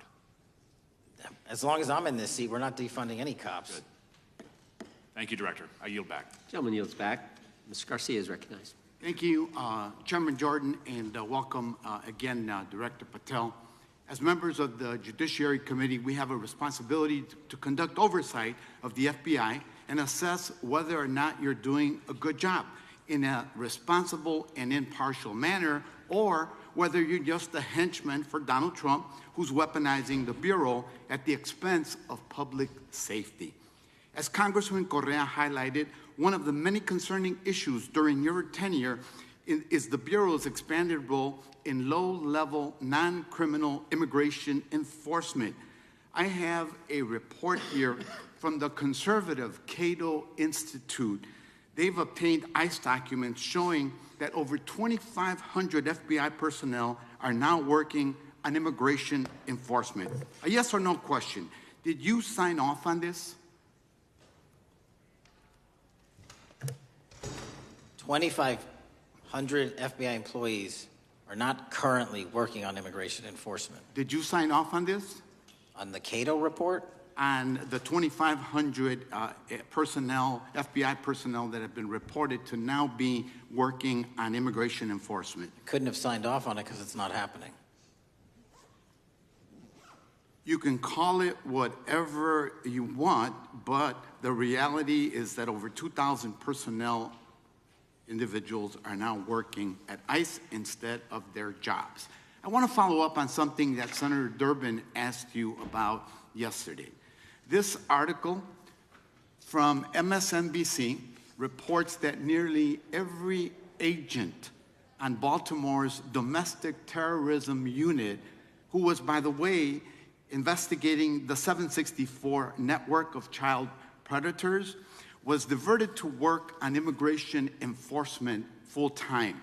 That forced them to, and I quote him, walk away from investigations of a network of violent predators that targets and exploits children online. Yes or no? Were you aware that this happened, and did you sign off on it? The premise is false. The 764 network in Baltimore was taken down, and FBI agents do double and triple duty all the time. I'm reclaiming my time. You told Senator Durbin yesterday you didn't know about it, so your testimony is inconsistent today. No, I found Final out. question. Let me ask you, again, a yes or no question. Are you aware that agents have been told by supervisors not to documenting their shifting of resources toward immigration-related work? That's a literal another falsehood. It's impossible to remove a human being without documenting that work. As FBI director, you must be transparent with Congress. You need to provide us information about how many agents have been diverted to non-criminal immigration enforcement, why the Baltimore unit was dismantled, and whether there's a cover-up of what's happening under your leadership, because this goes to the heart of whether or not you're carrying out the stated mission of the FBI, keeping our communities safe. Diverting FBI agents from investigating violent child predators doesn't make us safer. Using FBI resources to target parents, children, and other immigrants for low-level, non-criminal enforcement doesn't make us safer. Enabling violent, lawless conduct by federal enforcement doesn't make us safer, as we saw last week when an ICE officer killed one of my constituents. And I know that the FBI has been involved in that investigation. And yesterday, ICE did a raid in the suburb of Elgin where 2 U.S. citizens were arrested, and who accompanied them on that filming of that show? Secretary Nunn. Shameful conduct. And weaponizing the FBI to serve Donald Trump's political agenda instead of the American people does not make us safer. Before I yield back, Mr. Chairman, I request unanimous consent to submit the following documents for the record. A report from the Cato Institute, which I referenced earlier, where ICE has diverted over 2,500 officers from their jobs, and 2, an article from MSNBC titled, Trump's Deportations Divert FBI Agents Off Child Predator Cases, and an article from CNN entitled, White House Pressure for Increased Immigration Arrests Strains Law Enforcement Agencies. Thank you, and I yield back. Gentleman yields back. Without objection, the gentleman yields back. Gentleman from Wisconsin is recognized. Thank you, and thank you, by the way, for coming over here. Sorry you have to put up with all this. I know when you took over, the FBI's reputation in a lot of circles perhaps had never been lower. I mean, part of that is brazen involvement in political activity, the Foreign Influence Task Force, getting involved and trying to suppress news stories in the New York Post, Crossfire Hurricane coming up with bogus stories to try to flip the 2016 election, FBI downplaying the stories of Hillary Clinton's emails in the 2016 election. That's their overt involvement in political activity. I think a strong anti-religious bias. We talked about stories of an anti-Catholic bias in there. I know I've talked to people about horrific overreaction at the big Hindu temple in New Jersey, in which, just so people understand, you had a rectory in the temple area. The religious leaders, taken out at gunpoint, big problems. And I think finally the FBI trying to turn America's viewpoint on certain political issues. And when I talk about that, I'm talking about what was done in Mexico with regard to shipping weapons, fast and furious, shipping weapons into Mexico in an effort, I think, to try to turn the Americans against the First Amendment. But in any event, What scares me is, and all these horrible things that were done in the past, there were individual FBI agents who participated in them, in which apparently their supervisors told them this is okay or even admirable. And what I'm going to ask you, are you able to do anything to make sure that in the future these corrupted FBI agents understand the importance of religion in our life, and they're not to view it with suspicion? They understand parental rights and the idea that traditionally in America, parents have the ability to object when their young 5 or 6 year old children or year-old or very young children are getting what most people consider highly inappropriate sexual contact. What are we doing there to try to make sure we don't have problems with these FBI agents again, or make sure that in the future administrations, they would object if they are asked to behave in such a immoral fashion? Two things. If you are corrupt, you don't work at the FBI. It's that simple. So we don't tolerate any form of corruption or any deviation from our high standards, whether you're an agent, an intel analyst, or whatnot. And just to show the American public the resurrection that the FBI has had in these last 7 months, you don't have to believe me. Our applicant pool has doubled month over month every year from the highest point it has ever been. More people want to work at this FBI than ever before in U.S. history. I'm sure that's because of you, and you're kind of anticipating my next question. I talk to retired FBI agents in my area who sometimes retired in part because they hated the woke, anti-conservative culture at the FBI. And they are concerned, the retiring agents, about new agents, not on your watch, but before this, being corrupted in the universities before they were hired, and they are very worried about what will happen with the new agents. So I think you're answering my question. Do you feel you'll be able to a certain extent solve the problem of inappropriately woke agents filling up the agency in the past, because now you're going to have a larger pool to draw from? Everybody that comes to work at the FBI is allowed to have their own belief system, but they're not allowed to bring that belief system into the workplace. And anyone that does won't work at the FBI. Okay, very good. Now, recently, there's another potential scandal, I guess, a politically motivated thing, Arctic frost. Do you want to comment on that? And it appears one more time as perhaps the FBI was getting involved in what would normally be considered political events. We are not getting involved in political events, except this one. Okay. And final thing, with regard to prejudice against Catholics, what happened in the big Hindu temple there in New Jersey, do you think, has anybody ever apologized to the Catholic Church or apologized to that temple? I don't know, sir. Okay. Is that something you think would be perhaps a good idea to do in the future? I think leadership should address it. Thank you. Gentlemen, time has expired. Gentleman yields back the. So we got the gentleman from North Carolina, Mr. Harris. All right, thank you, Mr. Chairman, and thank you, Director Patel, for your endurance and your perseverance throughout today's hearing, and for all you've shared. First of all, let me start by saying that I was very grateful and glad to see that the FBI has joined the investigation of the tragic and brutal murder of Irina Zarutska in Charlotte, which is just right by my district. This woman, as you know, fled the war in Ukraine only to be killed in cold blood by a man who had no business being on the streets whatsoever. This man, who had been seen stabbing Irina to death on video, had been arrested 14 previous times, served prison time, and was diagnosed with a severe mental illness. In response to the previous offense, the magistrate over his case released him to roam the streets with a $0 bond and a simple written promise to appear in court.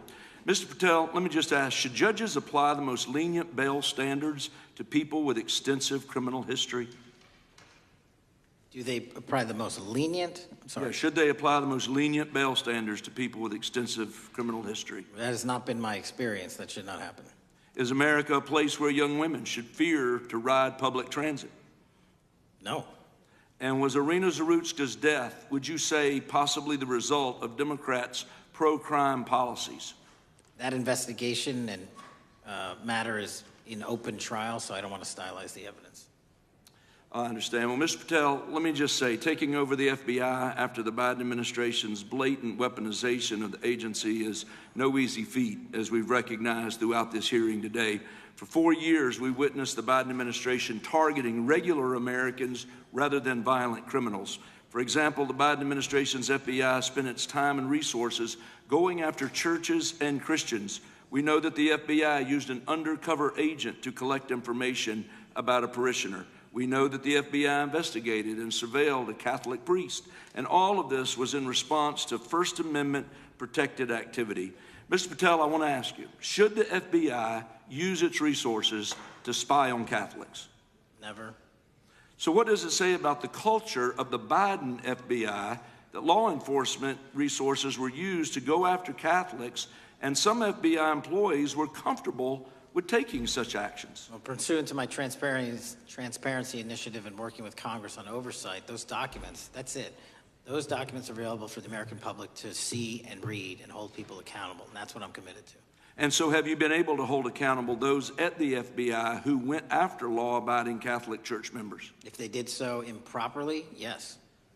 Well, I've been a pastor for 36 years, and I've constantly stood up for life and stood up for family amidst a culture that's increasingly hostile to both of those things. And if the Biden administration targeted Catholics, could I have been targeted by the Ray FBI as well? Well, I don't know, but I'm not going to target you. Well, I know that President Trump respects religious liberty and that his administration is seeking to right the wrongs of the Biden administration. Securing our freedoms and protecting faith leaders and communities requires a multi-pronged approach. What would you say in just the last few moments, what is the FBI under your leadership doing to make sure that our religious liberty and religious leaders can rest comfortable this evening? Zealously protecting our First Amendment rights, but zealously going after those that abuse that right that leads to criminal conduct. You will be investigated, you will be looked at, and referred to prosecution every single time the evidence warrants. Thank you, sir. One final area. I do want to draw attention, Mr. Patel, to Waxhaw, North Carolina, a town in my district that just fell victim to a cyber attack on September 12th that interrupted emergency services. Waxhaw is working with state partners, and the FBI has been notified on this attack, and I certainly pray they're able to help out with the ongoing investigation. Could you just speak to what the FBI is doing to bolster our community's cybersecurity to defend against any future cyber attacks? Well, in North Carolina, you're slated to get a plus-up of 22 FBI employees, and they're already on the way. And that encompasses cyber, counter-intel, counterterrorism, field agents, intel operatives. And what we're doing on a macro level on the counterintelligence and cyber front is going after the people that fund these operations on these online platforms and breaking their banks. Because once we do that successfully across the board, they won't have the ability to attack us. Well, thank you, Director Patel. And let me just add my comments to those of my colleagues that are very grateful for your leadership, grateful for your courage, your consistency, and for being willing to stand in the gap for us. And with that, Mr. Chairman, I yield back. Gentleman yields back. Gentleman from Missouri is recognized. Thank you, Mr. Chairman. And Director Patel, thank you for being here with us today. Over the past few years, we have seen a disturbing increase of attacks on Christians and conservatives. Since the leak of the Dobbs decision, there have been 354 attacks on Catholic churches. In the first year following the leak, there were more than 100 attacks against pro-life pregnancy care centers, and the shadowy pro-abortion group Jane's Revenge claimed responsibility for 24 of these attacks. Meanwhile, the Biden FBI focused resources on attacking Catholics and peaceful pro-life protesters like Mark Houck and Paul Vaughn. Many of these attacks on Christians and conservatives were coordinated or praised by dark leftist cells who lurk on the online chat rooms of Reddit, Discord, and game sites. This is a war room for Antifa and violent transgender activists. There have been essentially no incidents of violence by Catholics, pro-lifers, or parents at school board meetings, but there have unfortunately been multiple shootings motivated by leftist and transgender ideology, including recent attacks in Nashville, Colorado Springs, Denver, and Aberdeen. Worse, the targeted violence reached a boiling point this past month A few weeks ago, an anti-Christian transgender terrorist murdered 2 children and injured 17 in a shooting at a Catholic mass. And last week, while we were sitting in this committee room almost to the hour, Charlie Kirk was assassinated by a 22-year-old who appears to have been motivated by leftist and transgender ideology. As you confirmed yesterday to my Senate colleagues, he may not have acted alone, and you testified that in his online chat room of more than 20 trans ideologues that you were aware, I believe you said many more, many were aware of and possibly complicit in the assassination. Director Patel, in light of the increased violence emanating from the far left, is your FBI investigating this violent trend of anti-religious, Antifa, and transgender-driven violence? All of it across the board is being zealously investigated, no matter what your motivation or bias is behind it. Very good. We've also noticed a dramatic surge of the number of clinics offering so-called gender-affirming care. Whistleblowers in a recent NIH study confirmed that these clinics prey on some of the most mentally ill children and young adults in our society, and these clinics are quick to prescribe life-altering puberty blockers, cross-sex hormones, and surgery, and often these patients get worse rather than better, and unfortunately, some have become violent, some have even committed mass shootings, and the partner of one of them assassinated Charlie Kirk. Director Patel, is the FBI looking into the role that these gender clinics may have in the recent attacks in making these mentally ill individuals violent? We're looking at the entire spider web for any of these attacks, be it Denver or Charlie or where have you, and that's why our investigations are ongoing. We don't have a final product yet. One of my Democrat colleagues, as an aside, mentioned, quote, the federal takeover of our cities. And I don't know whether my Democrat colleagues, for some reason, liked Washington, D.C. better when it was more dangerous and more violent, when there were more robberies and carjackings and murders and rapes. But what has the crime picture in Washington, D.C. looked like since the so-called federal takeover?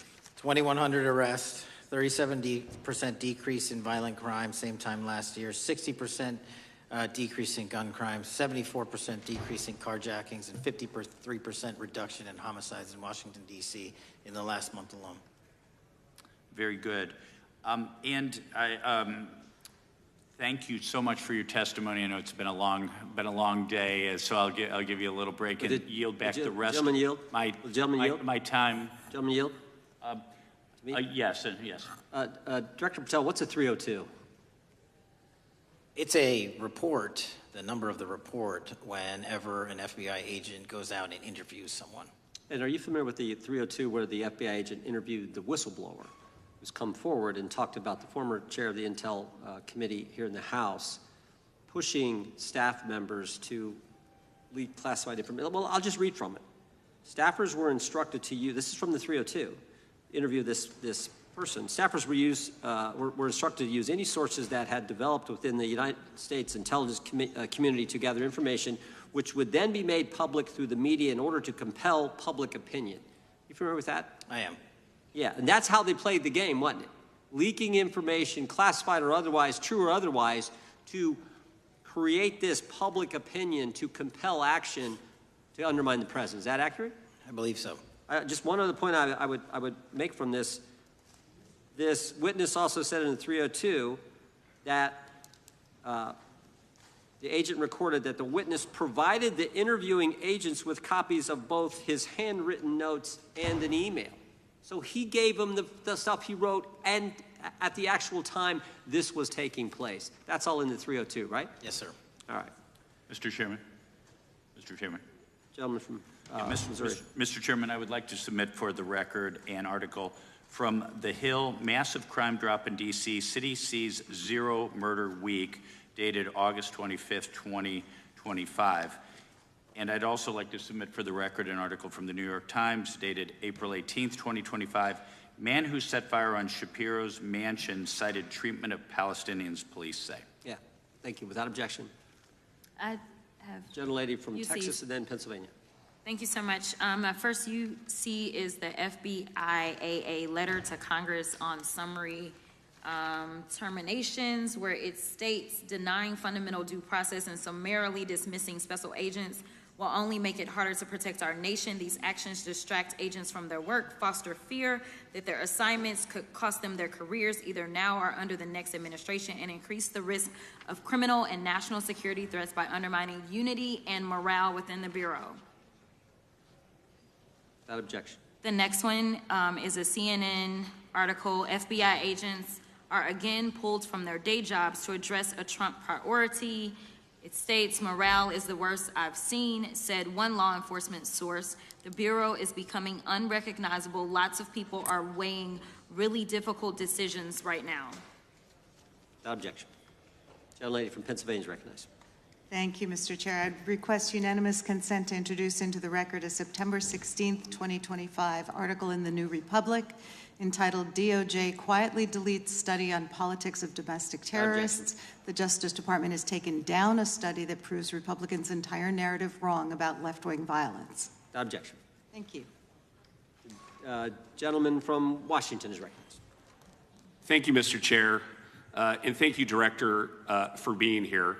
I think without question we can say that Donald Trump has been tougher on crime and tougher on international terrorism than any president in American history.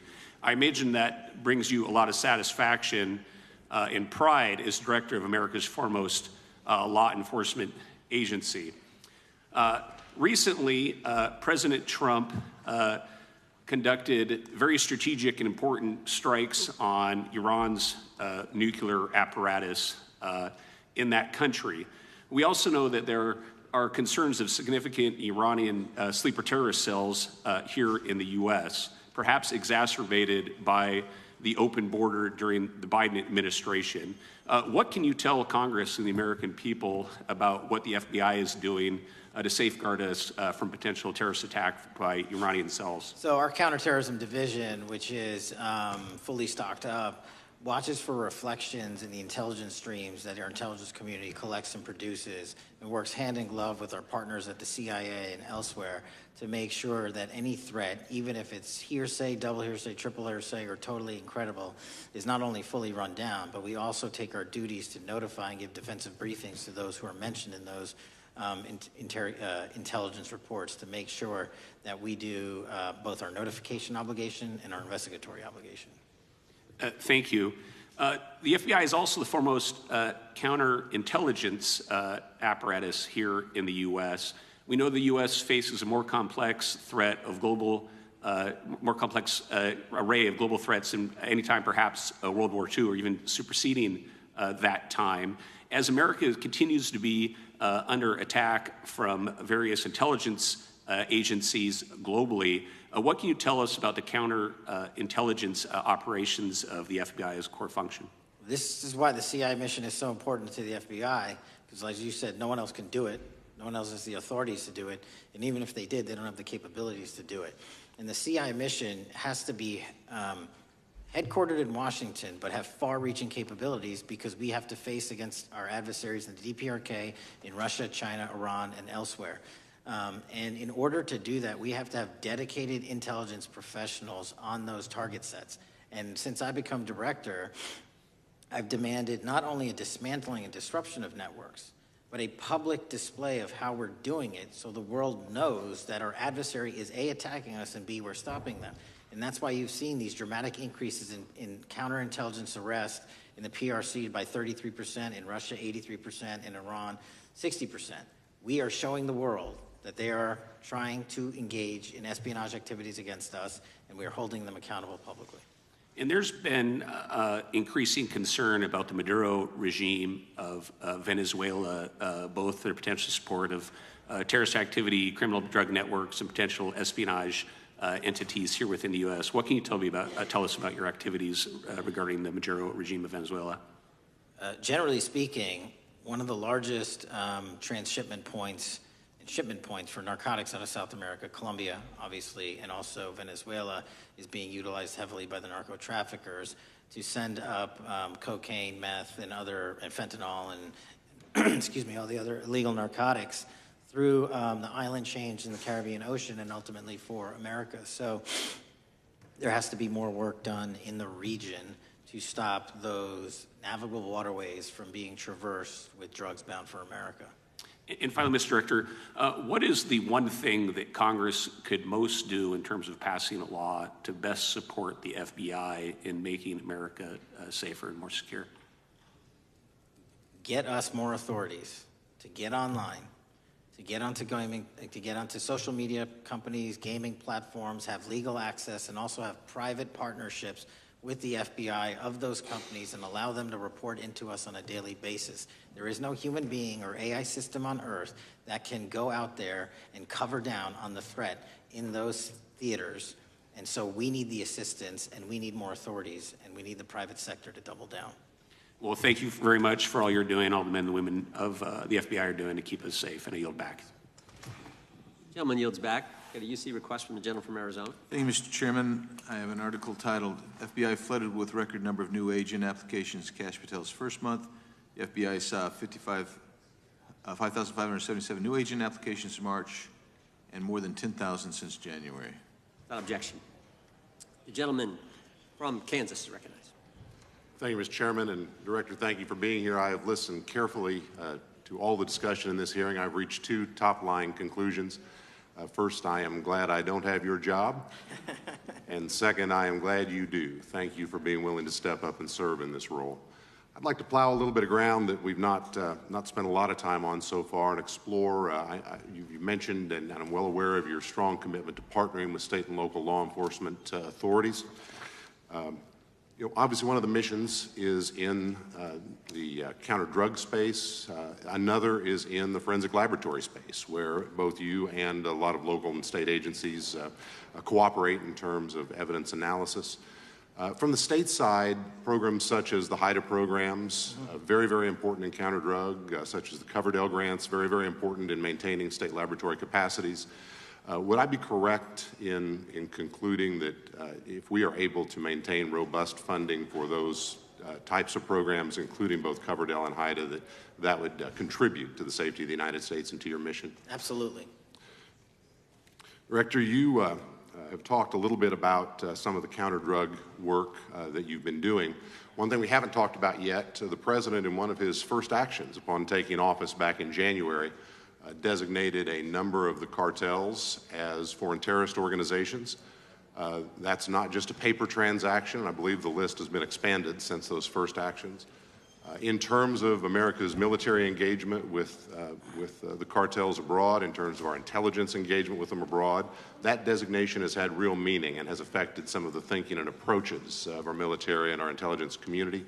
Can you talk a bit about how that designation might be affecting or should be affecting the FBI's approach to dealing with the domestic activities of the cartels? The simple way to analogize it is after 9/11 and the manhunt for the foreign terrorist organizations overseas in places like Afghanistan and Iraq, the FBI received certain authorities to go out there and dedicate a mission to go after them both lawfully and investigatorially and collect evidence and provide it to our agency partners.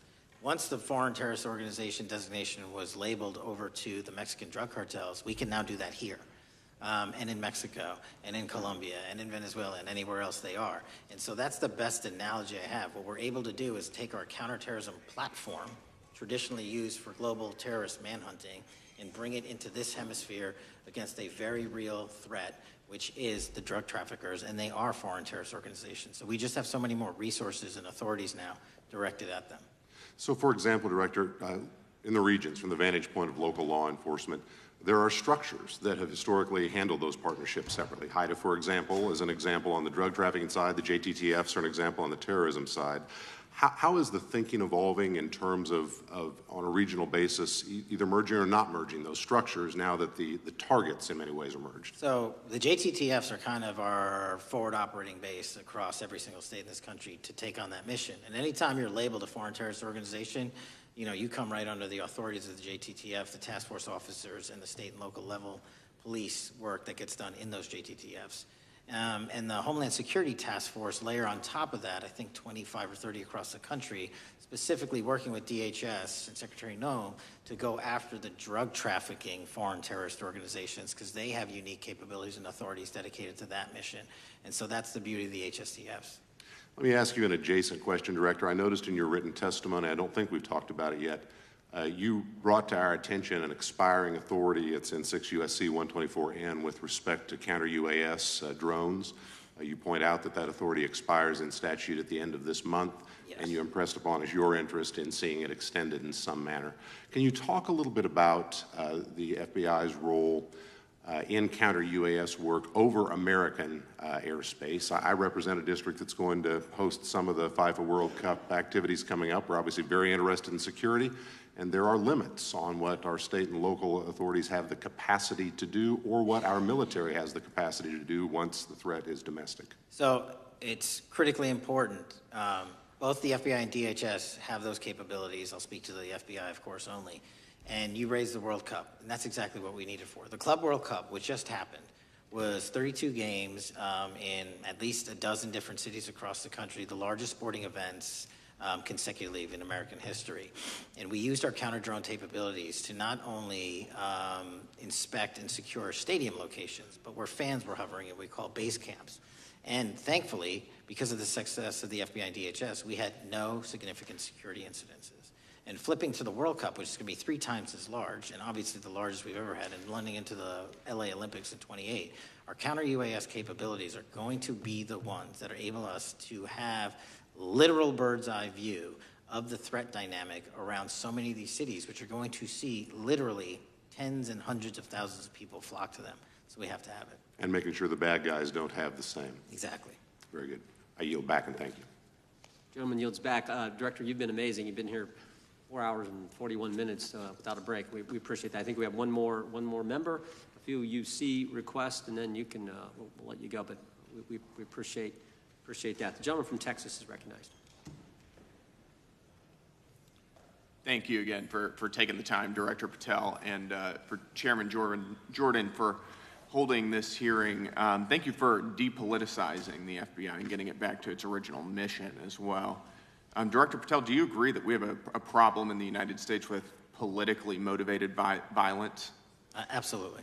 And I very much agree. I think we can all agree that political violence is wrong, it's evil, regardless of which side it comes from, and that we can all adamantly and vehemently reject it, or we certainly should. But one of the things that we've noticed recently is that affinity and tolerance for political violence is not equally distributed on both sides of the aisle. In fact, right now, social media is filled with leftists who are cheering on the murder of an iconic conservative political figure, Charlie Kirk.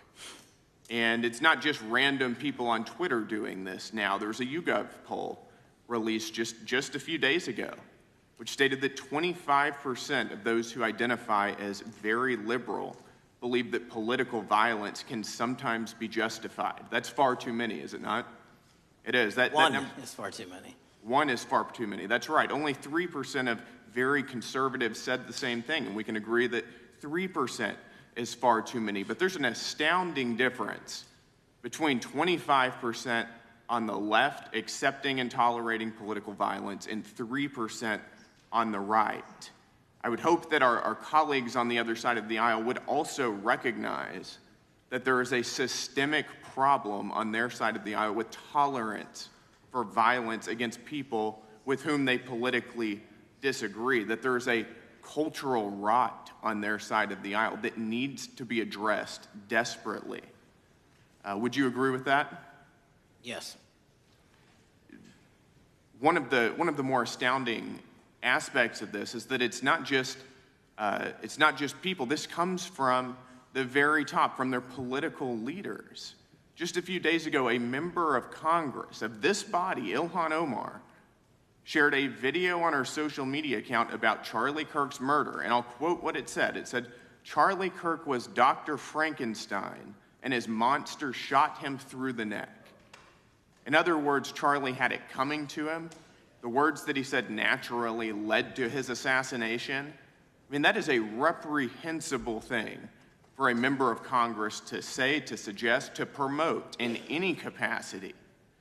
And there are people across this country who are losing their jobs for far less than this. And that, by the way, is a just response to acceptance and tolerance of political violence. It's amazing to me that the political left today, who were the originators and the cheerleaders of cancel culture, now have the backbone to attack conservatives for defending their assassinated friend. But there's a key difference here.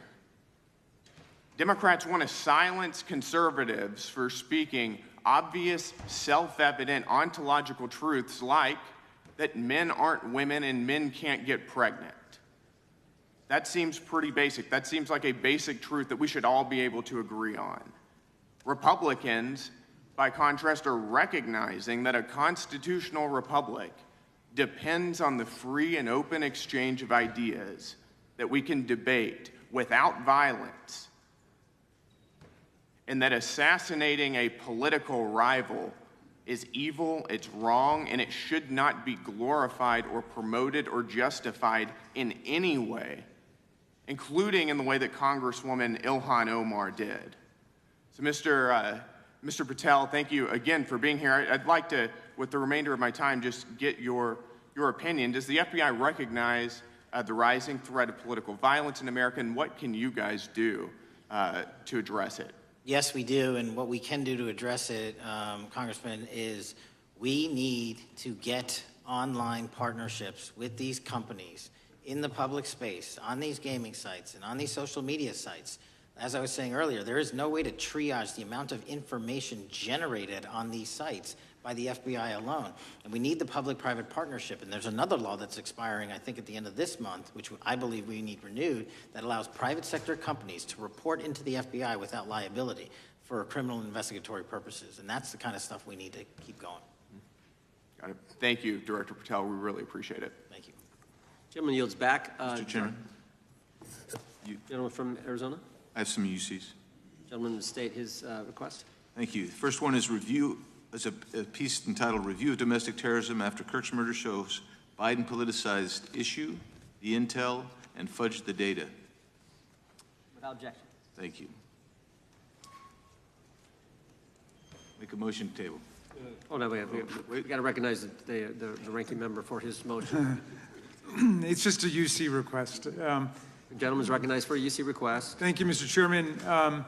This is the ADL report issued February 21, 2025, titled Murder and Extremism in the United States in 2024, concluding that for the third year in a row, every single extremist-related murder in the United States in 2024 was committed by right-wing extremists, 8 of the 13 involving white supremacists and 5 having connections to far-right anti-government extremists. Without objection. Gentlelady from Pennsylvania is recognized for unanimous consent. Yes, thank you. I have a couple articles here.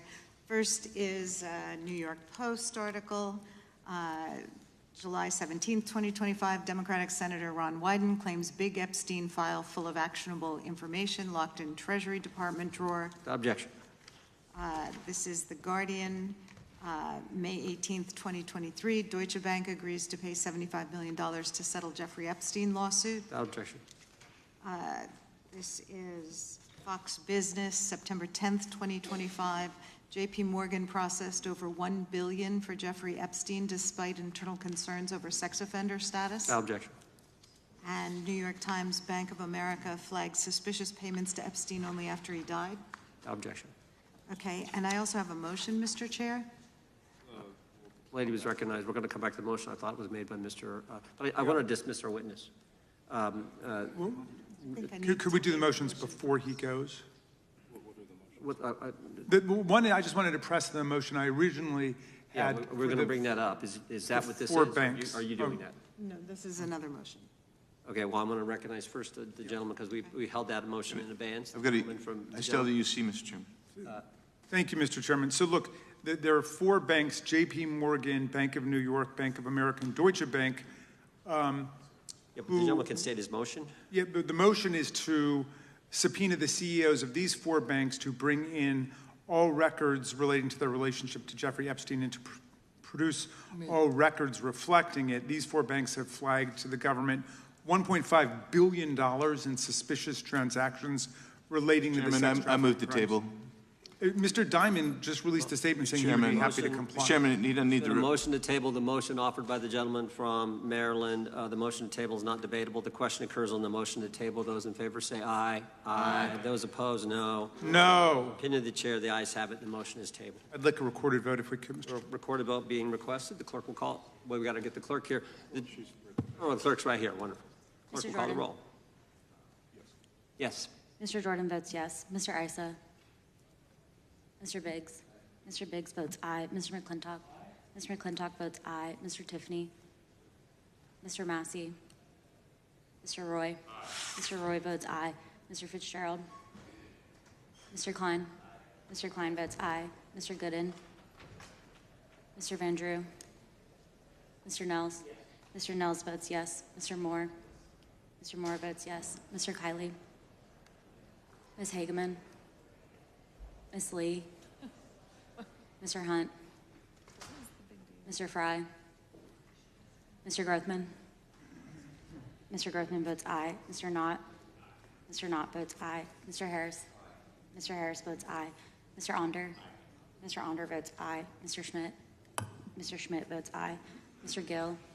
Mr. Gill votes aye. Mr. Baumgartner? Mr. Raskin? No. Mr. Raskin votes no. Mr. Nadler? No. Mr. Nadler votes no. Ms. Lofgren? No. Ms. Lofgren votes no. Mr. Cohen? Mr. Johnson? No. Mr. Johnson votes no. Mr. Swallow? No. Mr. Swallow votes no. Mr. Liu? Ms. Shiapal? Mr. Correa? Ms. Scanlon? No. Ms. Scanlon votes no. Mr. Neguse? No. Mr. Neguse votes no. Ms. McBath? Ms. McBath votes no. Ms. Ross? No. Ms. Ross votes no. Ms. Ballant? No. Ms. Ballant votes no. Mr. Garcia? No. Mr. Garcia votes no. Ms. Kamlager-Dove? Mr. Moskowitz? No. Mr. Moskowitz votes no. Mr. Goldman? Mr. Goldman? Ms. Crockett? No. Ms. Crockett votes no. Gentleman from Texas, Mr. Gooden. Mr. Gooden? You're a no. You're a no. Lance? Mr. Gooden votes yes. Mr. Chairman, how am I recorded? Gentleman from New York. Mr. Goldman, you're not recorded. No. Mr. Goldman votes no.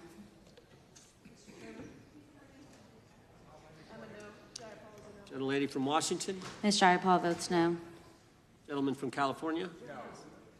Gentlelady from California. No. Mr. Liu votes no. Ms. Kamlager-Dove votes no. Gentleman from Kentucky. Mr. Massey votes no. Director, I want to thank you again for being here. While we're waiting for members to get back to record their vote, you don't need to stay around for these kind of motions. We appreciate the service you're providing the country, appreciate your testimony today, and appreciate the fact that you did it 5 hours straight. That's amazing. So God bless you and keep up the good work. The witness is dismissed. I know, but I'm dismissing the witness. I don't think nothing involved. I'll just put them in the record. Mr. Chairman, we're still waiting for members to come back to record their vote on the motion offered by the gentleman from... No, I just, as a point of order, I just wanted to establish that the dismissal of the witness doesn't affect the viability of any of the motions. No, the committee's still going. How many members do we need?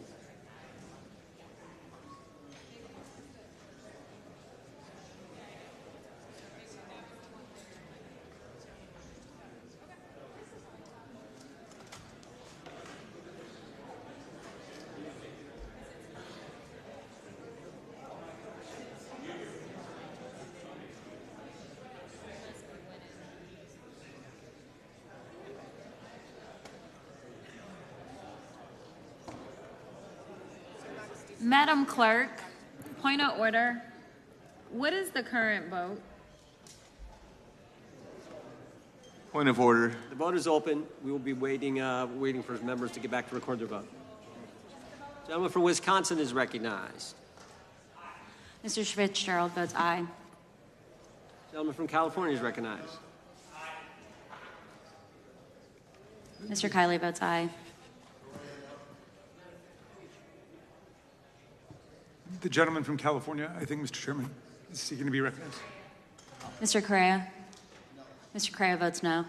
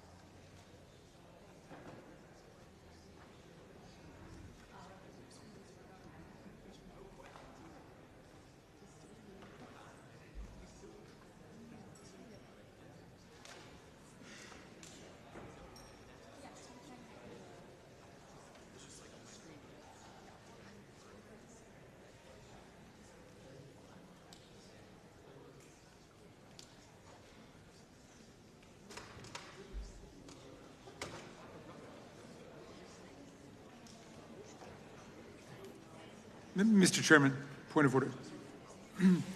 Gentleman may state his point.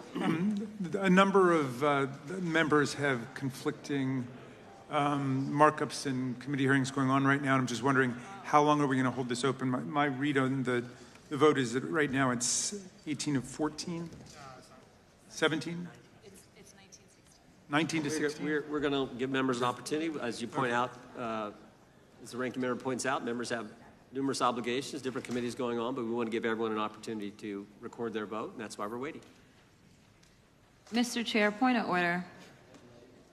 We'll state a point of order.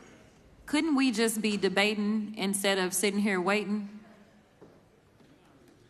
There's a motion on the table. There was a motion offered by the ranking member, a motion offered motion to table offered by a member, and that's what's on the table right Mr. now. Vendry, you are not recorded. Mr. Vendry votes yes. Right.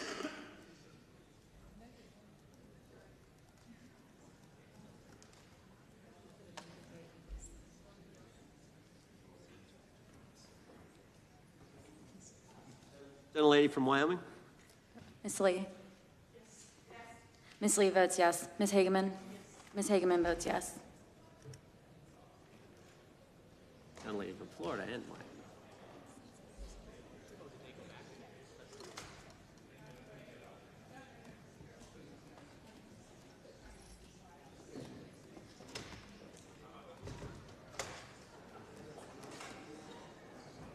Mr. Knott, you're recorded as yes. Gentleman from Wisconsin. Mr. Tiffany? Mr. Tiffany votes aye. Clerk will report. Mr. Chairman, there are 20 ayes and 19 noes. The ayes have it. The motion is tabled. The gentlelady is recognized from Pennsylvania. Thank you, Mr. For what purpose? I have a motion. Gentlelady may state the motion. Okay. Pursuant to Clause 2K6 of Rule 11, I move that the committee subpoena U.S. Treasury Secretary Bessent to produce or otherwise make available to the committee all suspicious activity reports in the possession of the Treasury Department, identifying the roughly $1.5 billion in suspicious transactions. California is recognized. I move to lay the motion on the table. The motion is not debatable. I didn't finish. She hadn't completed the motion. Is it proper to cut it off before it's completed, Mr. Chairman? Finish your last sentence there. The gentlelady can finish. Okay, so we're asking them to identify the roughly $1.5 billion in suspicious transactions related to the sex trafficking crimes of Epstein, Maxwell, and their co-conspirators. And as we know, Mr. Patel said that the Treasury might have that information. The motion on the table. Yep. The motion is not debatable. The question occurs on the motion to table. Those in favor say aye. Aye. Those opposed, no. No. I request a recorded vote. Recorded vote being requested. The clerk will call the roll. Mr. Jordan? Yes. Mr. Jordan votes yes. Mr. Issa? Yes. Mr. Issa votes yes. Mr. Biggs? Mr. Biggs votes aye. Mr. McClintock? Mr. McClintock votes aye. Mr. Tiffany? Mr. Tiffany votes aye. Mr. Massey? Mr. Massey votes no. Mr. Roy? Mr. Roy votes aye. Mr. Fitzgerald? Mr. Fitzgerald votes aye. Mr. Klein? Mr. Klein votes aye. Mr. Gooden? Mr. Gooden votes aye. Mr. Van Drew? Yes. Mr. Van Drew votes yes. Mr. Nels? Mr. Nels votes yes. Mr. Moore? Mr. Moore votes yes. Mr. Kiley? Mr. Kiley votes aye. Ms. Hageman? Ms. Hageman votes aye. Ms. Lee? Ms. Lee votes aye. Mr. Hunt? Mr. Fry? Mr. Fry votes aye. Mr. Grothman? Mr. Grothman votes aye. Mr. Knott? Mr. Knott votes aye. Mr. Harris? Mr. Harris votes aye. Mr. Onder? Mr. Onder votes aye. Mr. Schmidt? Mr. Schmidt votes aye. Mr. Gill? Mr. Gill votes aye. Mr. Baumgartner? Mr. Baumgartner votes aye. Mr. Raskin? No. Mr. Raskin votes no. Mr. Nadler? No. Mr. Nadler votes no. Ms. Lofgren? Ms. Lofgren votes no. Mr. Cohen? Mr. Johnson? Mr. Johnson votes no. Mr. Swallow? Mr. Swallow votes no. Mr. Liu? Ms. Jayapal? Mr. Correa? Ms. Scanlon? No. Ms. Scanlon votes no. Mr. Neguse? Ms. McBath? Ms. Ross? No. Ms. Ross votes no. Ms. Ballant? No. Ms. Ballant votes no. Mr. Garcia? No. Mr. Garcia votes no. Ms. Kamlager-Dove? Mr. Moskowitz? Mr. Goldman? No. Mr. Goldman votes no. Ms. Crockett? No. Ms. Crockett votes no. Ms. Jayapal votes no. Gentlelady from California. Ms. Kamlager-Dove is not recorded. No. Ms. Kamlager-Dove votes no. Gentleman from California. Mr. Liu, you are not recorded. No. Mr. Liu votes no. Mr. Moskowitz? No. Mr. Moskowitz votes no.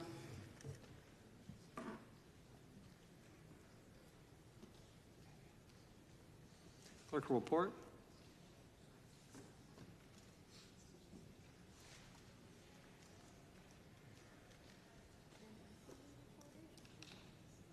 Mr. Chairman, there are 23 ayes and 16 noes. Motion to table carries. Mr. Chairman, I have a motion. Gentleman can state his motion, is recognized to state his motion. Great. I hope that champion of free speech, Mr. McClintock, lets me read it.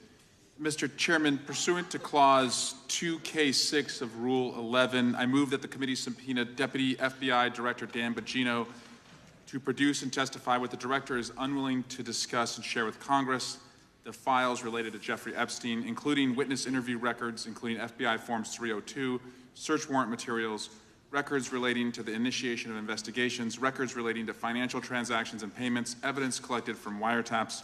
The FBI director said today that they've already released these documents. Bongino has reportedly considered resigning from his position over the refusal to release the full Epstein files. I'm delighted to see that my colleague can read, and I move to lay his motion on the table. Motion is not debatable. The question occurs on the motion to table. Those in favor will say aye. Aye. Those opposed, no. No. Opinion of the chair, the ayes have it, and the motion is tabled. I also can call for a vote, Mr. Chairman, recorded vote. Recorded vote being requested. The clerk will report, or well, excuse me, call the roll. Mr. Jordan? Yes. Mr. Jordan votes yes. Mr. Issa? Yes. Mr. Issa votes yes. Mr. Biggs? Mr. Biggs votes aye. Mr. McClintock? Mr. McClintock votes aye. Mr. Tiffany? Mr. Massey? No. Mr. Massey votes no. Mr. Roy? Mr. Roy votes aye. Mr. Fitzgerald?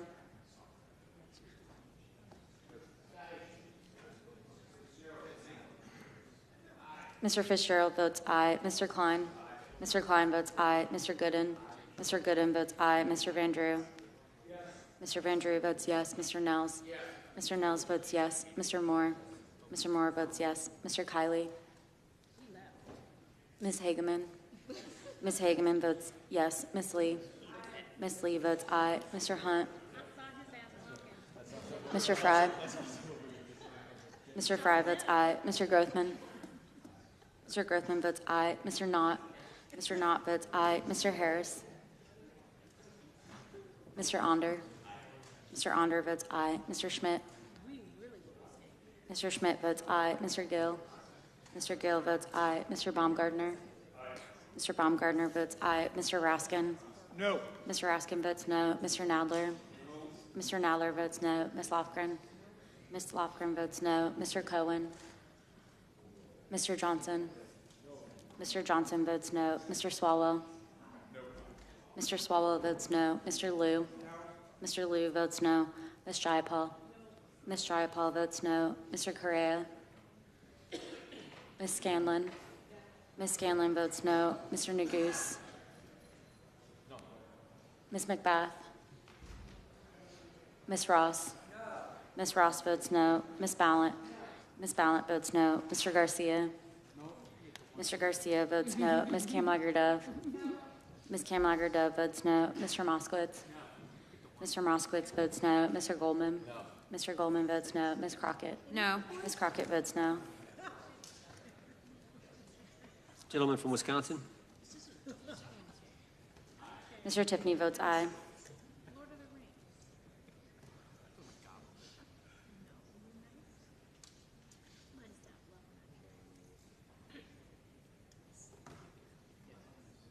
Clerk will report.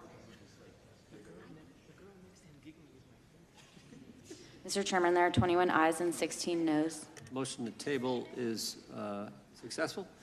That concludes today's. Nope, I've got one. The gentlelady from Texas is recognized. Thank you, Mr. Chair. I'll tell y'all when I'm done reading.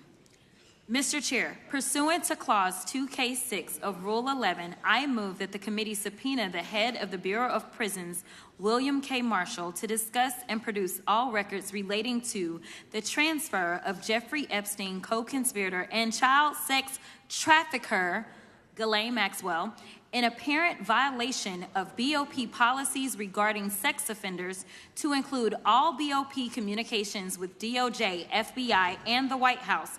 BOP transferred Maxwell to a minimum security camp Chairman. following her interview with President from Trump's California is former recognized. personal Move to lay the motion attorney on the table. and now Deputy There's been a Attorney motion. General Todd Blanche. Motion to I am table done reading is now. not debatable. This question occurs on the motion to table. Those in favor will say aye. Aye. Those opposed, no. No, Opinion of the chair, the ayes have it. I'd ask for a recorded vote. Recorded vote being requested. The clerk will call the roll.